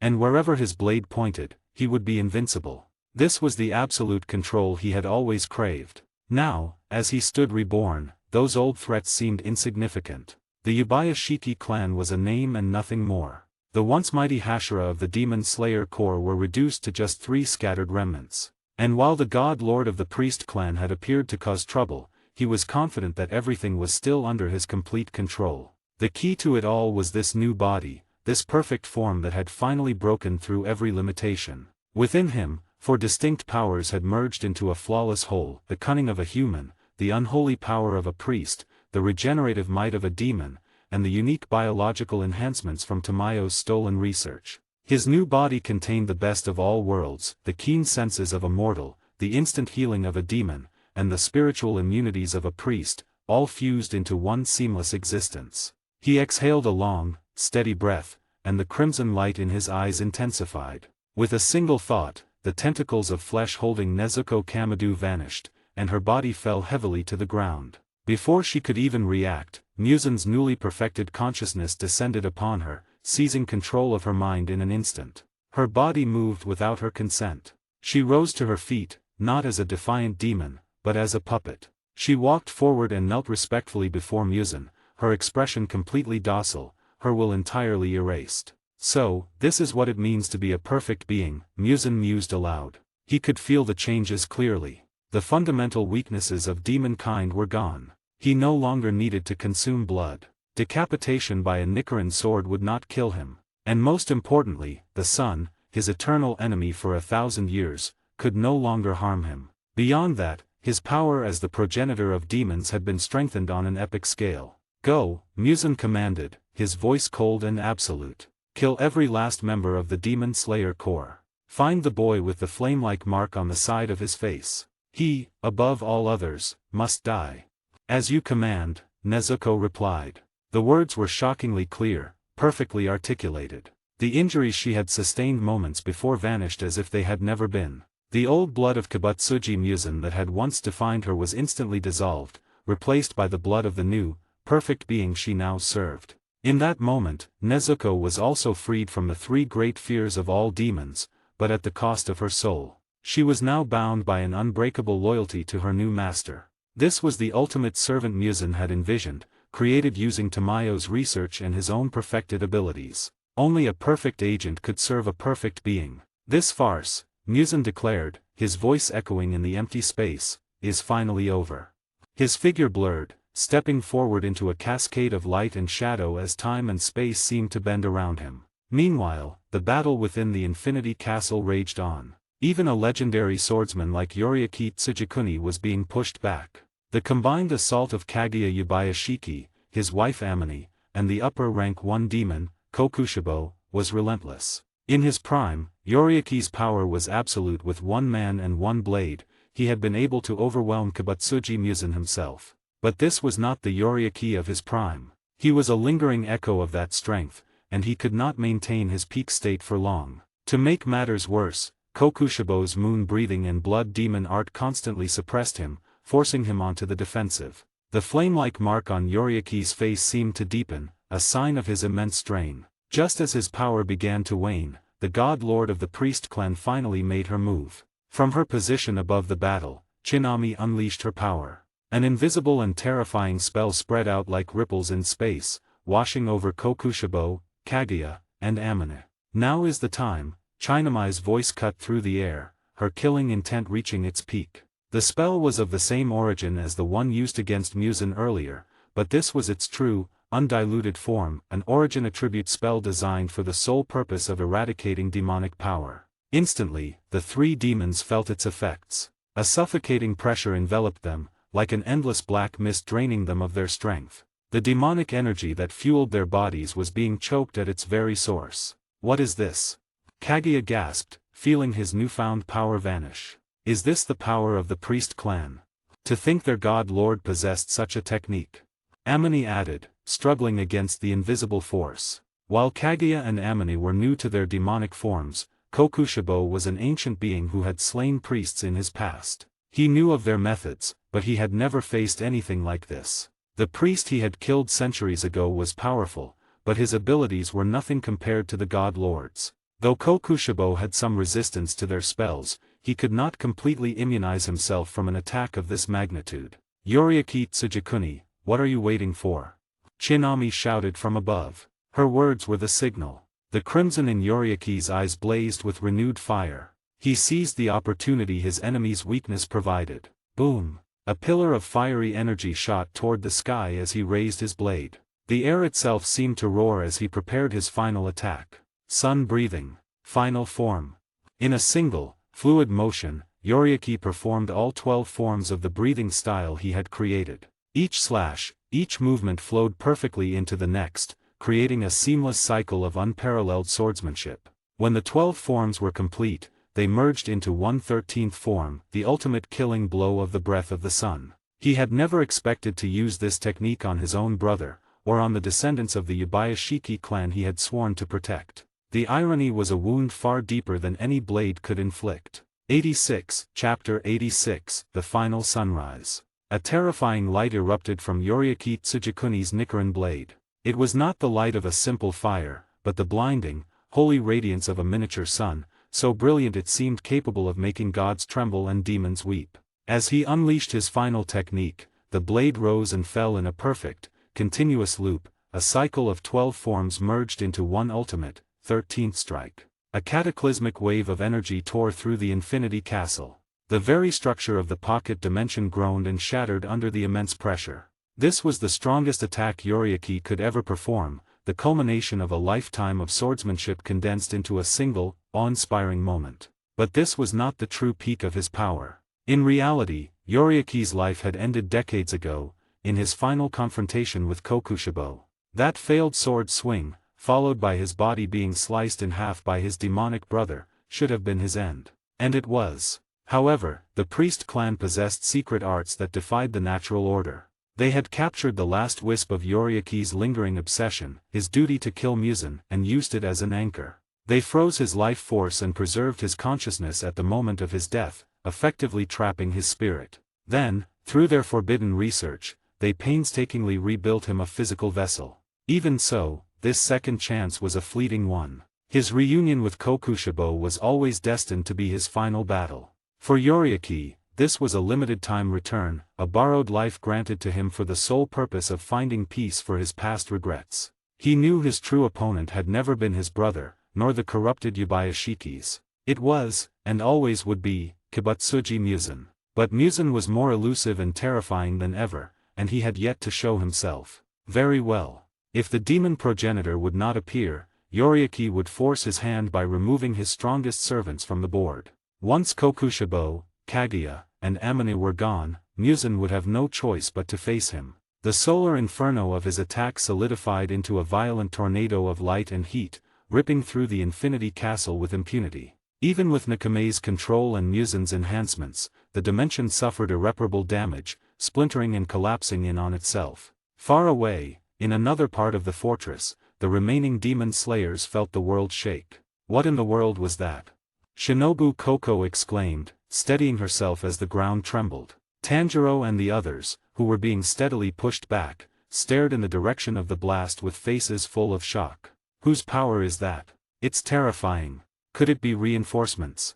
A desperate sliver of hope ignited in their hearts. If someone that powerful had arrived to help, then maybe all their sacrifices would not be in vain. In the eye of the storm, Chinami, the god lord of the priest clan, retreated abruptly, her expression a mask of cold calculation. The sheer destructive force of Yoriaki's attack was enough to annihilate anything in its path. Things had progressed to a point of no return. She knew Yoriaki was aware that the priest clan was using him, yet he fought on anyway, his desire to slay demons overriding all else. But her clan's goals were far more ambitious than simply killing demons. If Yoriaki were ever to learn the truth, that the priest clan was the true mastermind orchestrating events from the shadows, she couldn't predict how he would react. They had preserved his spirit for one reason, to use this fated rival as the ultimate weapon to restrain Muzan. They had never anticipated, however, that Muzan's own schemes would be so terrifyingly effective. While Chinami still held other trump cards,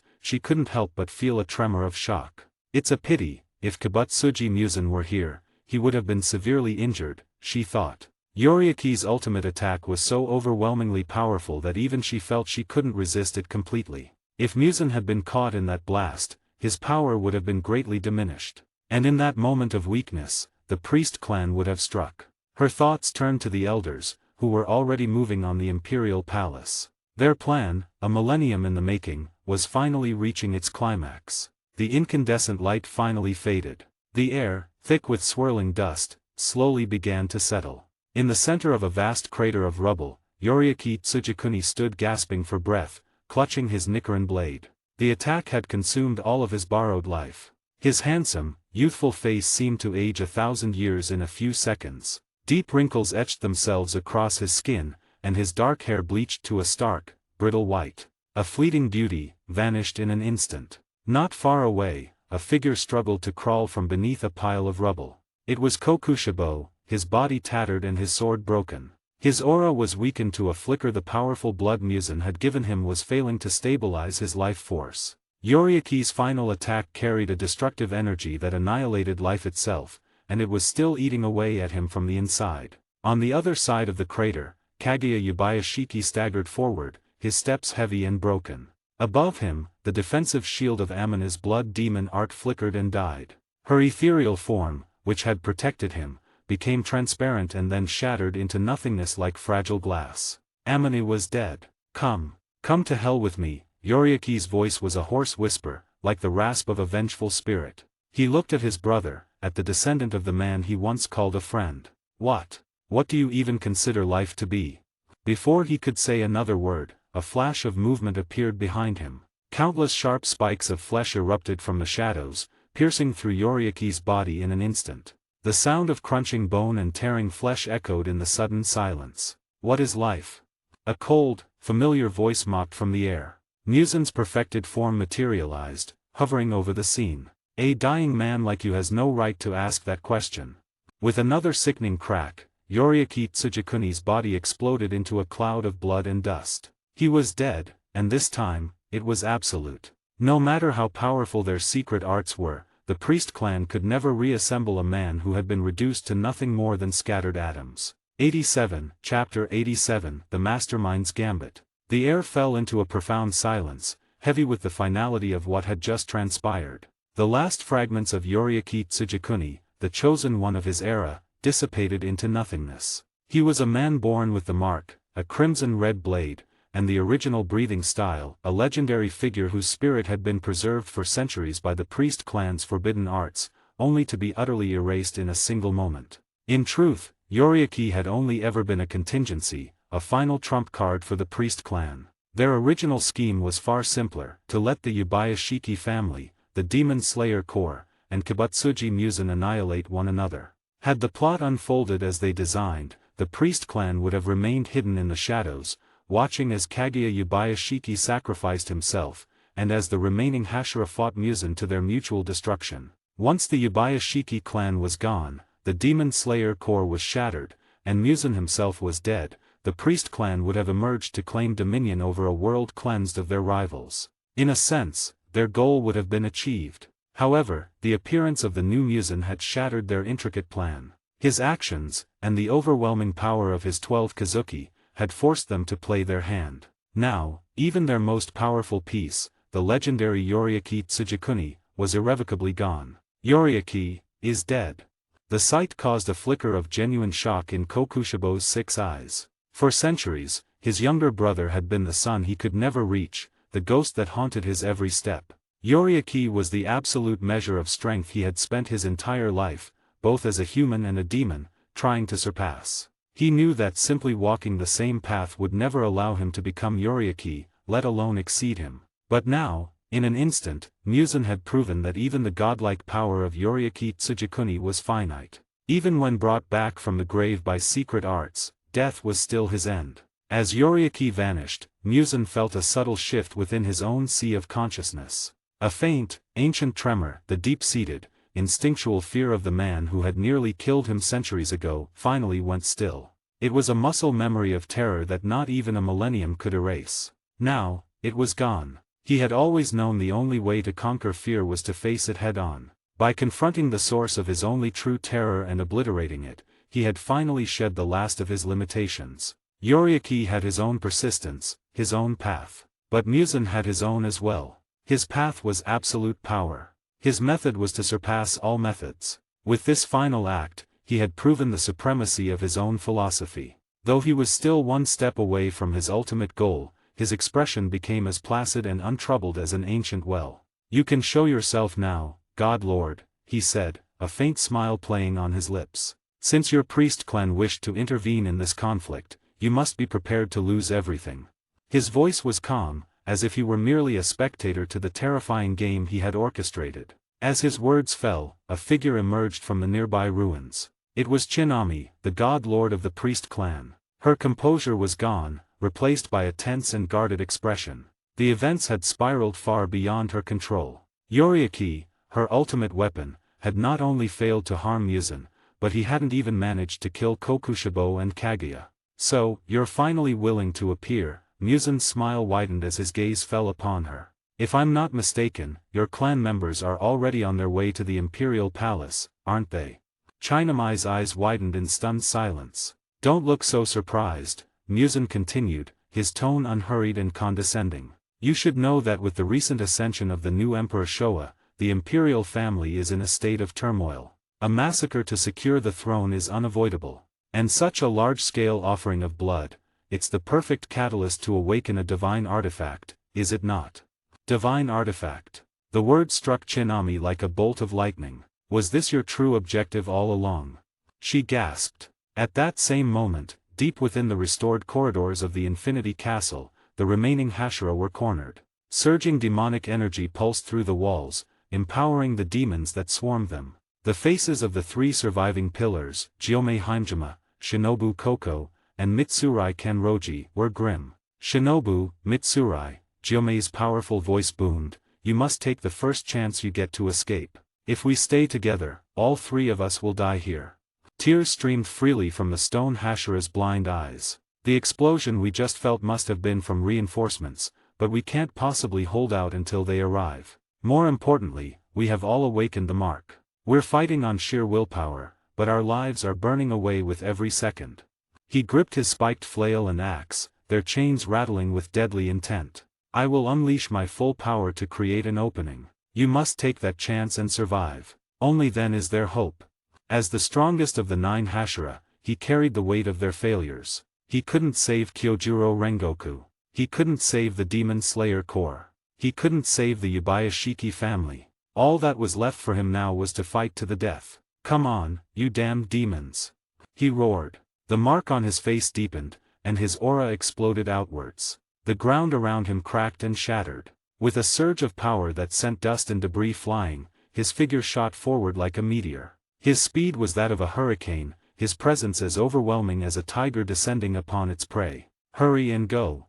His final command thundered through the air. Shinobu and Mitsurai, their own eyes filled with tears, trembled at his words. They prepared to move, to honor his sacrifice. Pfft! The next moment, a flash of light, impossibly fast, intercepted his charge. Before anyone could even register what had happened, Gyomei Haimjima's head was sent flying high into the air. His body collapsed, lifeless. His decapitated head spun through the darkness, tears still streaming from his closed eyes, as if weeping for the world he was leaving behind, a world about to be consumed by demons. 88, Chapter 88, The Fallen Pillar and the Corrupted Sister. Gyomei Haimjima, the stone Hashira, stood frozen for a split second, his powerful hand still clenched around his weapon. Then, in a horrific, silent motion, his head slid from his shoulders and tumbled to the ground. A fountain of blood erupted from his neck, spraying the air with a hot, crimson mist that seemed to hang in the air. Shinobu Koko and Mitsurai Kanroji watched,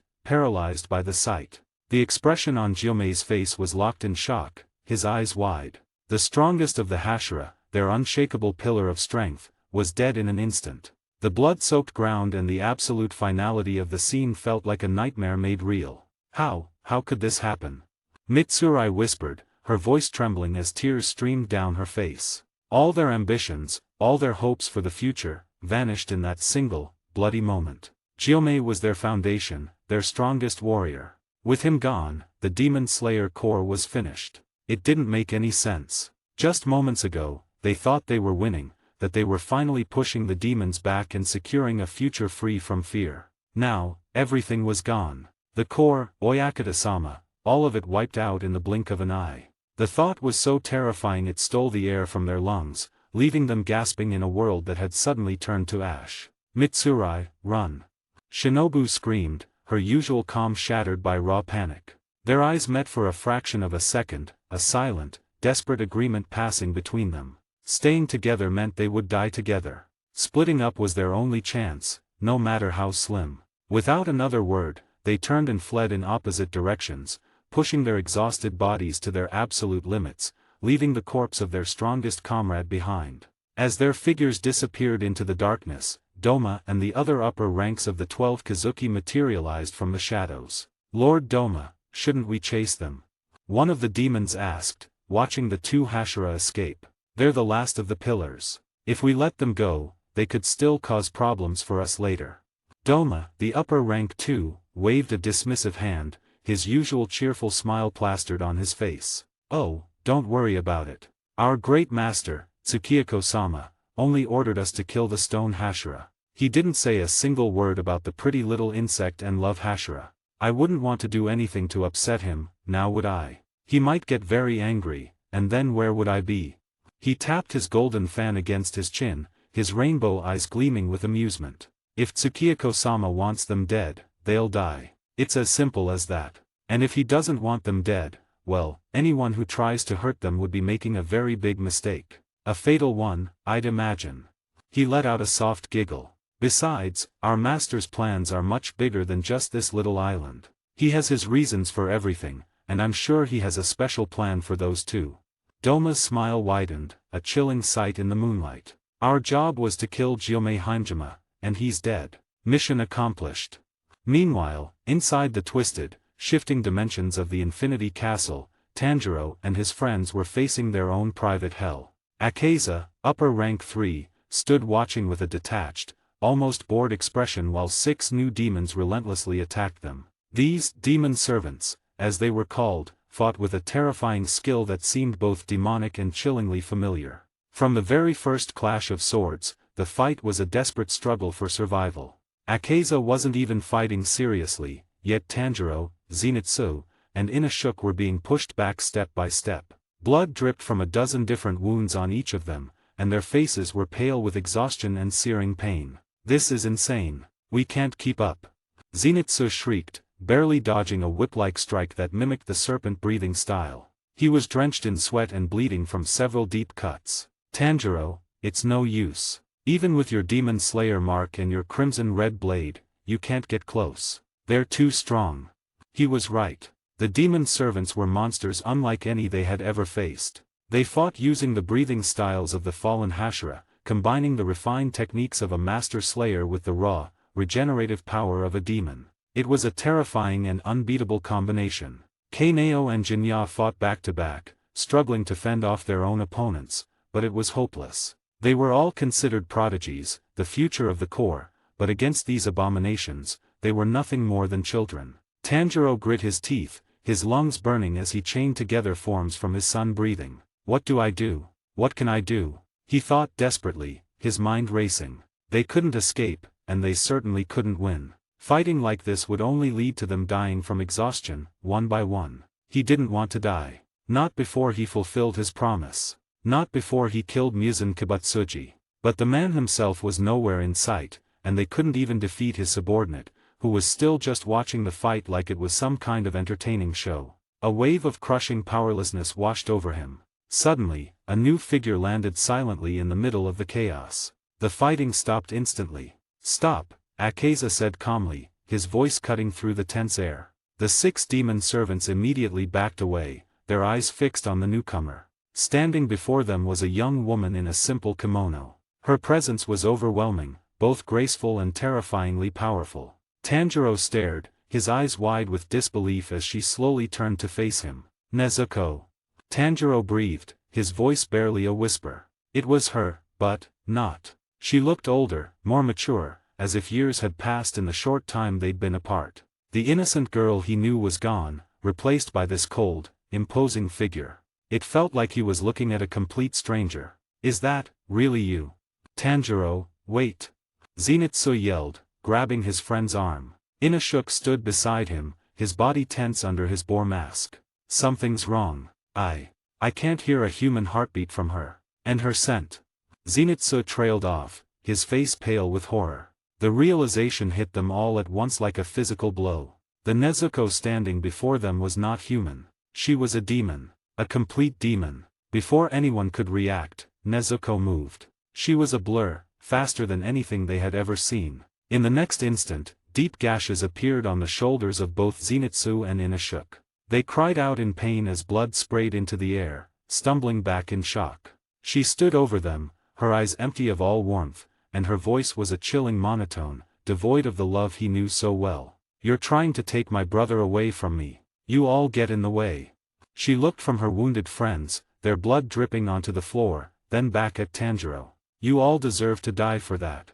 89, Chapter 89 Brother's Blade, Sister's Blood. No. The thought screamed through Tanjiro's mind, a desperate denial against the horror unfolding before him. "This isn't happening. My sister, Kamado Nezuko, is the kindest girl in the world. She would never hurt anyone. Even when she became a demon, she protected people. She couldn't." His memories of a gentle sister who cared for their younger siblings warred with the cold-eyed monster standing over his friends. As Tanjiro remained frozen in shock, Nezuko moved again. There was a sickening crunch as she struck Zenitsu. His arm didn't just break, it exploded in a shower of blood and bone fragments, the force of the blow sending him flying backward. Blood gushed from Inashuk's wounds as he tried to defend himself, his twin blades proving useless against her blinding speed. Even Akaza, who had been watching with casual indifference, seemed momentarily surprised by the display of raw power. A flicker of understanding crossed his face. He remembered being there when his master, Tsukiyako, had captured this girl. In the same instant, a silent command echoed in his mind, a direct transmission from Muzan himself: "The girl will handle this." Akaza's lips curled into a faint, cruel smile. This wasn't a simple battle, it was a performance. A psychological attack designed to shatter Kamado Tanjiro completely. The other fronts in the Infinity Castle were already under control. The Demon Slayer Corps was all but annihilated. This final act was purely for torment. And it was working. Tanjiro watched, his heart splintering. His kind, gentle sister had just crippled Zenitsu and gravely wounded Inashuk. Her attacks were impossibly fast even with his Demon Slayer mark active and his senses pushed to their limit in the transparent world. He could barely follow her movements. A surge of pure, undiluted hatred for Muzan burned through him, hotter than his own blade. This was his fault. This was what he had done. Tanjiro had joined the Demon Slayer Corps, endured hellish training, and fought countless demons for one reason and one reason only: to turn his sister back into a human. And now, that same sister was the monster he had sworn to destroy. "Nezuko." His voice cracked, a desperate, hopeless plea. "Nezuko, it's me. It's your brother." She didn't even flinch. As if his words were nothing but the wind, her figure blurred, vanishing from where she stood and reappearing directly beside Jinya Shinazugawa. "Damn it." Jinya swore, his finger already on the trigger of his firearm. He had seen what she did to the others and was ready to fire. But he was too slow. Before his finger could tighten, a sharp, wet crack echoed through the room. His entire arm, gun and all, was torn from his shoulder. A shrill, agonized scream erupted from his throat as he stumbled back, clutching the bloody stump. He couldn't believe it. This was the same quiet, well-behaved girl he'd traveled with. Flower-breathing, fourth form, Crimson Hanagoramo. Kaneo Tsuyuri finally made her move. She burst forward, her speed like lightning, her blade a graceful, flowing arc aimed at Nezuko's neck. Her movements were a beautiful, deadly dance. But Nezuko was faster. In the instant before Kaneo's blade could connect, Nezuko's presence simply vanished. Her aura, her scent, every trace of her disappeared completely. How is that possible? Kaneo's eyes widened in astonishment. No matter how skilled a warrior was, they always left some trace of their existence, some faint disturbance in the air. But Nezuko was gone, as if she had been erased from reality itself. "Kaneo, be careful. Above you." Tanjiro's warning roar came a second too late. A thin red line appeared across Kaneo's neck. For a moment, she just stood there, her pretty face frozen in surprise. The memories of her life, of her sisters at the Butterfly Mansion, of her time with Tanjiro and the others, flashed through her mind before everything went dark. Her body fell to the ground with a soft thud. Deader than dead. The air grew heavy, thick with a profound silence. Tanjiro felt as if he were standing alone in the deepest pit of hell. In just a few moments, Nezuko had single-handedly defeated Zenitsu, Inashuk, and Jinya, and had murdered Kaneo right in front of him. The grief was like a physical blow, but something else rose from beneath it, a burning, white-hot rage. There was no need to focus, no need to consciously awaken his mark, his crimson-red blade, or the transparent world. They erupted on their own, fueled by pure agony. His own sister had not only become a true demon, but she had killed his friends, his comrades. This was something Tanjiro could not, would not, tolerate. He had cried while slaying other demons, feeling pity for the tragic lives they had lived before their fall. But this? How could he pity this? How could he feel sorrow when the monster wearing his sister's face was the source of his deepest suffering? He gripped the hilt of his Nichiren sword so tightly his knuckles turned white. He could not endure it anymore. Even if the demon in front of him was his biological sister, his only remaining family, he had to make his move. Just as he coiled his muscles to strike, a soft, familiar voice, a voice from his happiest memories, floated into his ear. "Brother, are you going to kill me?" It was Nezuko's human voice, perfect and clear. For a heartbeat, Tanjiro froze, the sound shattering his resolve. In that single moment of hesitation, she attacked. Pain exploded in his shoulder as a blood arrow shot from the wound. He had instinctively dodged at the last second, otherwise, his entire arm would have been torn off. Ah! Ah! A roar of pure, animalistic rage ripped from Tanjiro's throat. He was no longer thinking, no longer grieving. He was utterly and completely enraged. Chapter 90, Flames of Despair. Why? The question was a silent scream in Tanjiro's soul. Why is this happening? Why are you torturing me like this? The air in the Infinity Castle was cold and still, thick with the smell of blood. The cheerful, kind-hearted boy known as Kamado Tanjiro was gone, replaced by a figure trembling with pure, unadulterated rage. He had always believed in maintaining a calm heart, even in the face of death. Anger was a useless emotion in battle. It clouded judgment and wasted energy. He had built his entire strength on that principle, pushing past his limits time and time again. That strength had filled him with a quiet confidence. He was confident he could save his sister, Nezuko, and bring her back from the darkness of being a demon. He was confident that, alongside his comrades in the Demon Slayer Corps, he could finally defeat Muzan Kibutsuji and end his reign of terror. But that confidence was now a pile of dust and ashes. The world he had imagined, a world where hard work and a good heart could overcome any tragedy, was a lie.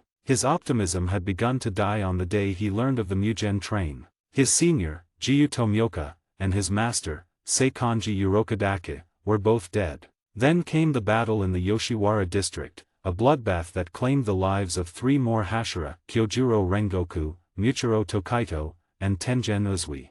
They had only survived because Kaguya Yubayashiki appeared at the last moment, sacrificing what little life he had left to unleash a power that held the demons at bay. All of it, every last drop of blood and every tear shed, led back to one source, Muzan. He, and the hypocritical clan of priests who had foolishly created the Demon King in the first place, were the cause of all this suffering. If it weren't for them, none of this would have happened. His sister would still be human. Buzz. A strange, humming sound pulled Tanjiro from his spiraling thoughts. In the next instant, a wave of demonic energy washed over him, and Nezuko was in his face. He threw himself back just as her claws sliced through the air where his head had been, leaving a deep gash across his forehead. A fraction of a second slower, and his brains would be splattered on the floor. "Nezuko, please." Tanjiro gasped, his voice cracking. He wanted to believe that the sound of his voice, the voice of the older brother who had protected her all her life, could break through the demonic curse. He desperately clung to the hope that their bond was strong enough to bring her back. But as his desperate plea left his lips, he saw her eyes flash with something that looked like cunning. While his attention was on her, she moved. Thump, thump. 2 sickening sounds echoed behind him. Zenitsu and Inashuk, already bleeding and disarmed, were struck again and thrown across the room like broken dolls, leaving trails of blood in their wake. They didn't even have the strength left to scream. No. That was the final straw. A guttural roar tore from Tanjiro's lungs as he launched himself forward, his Nichiren sword a black streak aimed directly at Nezuko. He finally had to admit the truth, a truth so painful it felt like his heart was being ripped from his chest. The Kamadu Nezuko standing before him had lost herself completely. Her earlier hesitation, her familiar voice, it was all a disguise, a cruel trick to lower his guard. The real Nezuko, his kind, precious little sister, was already dead. This was just a demon wearing her face. In that moment of crushing realization, Tanjiro felt as if he had aged 100 years. The light in his eyes dimmed, and the last of his hope died. There was no going back. As despair washed over him, an intense, searing heat suddenly surged from his blade. The black steel of his sword glowed and then erupted into a brilliant, fiery red. Boiling waves of heat radiated from his body as the demon slayer mark on his forehead burned like a brand. From across the room, Akeza watched with keen interest. So, he murmured to himself, this is it. The crimson red blade, the mark, the transparent world, the ultimate power of the demon slayers that Tsukiyako-sama warned us about. He let out a low chuckle. To force a boy to unlock his greatest power only to make him face his own sister. The cruelty was exquisite. A single word escaped Nezuko's lips, clear and sharp in the tense air. Good.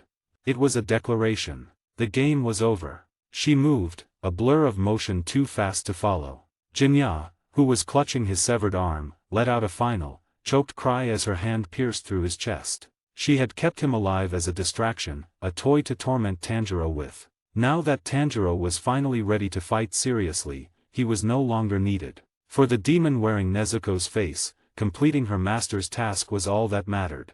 Everything else was worthless. With a final, mournful cry, Tanjiro raised his burning sword. His opening stance was not of the water breathing his master had taught him. It was the dance of his ancestors, the ritual his father had performed every year. The Hinokamai Kagura.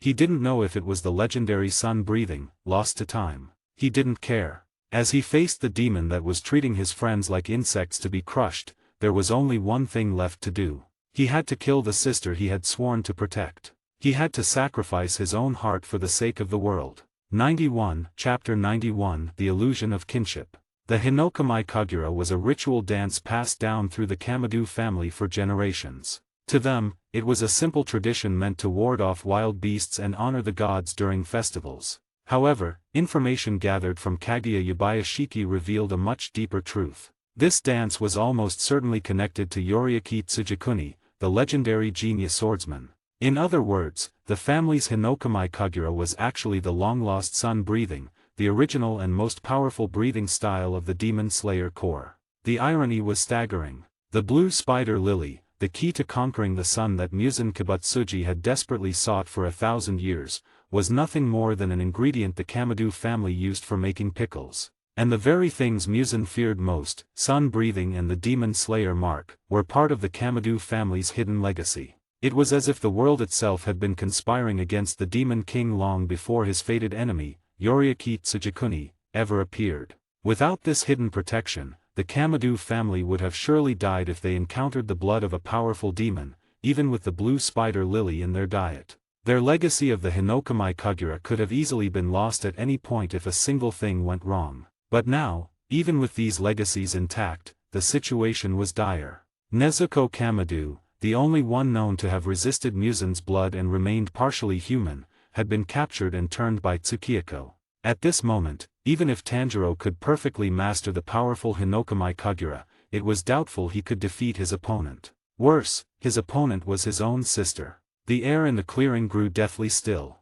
Tanjiro stood frozen, his hands gripping his Nichiren sword. Just a moment ago, Nezuko had been reveling in slaughter, but now, she had suddenly lunged forward, directly onto the blade he held. Poof! The sharp sword pierced through her body without any resistance. Dark red blood dripped from the wound, and for a fleeting moment, the demonic face before him seemed to merge with the gentle girl from his memories. You.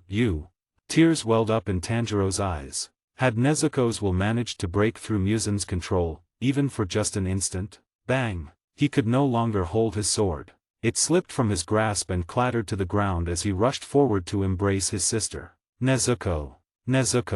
Nizu. Before he could say her name a third time, a cold, emotionless voice whispered in his ear. Did you really fall for that? You're just too easy to fool, brother. A chilling terror washed over Tanjiro. Crack. In the next instant, a sharp pain shot through his back as something pierced his spine and exited through his shoulder blade. Sharp blows then struck the joints in his legs, and he collapsed to his knees with a heavy thud. Whoosh! A brilliant saber light flashed before his eyes, and a familiar yet terrifyingly strange face appeared before him. You. It was Nezuko, but not the sister from his memories. Her eyes were cold and merciless. Maybe in your next life, you shouldn't be so quick to trust women. A cruel sneer twisted her beautiful face. After all, my blood demon art creates the most powerful illusions. Poof! A thin red line appeared across Tanjiro's neck. A moment later, blood sprayed from the wound. Bang! His body slammed heavily onto the ground. Kamado Tanjiro, of the Demon Slayer Corps, was dead. At that same moment, inside the Infinity Castle, a smile returned to Tsukioko's face. He could sense that the other two battles had finally concluded. Everything was unfolding exactly as he had calculated. Without exaggeration, even the deaths of the stone Hashira, Gyomei Haimjima, and that stubborn boy, Tanjiro Kamado, were results he had specifically arranged. Gyomei Haimjima was known as the strongest of the 9 Hashira, but his age was a significant weakness. After awakening his mark, his remaining lifespan grew incredibly short, so he rarely used his full power unless it was absolutely necessary. Now, he was in a position where he couldn't save anyone, not Kaguya Yubayashiki or any other member of the Demon Slayer Corps. Even more tragic was the revelation that the priest clan, the very people they believed were their saviors, was the mastermind behind everything. This truth had driven Kaguya to despair and ultimately led him to become a demon. How could Gyomei, the strongest of the Hashira, have fared any differently? It was less that he was killed and more that he actively sought death. He couldn't save the Yubayashikis, whose fates were unknown, nor could he salvage the crumbling Demon Slayer Corps. He certainly couldn't reverse the devastating game Tsukioko had set in motion. In such a hopeless situation, death was his only remaining option. Tanjiro's death, on the other hand, was almost frustrating. He had awakened his mark, mastered the Crimson Red Blade, and even unlocked the Transparent World. Against a newly turned Nezuko who had little combat experience, even with Tsukioko's blood, the outcome of their fight should have been uncertain. However, Nezuko's blood demon art repeatedly used their sibling bond as a weapon, completely shattering Tanjiro's will to fight. He was mentally broken. In that state, there was no chance for victory. The outcome was exactly as Tsukioko had predicted. Tanjiro was killed by Nezuko without any real struggle. With things having progressed this far, only one obstacle remained: the so-called priest clan. How is this possible? Chinami, the leader of the priest clan, stared at Tsukioko, her face a mask of grim despair. In the incredibly brief time they had been fighting, the nearly dead Kokushibo had completely recovered. Kaguya Yubayashiki, too, had regenerated. And above his head, the body of Amane, who had exploded moments earlier, was already reforming. The one-on-one confrontation had instantly become a 4-on-1 battle. And the most terrifying of them, Tsukioko, was at his full strength. 92 Chapter 92 The World's Will. The air inside the Infinity Castle grew deathly still. The face of the Divine Lord, Chinami, was incredibly grim. Her original plan had been to use this confrontation with Muzan Kibutsuji to gain an unexpected advantage. She had even revealed their trump card, Yoriaki Tsujikuni, not only to target Kokushibo but Muzan himself. But she had never expected Tsukioko to turn the Yubayashiki couple into demons, using their new bloodline to suppress everything. The most absurd part was that a power like Yoriaki Tsujikuni was only truly effective against Muzan at his peak. The legendary swordsman's brief return was meant to be a show of overwhelming divine might, but Tsukioko's calculations had been perfect. By the time he appeared, Yoriaki was already weakened and was instantly defeated. That devastating turn of events, combined with the earlier deaths of her 6 guardian priests, made Chinami realize just how severe the situation had become. If she couldn't suppress Tsukioko now, her only option would be to flee immediately. However, the entire barrier around them was now the Infinity Castle, which had fused with the Yubayashiki estate and other locations. Even with her own terrifying sorcery, she felt a profound sense of powerlessness. Now that things have come to this, everything can finally come to a perfect end. A calm smile spread across Tsukioko's face. To Chinami, that smile was infuriating. It signified that the thousands of years of effort by her priest clan had all been for nothing. Surely you still have one last trick up your sleeve, Divine Lord, Tsukioko's voice echoed in the silence. Although he had already forced her to reveal several of her trump cards, he knew an organization that had hidden in the shadows for 1,000 years must have more secrets. More importantly, Tsukioko knew his actions were like defying fate itself. He had even eliminated the so-called Child of Destiny, Tanjiro Kamado, pushing the world's story to a point of no return. He couldn't be certain if the will of the world would choose to directly intervene. He had a counter for that, but he needed his opponent to make the first move. Muzan Kibutsuji, do you really think you've won? Just as Tsukioko predicted, even a woman as elegant and calm as Chinami was beginning to lose her composure. You should know that since ancient times, evil has never triumphed over good. The moment a demon king like you appeared in this world, your destruction was already sealed. Originally, our priest clan had everything under control, but your actions, starting from Fushikazen Mountain, threw everything into chaos. Though Chinami had never read a manga, the unique abilities of the priest clan had allowed them to foresee and arrange many things. But now, when faced with this new version of Muzan Kibutsuji, all their plans had failed. One or two failures could be explained away, but as he broke through every one of their arrangements, they finally understood. This Muzan was completely different. After careful review, they concluded that everything had changed during the Demon Slayer Corps' final selection on Fushikazen Mountain. Is that so? Tsukioko's face remained perfectly calm as he faced her hysteria. And I suppose your so-called priest clan, scheming against all beings and using the Yubayashiki family and the Demon Slayer Corps as pawns, is what you call destiny. A small smile played on his lips. Destiny isn't spoken, it's made. Whether human or demon, no one can simply stand by and wait for it. If your plans were weak, you should never have entered the game in the first place. Those simple words were the ultimate mockery. Pure rage filled Chinami's eyes. In that case, let's perish together. A cold smile suddenly appeared on her face. She knew Muzan had one final goal, to steal the 3 sacred treasures of the Japanese imperial family through Prince Showa. The Kuzenagi no Tsurugai, the Yata no Kagami, the Yasakani no Magatama.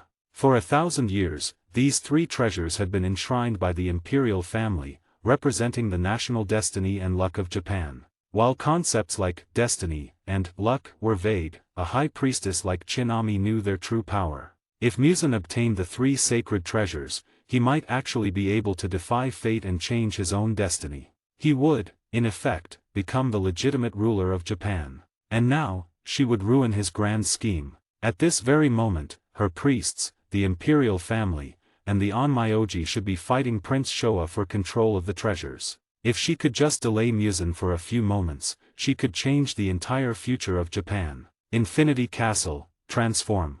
However, before her sorcery could even begin to take shape, Tsukioko spoke softly, a smile in his voice. Buzz, buzz, buzz. Suddenly, the world spun around them. Countless afterimages stretched across the void as intersecting timelines seemed to converge. In the next instant, they were all standing inside the Imperial Palace of Japan. Boom, boom, boom. The moment they arrived, a terrifyingly fierce killing intent erupted in the air. A figure shrouded in a blood-red shadow shot through the hall, holding 3 ornate boxes. Those are the 3 sacred treasures.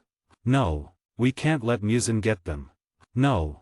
Instantly, the powerful members of the priest clan let out cries of absolute despair. 93, Chapter 93, Imperial Bloodlines. Whoosh, whoosh, whoosh. Inside the Imperial Palace, a barrage of attacks from the Onmyoji slammed into the blood-red shadow. A wave of powerful energy rippled out from the figure, but a terrifying counterforce from its body repelled every single spell. The next moment, the shadow dissipated, revealing his true appearance to everyone. It was the current crown prince of the Japanese imperial family, Showa. However, since he had already killed Emperor Taisho, and there was no one else in the imperial family with such a pure bloodline, it was no exaggeration to call him Emperor Showa. Buzz, buzz, buzz. Instantly, the 3 boxes in his hands erupted with a light so brilliant it was impossible to look at directly. The Kuzenagi no Tsurugai, the Yata no Kagami, and the Yasakani no Magatama, the 3 most sacred and mysterious treasures of Japan, had appeared all at once, and they were under Emperor Showa's control. On the surface, he appeared human, but in reality, he was nothing more than a puppet controlled by Tsukiyako. This, too, was part of Tsukiyako's meticulous plan. He knew that the essence of his soul did not originate from this world. If he tried to wield these divine artifacts himself, he would likely suffer a severe backlash from their sacred power. It was the same reason he had avoided a direct, one-on-one duel with Yoriaki Tsujikuni. He refused to introduce any variables that could disrupt his plans. Yoriaki's power was vastly different when facing Muzan compared to anyone else, and a direct confrontation was an unnecessary risk. Similarly, the imperial family's sacred treasures were bound by the legacy and restrictions of their unique bloodline.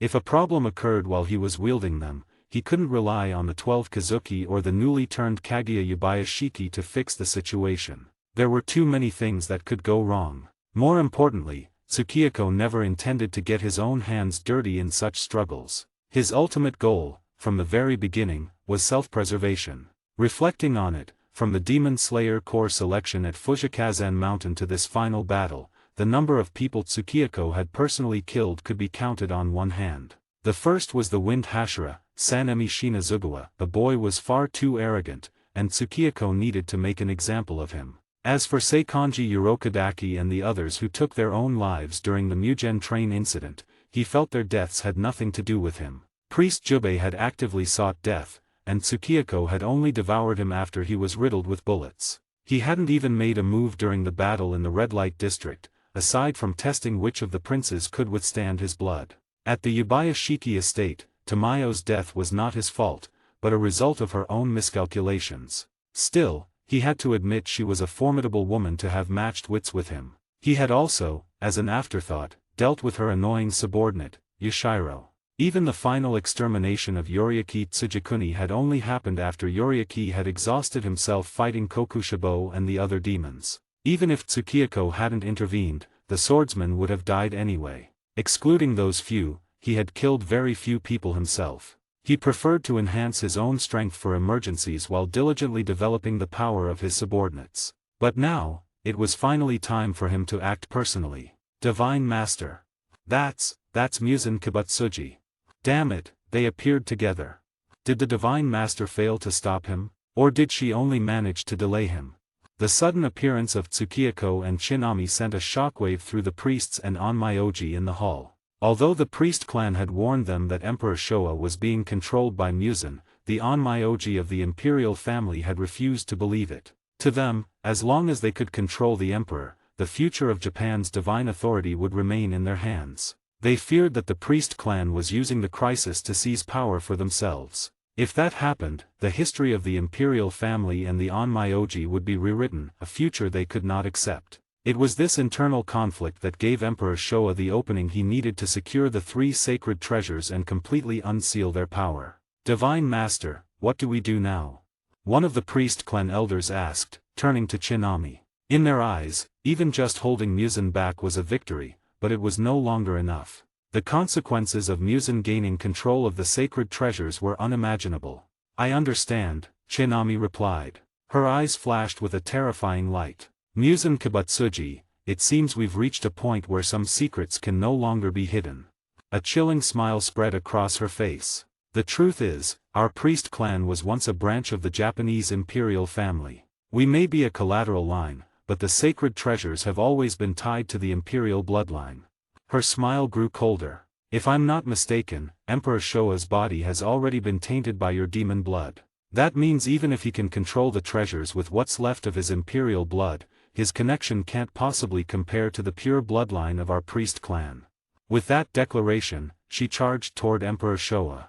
A thin trickle of fresh blood dripped from her wrist, and the air around it began to tremble. Boom! The next moment, a surge of uncontrollable power erupted from the 3 sacred treasures of the Japanese imperial family. 94, Chapter 94, A Treacherous Gambit for the 3 Sacred Treasures. Boom! An overwhelming power suddenly erupted from Shinami, the leader of the priest clan. It surged outwards, enveloping the 3 sacred treasures in an instant. Everything she had claimed was true. The so-called priest clan was not just a lineage of priests, they were a forgotten branch of the Japanese imperial family. This revelation cast their actions in a new, sinister light. It was now clear why they had spent so many years secretly supporting the Yubayashiki family and the Demon Slayer Corps in their fight against Muzan Kibutsuji. Their ultimate goal was to rule Japan once more, to reclaim the throne they believed was rightfully theirs. Their grand strategy was simple: wait for Kibutsuji Muzan to be dealt with, and in the ensuing chaos,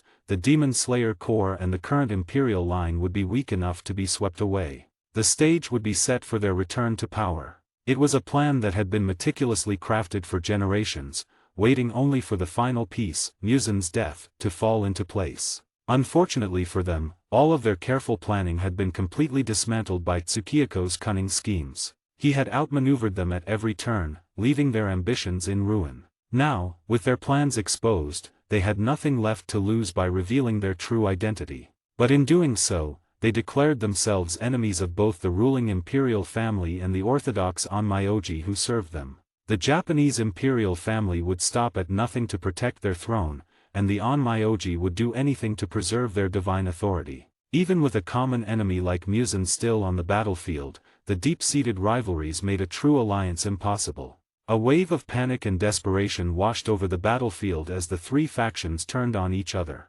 "Stop her. Don't let her get the three sacred treasures," a royal guard screamed. "Forget her for now. Control Emperor Showa. It's our last chance." An Onmyoji shouted back. "No, the treasures are the key. We have to seize them first." Another voice from the priest clan roared.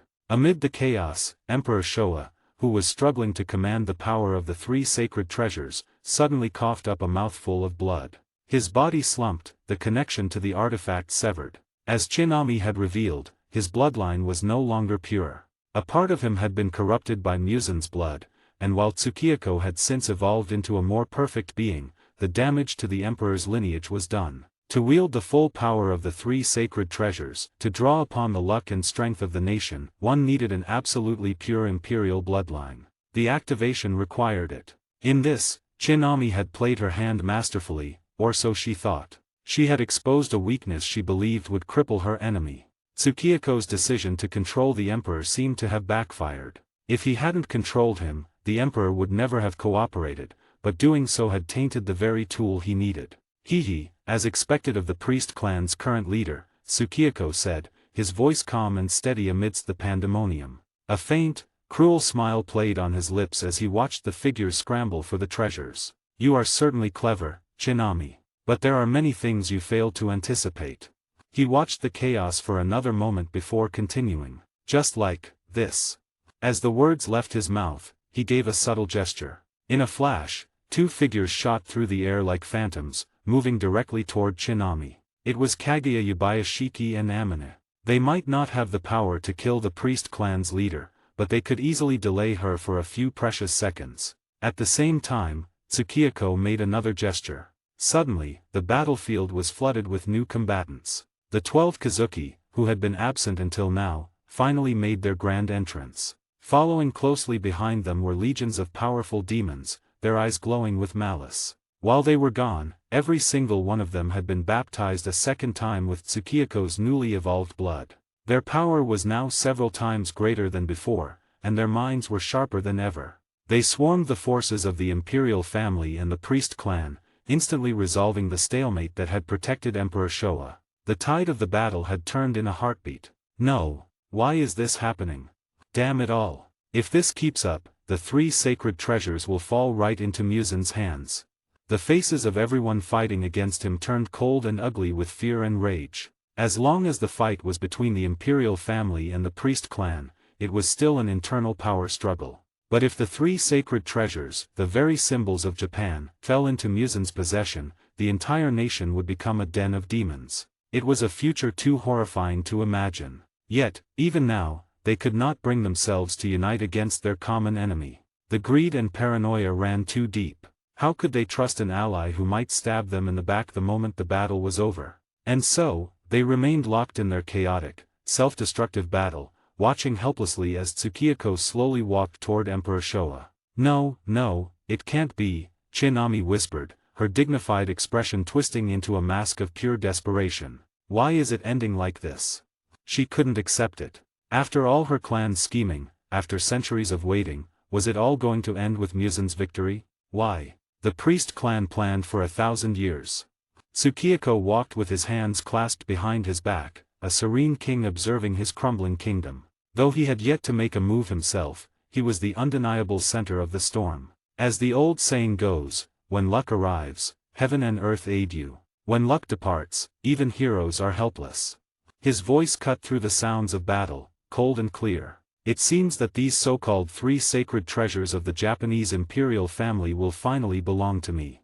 His form flickered, and in the next instant, he appeared directly beside Emperor Showa. He reached out, his hand about to close around the ornate box containing the artifacts. Crack! Boom! Just as his fingers were about to touch the box, the sky above roared to life. Massive, surging arcs of lightning tore through the air, weaving together into a furious tempest that descended directly upon Tsukiyako. 95, Chapter 95, The Worlds Will Intervenes, The Final Transformation. Boom! A cataclysmic roar tore through the sky. A storm of divine lightning materialized from nothing, punching through the impossible architecture of the Infinity Castle as if it were paper. Fierce, blinding bolts of energy hammered down, all aimed at a single target, Tsukiyako. The power was ferocious, enough to vaporize anything it touched. And yet, it never touched him. No matter how terrifying the lightning was, it only ever scorched the ground where he had been a fraction of a second before. Every time a bolt was about to connect, his figure would simply vanish and reappear a few feet away, completely unharmed. He moved with an effortless grace, treating the wrath of the heavens as a minor inconvenience. The sight plunged everyone into a state of stunned disbelief. My God, what is happening? Someone stammered. Could this be the legendary, heaven's judgment? An onmyoji whispered in awe. It seems even the heavens don't want Kibutsuji Muzan to win. Even Chinamai's face was pale with a deep, unsettling fear. The power Muzan had displayed was beyond anything they could have imagined. It was no exaggeration to say that if he hadn't been toying with them, if he hadn't been so cautious and deliberate, he could have slaughtered every powerhouse from the priest clan and the imperial family already. Even now, with a divine storm trying to smite him, he was still in complete control. If not for this sudden intervention, the 3 sacred treasures would already be in his hands. And once he unlocked their power, he would possess the legitimate imperial authority of Japan. At that point, their clans, their spells, and even the destiny of the nation would become meaningless. The luck of the country was tied to the imperial family and the divine artifacts they guarded. With the immense power Tsukiyako already possessed, it wouldn't take him long to master the treasures completely. A wild, desperate laugh suddenly cut through the air. It was Chinami. Ha ha ha, you didn't expect this, did you, Kibutsuji Muzan? She shrieked, her voice filled with a manic sliver of hope. It seems even heaven refuses to let you have the imperial family's 3 sacred treasures. Everyone, this is our last chance. No matter who wins or loses between us, this country will at least remain the Japanese Empire. But if he wins, it will be transformed into an empire of demons. Her words struck a chord. The chaotic infighting came to an abrupt halt. Before, they were consumed by their own greed and ambition, but the divine lightning had finally made them understand. If they continued to fight each other, they would all die here, and the nation they were fighting over would be lost forever. For the first time, a common belief united them. Kill him. We have to kill him now. This is our last chance. In an instant, hundreds of warriors from opposing factions turned as one, their combined killing intent focused solely on Tsukiyako. As he continued to effortlessly dodge the lightning, Tsukiyako's expression finally turned stern. This was no ordinary storm. It seems the so-called world will has finally decided to intervene, he mused to himself. All of his actions had been within the established rules of this world, yet he was still met with direct resistance from the heavens. Perhaps it was because his victory would mean the complete extinction of humanity. That was a future that not only Chinami and her allies could not accept, but one that the very consciousness of the world could not allow to happen. But, it doesn't matter. A radiant, chilling smile spread across his face. Because this is still within my original plan. Reorganizing the 12 Kazuki, unleashing chaos in Tokyo, destroying the Yubayashiki clan, and settling his scores with the Demon Slayer Corps, every step had gone according to plan. The only slight surprise was that the world will had chosen to interfere so directly. There are 2 paths to transcendence, he thought, his smile widening. One can establish an empire and pass down their will through generations. Or one can achieve immortality through great deeds and words, passing it down through family. But it seems that establishing a nation purely of demons in this world is not a viable path. With that final thought, his plan shifted into its final phase. He raised his hands, and the blood within him began to surge. Boom! This time, he didn't dodge. A massive bolt of divine lightning struck him head-on. A brilliant flash of light erupted, so bright that it forced everyone to shield their eyes. When the light faded, they expected to see nothing but ash. Instead, Tsukiyako stood in the center of a smoldering crater, completely unharmed. "Since it is my blood," he said softly, a faint arc on his lips, "it is time for you to return it." A strange hum filled the air. All at once, the bodies of the 12 Kazuki, who were still fighting on the battlefield, began to flicker and turn translucent. The source of their incredible power, their blood demon art, was the blood they had received from him. Now, he was calling in his debt. "What? No, what's happening?" A demon cried out in confusion. "I don't know. My body. I can feel it melting away." Upper rank 1, Kokushibo, simply closed his 6 eyes. "It seems this is our ultimate fate."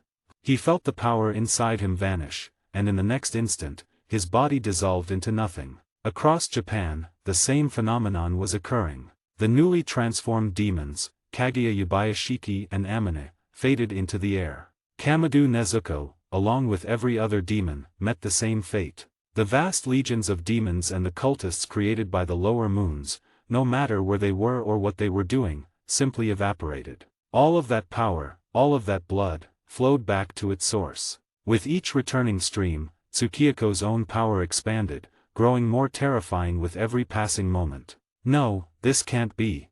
Is his power going to transcend dimensions? When Tsukiyako opened his eyes again, they were completely devoid of emotion. His sharp, cold gaze swept across the land, seeing everything and feeling nothing. "The strong destroy the old world," he declared, his voice a flat, omnipotent monotone. "Great men create the new world."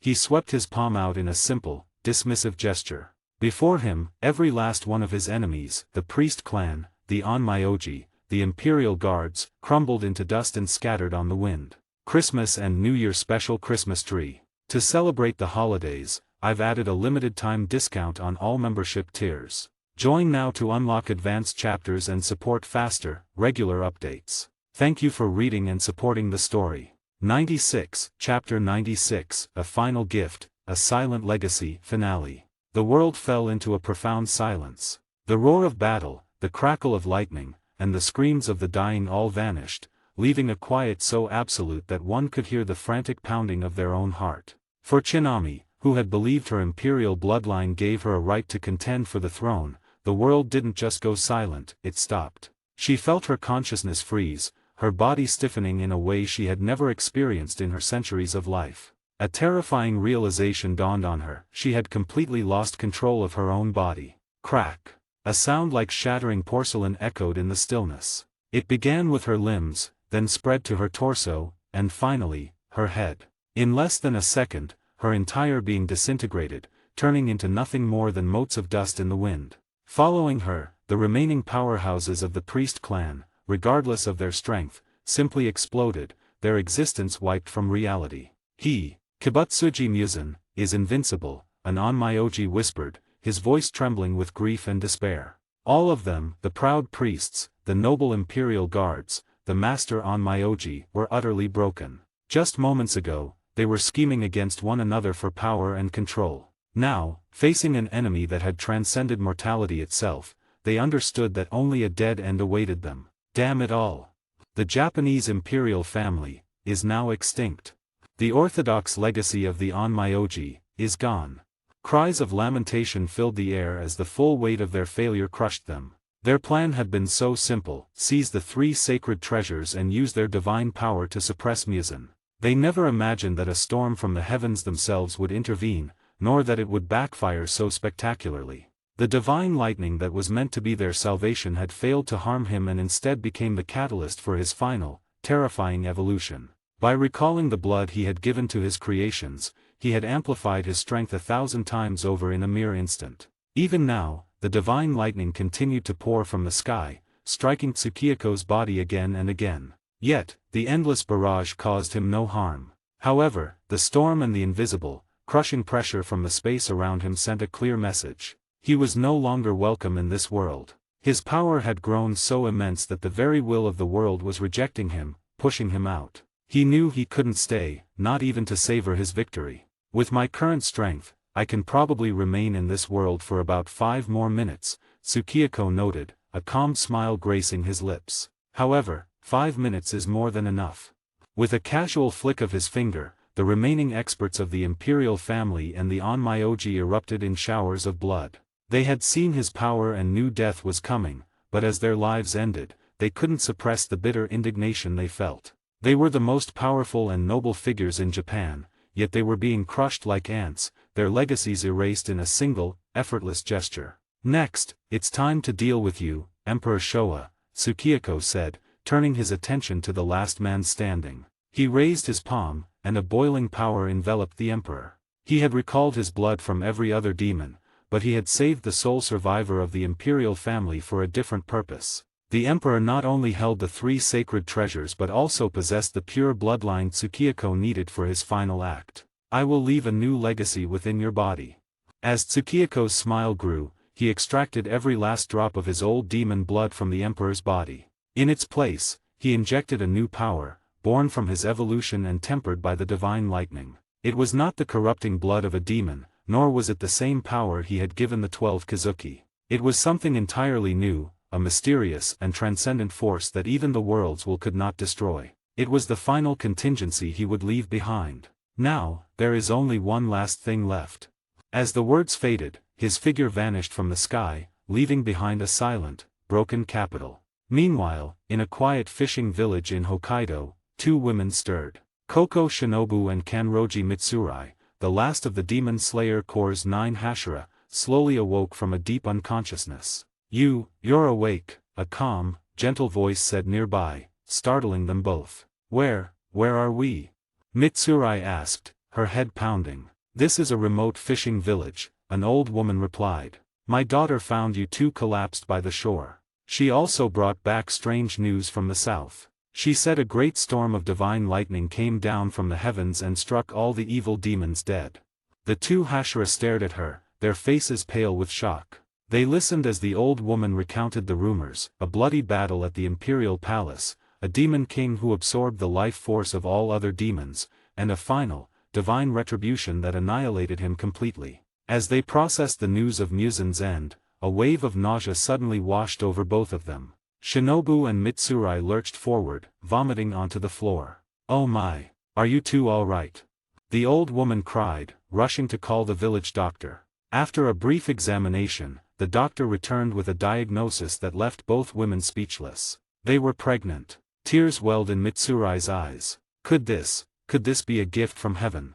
Shinobu placed a hand on her own stomach, a flicker of stunned hope in her gaze. It must be. If these are children bestowed upon us by heaven, then we must raise them. We'll continue the will of Yubayashiki-sama and the Demon Slayer Corps through them. They looked at each other, finding a new purpose in their shared grief. It was all they had left to honor their fallen comrades. But what was being nurtured inside them was not a gift from heaven. It was not life as they knew it. Growing within them were 2 silent, dormant seeds, the final, perfect product of Muzan's ascension. It was a legacy he had implanted within the last of his enemies before he departed. This was Tsukiyako's final gift to the world he was leaving behind, the promise of a new world, born from the ashes of theirs. Christmas and New Year special Christmas tree. To celebrate the holidays, I've added a limited time discount on all membership tiers. Join now to unlock advanced chapters and support faster, regular updates. Thank you for reading and supporting the story. 97, Chapter 97, Extra, a desperate plea to an immortal legend. Naruto World. Late at night, the ruins of Whirlpool Village. Amidst crumbling walls and windswept sands stood the remains of what was once a great power. The Uzumaki clan, a ninja clan celebrated throughout the shinobi world for their mastery of sealing techniques, had been utterly destroyed here. During their final, desperate battle to defend Whirlpool Village, their staunchest ally, Konoha, never sent a single soldier for reinforcement. This betrayal sealed the fate of the once proud clan. In the eyes of the 5 great nations and the many ninja villages that feared them, the Uzumaki were a clan that deserved their tragic end. And so, their wish was granted. Whirlpool Village was wiped from the map, and the few surviving members of the Uzumaki clan scattered across the land, forced to hide their heritage. The village became nothing more than a mass grave, a desolate place that people avoided. But tonight, the silence was broken. Accompanied by the faint whisper of movement, figures clad in black tactical gear appeared one by one in the moonlit ruins. A sharp, powerful aura radiated from them, marking them as top-tier shinobi, experts even by the high standards of the ninja world. It was strange for such powerful individuals to gather in a forgotten place like this. Clan Chief, is the news you received true? Is every move our Uchiha clan makes really being monitored by the village? One of them asked, his voice low and tense. He's right, Clan Chief, another added, his tone filled with urgency. The Uchiha are facing troubles from both inside and out. The conflict is getting worse every day. We have to find a way to solve this. Their words revealed their identities. They were members of the Uchiha, one of the most powerful clans from Konoha, the hidden village of the Land of Fire. Along with the Senju, the Uchiha were the founding clan of Konoha. But while the Senju had long since disbanded and integrated fully into the village, the Uchiha remained separate. They had always stood united, rarely marrying outside the clan and holding the controversial position of Konoha's military police force. It was a simple title, but a sensitive one. It put them at odds with nearly everyone else in the village and created endless problems for themselves. Still, it was a position of power, and the Uchiha would never give it up willingly. But now, the Uchiha clan had reached a breaking point. Everyone, I know and understand the clan's conflicts and our current situation in Konoha, the leader of the group said. He removed his mask, revealing a square, dignified face etched with righteousness. If he were to show his face in Konoha, anyone would recognize him instantly. He was Uchiha Fugaku, the current head of the Uchiha clan. He was also the father of the prodigious Uchiha Itachi and his younger brother, Sasuke. He was a man who, despite having awakened the legendary Mangekyo Sharingan, would one day stand by and do nothing as his entire family was slaughtered. The men behind him were the elite of the Uchiha clan, its most skilled warriors and brightest minds. Among them, however, two figures stood out. Their smaller frames and different auras set them apart from the seasoned veterans around them. Itachi, Sasuke, Fugaku said, his gaze briefly passing over his two sons before settling on the desolate ruins of the Uzumaki village. His voice was calm, almost unnervingly so. You two must have heard the stories, the immortal legend of the divine being, Tsukiyako. Haven't you?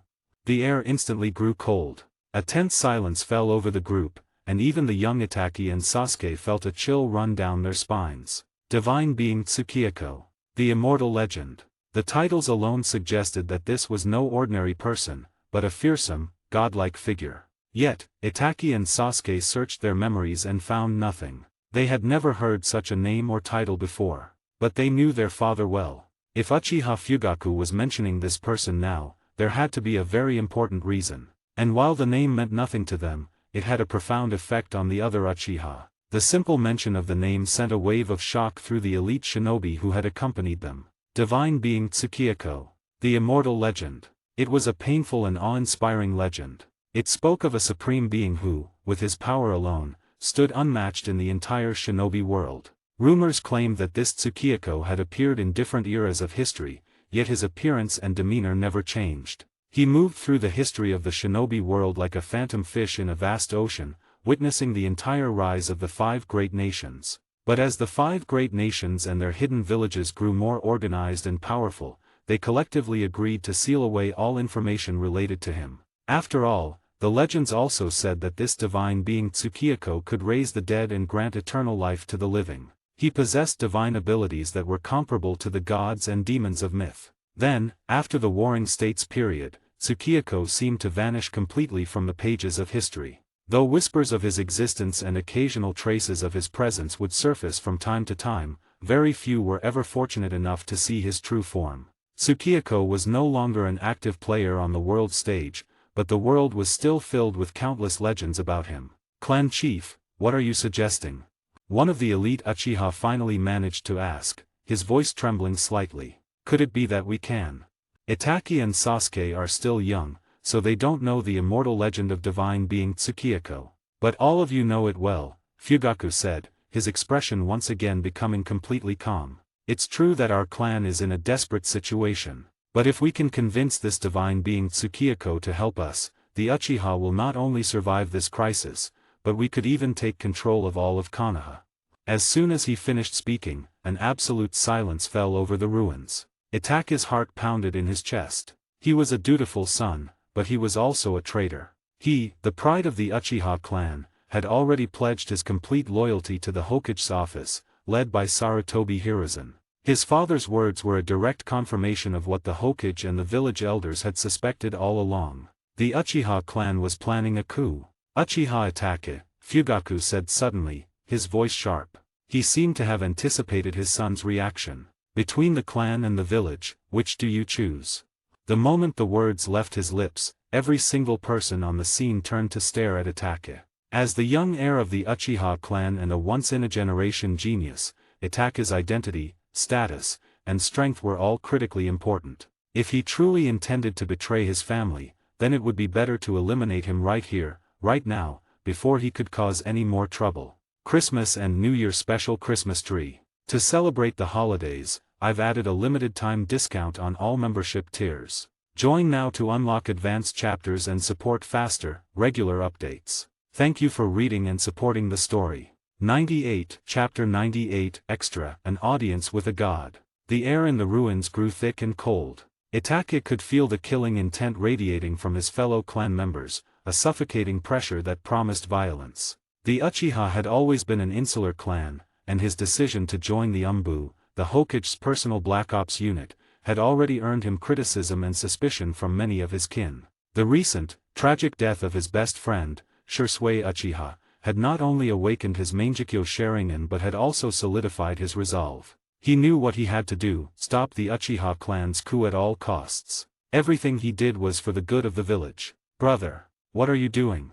Sasuke whispered frantically, tugging at Itake's sleeve as he saw his older brother stand defiant against their father and the rest of the clan. In Sasuke's young eyes, Itake was more than just a genius, he was an invincible hero who would do anything for his family and his village. But what would happen if the interests of the family and the village clashed? If someone had asked Sasuke to choose, he wouldn't have hesitated for a second. He would stand with his family. A hothead like Naruto Uzumaki would probably choose the village, but he had no family left to protect. For Itake, the choice was far more complicated. A sharp glint appeared in the prodigy's eyes as he stared down his father. So, you really intend to start a rebellion?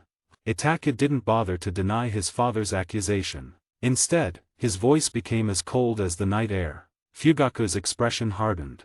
Itake, you've seen what's been happening in the village. This conflict between us and them isn't new, and it can't be solved with words, he said, his gaze fixed on his eldest son. Are you telling me you're going to side with the Hokage to destroy your own clan? Seeing the grim determination on Itake's face, Fugaku's own expression turned ugly. He couldn't believe it. The son his family had poured all its hopes and resources into was nothing but a traitor who couldn't see who his real family was. If I had known it would come to this, he thought bitterly, I would have let you fall off the wall as a baby. The tension became unbearable. Just as it seemed blades would be drawn, the entire world around them shifted. He's here. An ecstatic grin spread across Fugaku's face. He quickly reached into his robes and pulled out a small, ornate token. Is that, the Divine Moon token? The legendary token of Lord Tsukiyako? One of the Uchiha elders gasped. The stories say that whoever holds this token can ask the divine being for a single wish. Only the owner of the token is allowed to meet him. Another exclaimed in awe. I can't believe it. People have searched the entire shinobi world for that token and found nothing, but the clan chief had it all along. The Uchiha elites erupted in excited whispers. The Divine Moon token was a legendary artifact, said to have been given out by Tsukiyako himself when he once walked among mortals. It was rumored that he was protected by the 12 Divine Moons, a group of terrifyingly powerful warriors whose strength surpassed even the Kage. These 12 were divided into upper and lower moons, and as a reward for their loyalty, Tsukiyako had granted them immortality and eternal life. For centuries, leaders from all of the 5 great nations had tried desperately to find one of these tokens, hoping to meet the immortal being and gain his favor. They had spent countless resources and fortunes, all for nothing. Yet, here it was, in the hands of Uchiha Fugaku. This token was given to our ancestor, and he instructed me to use it only at a critical moment, when the survival of the Uchiha clan is at stake, Fugaku explained. He bit his thumb and let a drop of blood fall onto the token. The moment his blood touched it, the token hummed and unleashed a blindingly sharp light that swept over everyone. The next instant, time and space seemed to warp and collapse. Even Itachi, with his newly awakened Mangekyo Sharingan, felt a terrifying sense of powerlessness wash over him. When the light faded, the Uchiha found themselves in a completely different place. Before them, a colossal platform slowly rose from an unseen depth. Atop it sat an ice throne, wreathed in what looked like endless streams of blood and fire. A man was reclining lazily on the throne, his presence dominating the entire dimension. His eyes were sharp, his aura was magnificent, and the power rolling off him was terrifying. There was no doubt in anyone's mind. This was the legend himself, Tsukiyako. Without a moment's hesitation, every Uchiha, including their proud leader Fugaku, dropped to their knees in reverence. The Uchiha clan respectfully greets Lord Tsukiyako.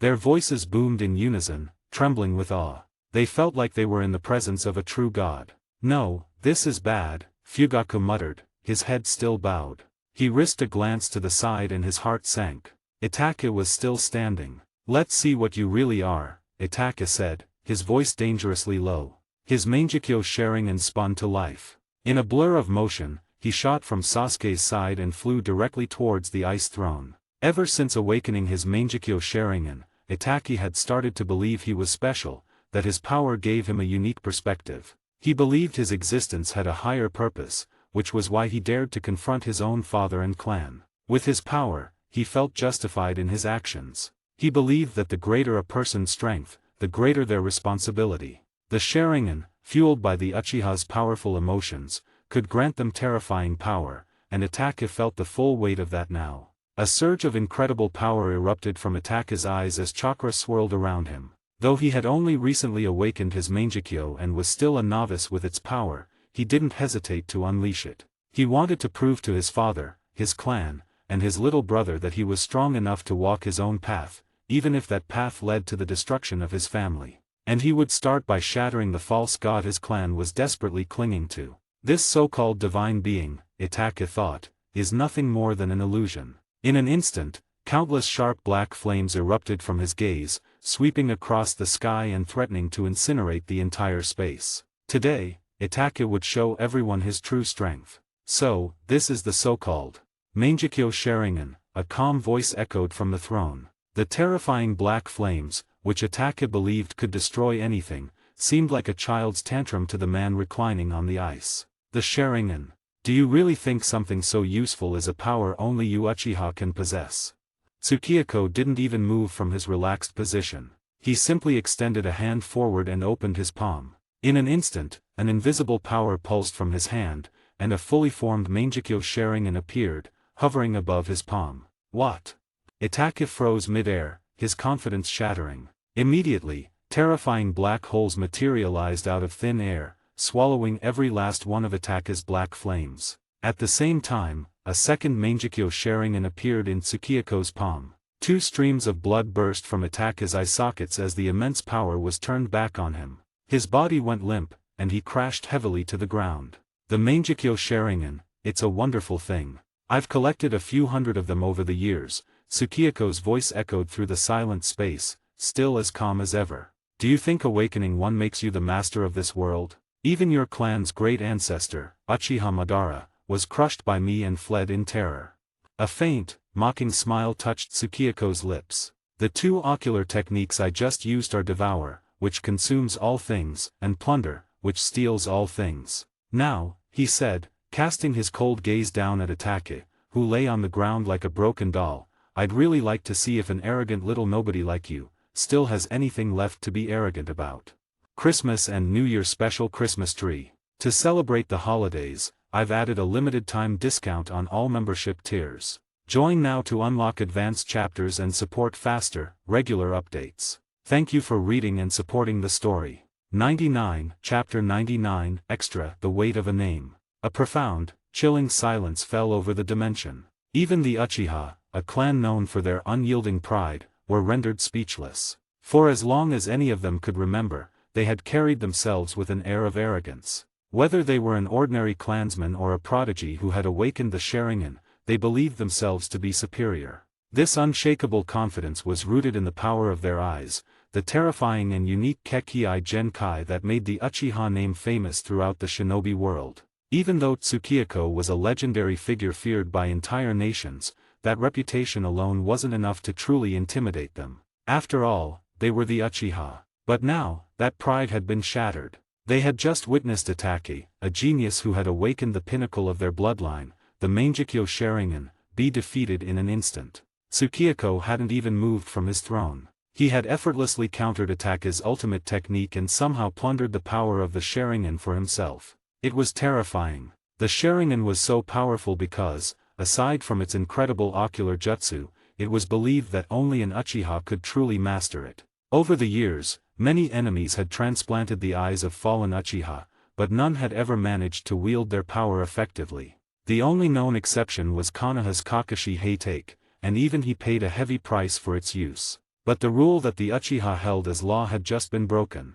Tsukiyako could not only wield the Sharingan perfectly, but he could also activate its Mangekyo form with no apparent strain. Seeing this chilling power firsthand, the Uchiha finally understood the true weight of the name Tsukiyako. He was strong, impossibly strong. In the fearful silence, they recalled the old legends from before the 5 great nations sealed away all knowledge of him. The stories gave Tsukiyako 3 terrifying and awe-inspiring titles: Ageless, Immortal, Undefeated. Ageless, because in all the decades he was known to the world, his appearance never changed. He remained eternally young. Immortal, because he possessed a near-invincible body and held the eerie power to bring the dead back to life. Undefeated, because of the legendary battle where the greatest shinobi of the era, the Senju brothers and the Uchiha brothers, had joined forces to kill him. The story said that even with Senju Hashiramas would release and Uchiha Madara's Mangekyo Sharingan, they and their powerful brothers, Tobirama and Izuna, could only barely hold him back.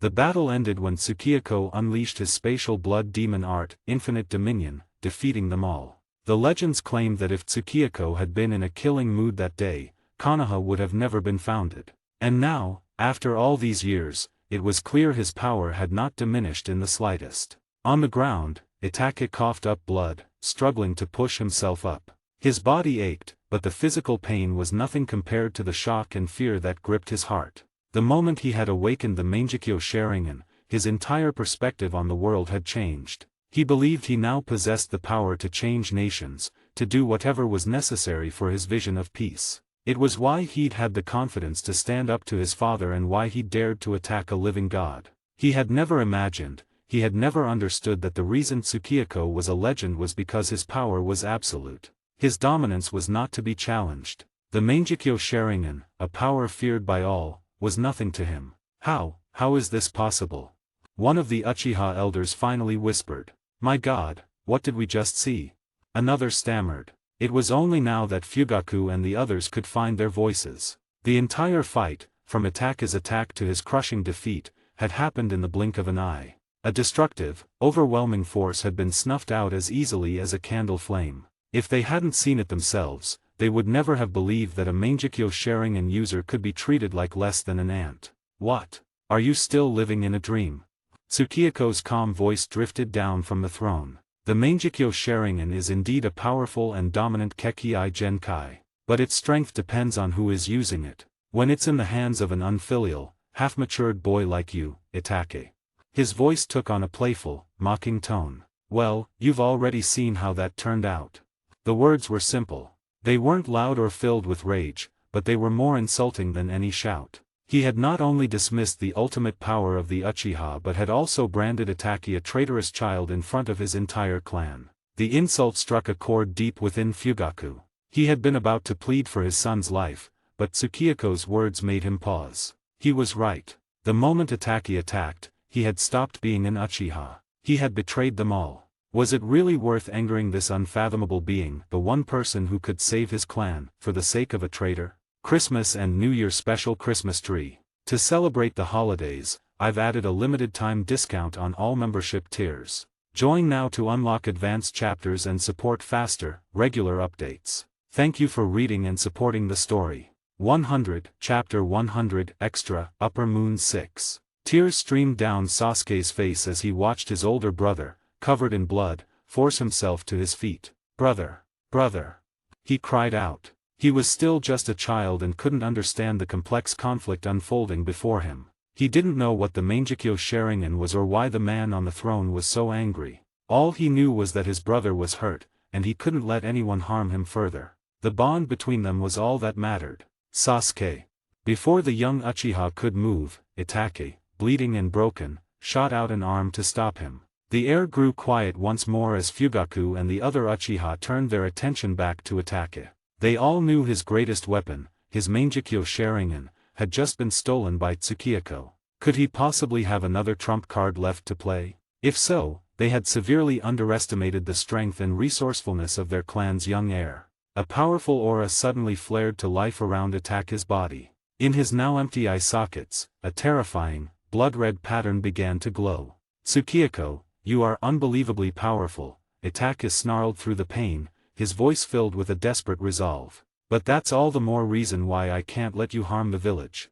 With a furious roar, Itachi moved with lightning speed, pulling a small object from his robes and shoving it into his left eye socket. It was a single eyeball, the last gift his friend, Shisui Uchiha, had entrusted to him before he died. Itachi had never wanted to use it, but now, he had no other choice. What is he doing? One of the Uchiha elders exclaimed. Is that another Mangekyo Sharingan? But how could he have one? Another questioned. The sight shocked the Uchiha to their core. They all remembered the tragic death of Shisui, the genius known as Shisui of the Body Flicker. He was supposed to have committed suicide by jumping into a river after losing his eyes. Now, seeing Itachi produce one of those very eyes, their simmering anger towards him instantly boiled over into pure rage. High above, Tsukiyako watched the scene from his ice throne, a flicker of amusement in his eyes. He saw Itachi's desperate gamble for what it was, a clown's performance. The boy truly believed he could reverse this hopeless situation by transplanting Shisui's eye. Tsukiyako had to admit, the boy's stubborn refusal to accept defeat was almost impressive. But it was still just a show, and he was content to watch it play out. After fitting Shisui's eye into place, a new wave of power coursed through Itachi. A sharp light shot from his new Mangekyo Sharingan as he locked his gaze onto Tsukiyako. Tsukiyako, is that your name? He laughed, a wild, pained sound. Now I'll show you what a real Mangekyo Sharingan can do. The ultimate ability of Shisui Uchiha's Mangekyo Sharingan was Kota Amatsukami. It was the most powerful genjutsu in existence, capable of subtly altering a person's thoughts and perceptions, turning them into a loyal puppet without them ever realizing they were being controlled. It was Itachi's final hope. If he could trap Tsukiyako in this genjutsu, he could end this. How can this be? Lord Tsukiyako should be able to counter it, right? Fugaku and the others were once again thrown into a state of confusion. They were too terrified to interfere, knowing their intervention would only make things worse. But they also held on to the belief that the man with the titles of ageless, immortal, and undefeated couldn't possibly fall for a simple genjutsu, no matter how powerful. Just as Itachi focused his power, a strange, black-robed figure suddenly appeared behind Tsukiyako's throne. Then, in a flash, the figure stepped forward and shot towards Itachi with terrifying, lightning-like speed. Is that one of the 12 divine moons? Someone whispered in terror. The legends of Tsukiyako's 12 divine envoys, each one a top-tier ninja of immense power, were well known. Now, one of them was here. You are. Itachi's eye widened as the figure closed in. There was something about his build, his movements, that felt both incredibly strange and horrifyingly familiar. Before he could react, the figure vanished, reappearing right at his side as if out of thin air. A hand gently patted his shoulder. Itachi, what's wrong? Don't you recognize me anymore? A familiar voice, yet one that sounded so alien, boomed in Itachi's ear like a clap of thunder. The black-robed figure's mask disappeared, revealing a face that Itachi could never forget. Uchiha Shisui. It's you, Itachi stammered, his mind reeling. But you're supposed to be dead. Before Itachi could process what was happening, Shisui smiled. In one swift, fluid motion, his finger moved. With a sickening pop, he nonchalantly gouged the Mangekyo Sharingan right out of Itachi's eye socket. Before we catch up, let's return this to its rightful owner, Shui said calmly, his voice echoing in Ataka's ear as searing pain exploded through his head. Let's reintroduce ourselves. I am a subordinate of Lord Tsukiyako, one of the 12 divine moons. Upper Moon 6, Uchiha Shui. As his words fell, the entire world plunged into a dead, stupefied silence. Christmas and New Year special Christmas tree. To celebrate the holidays, I've added a limited-time discount on all membership tiers. Join now to unlock advanced chapters and support faster, regular updates. Thank you for reading and supporting the story. Every novel listed in the description comes with permanent access to the audiobook on Telegram. You pay once, and if the novel is still ongoing, you'll receive all future updates automatically. No extra cost. Choose your novel from the description, then DM me on Telegram, WhatsApp, or Discord. After payment via PayPal, Ko-Fi, or Patreon, you'll get instant access. Simple, secure, lifetime listening. Guys, make sure to like, subscribe, and hit the notification button. Your support means a lot.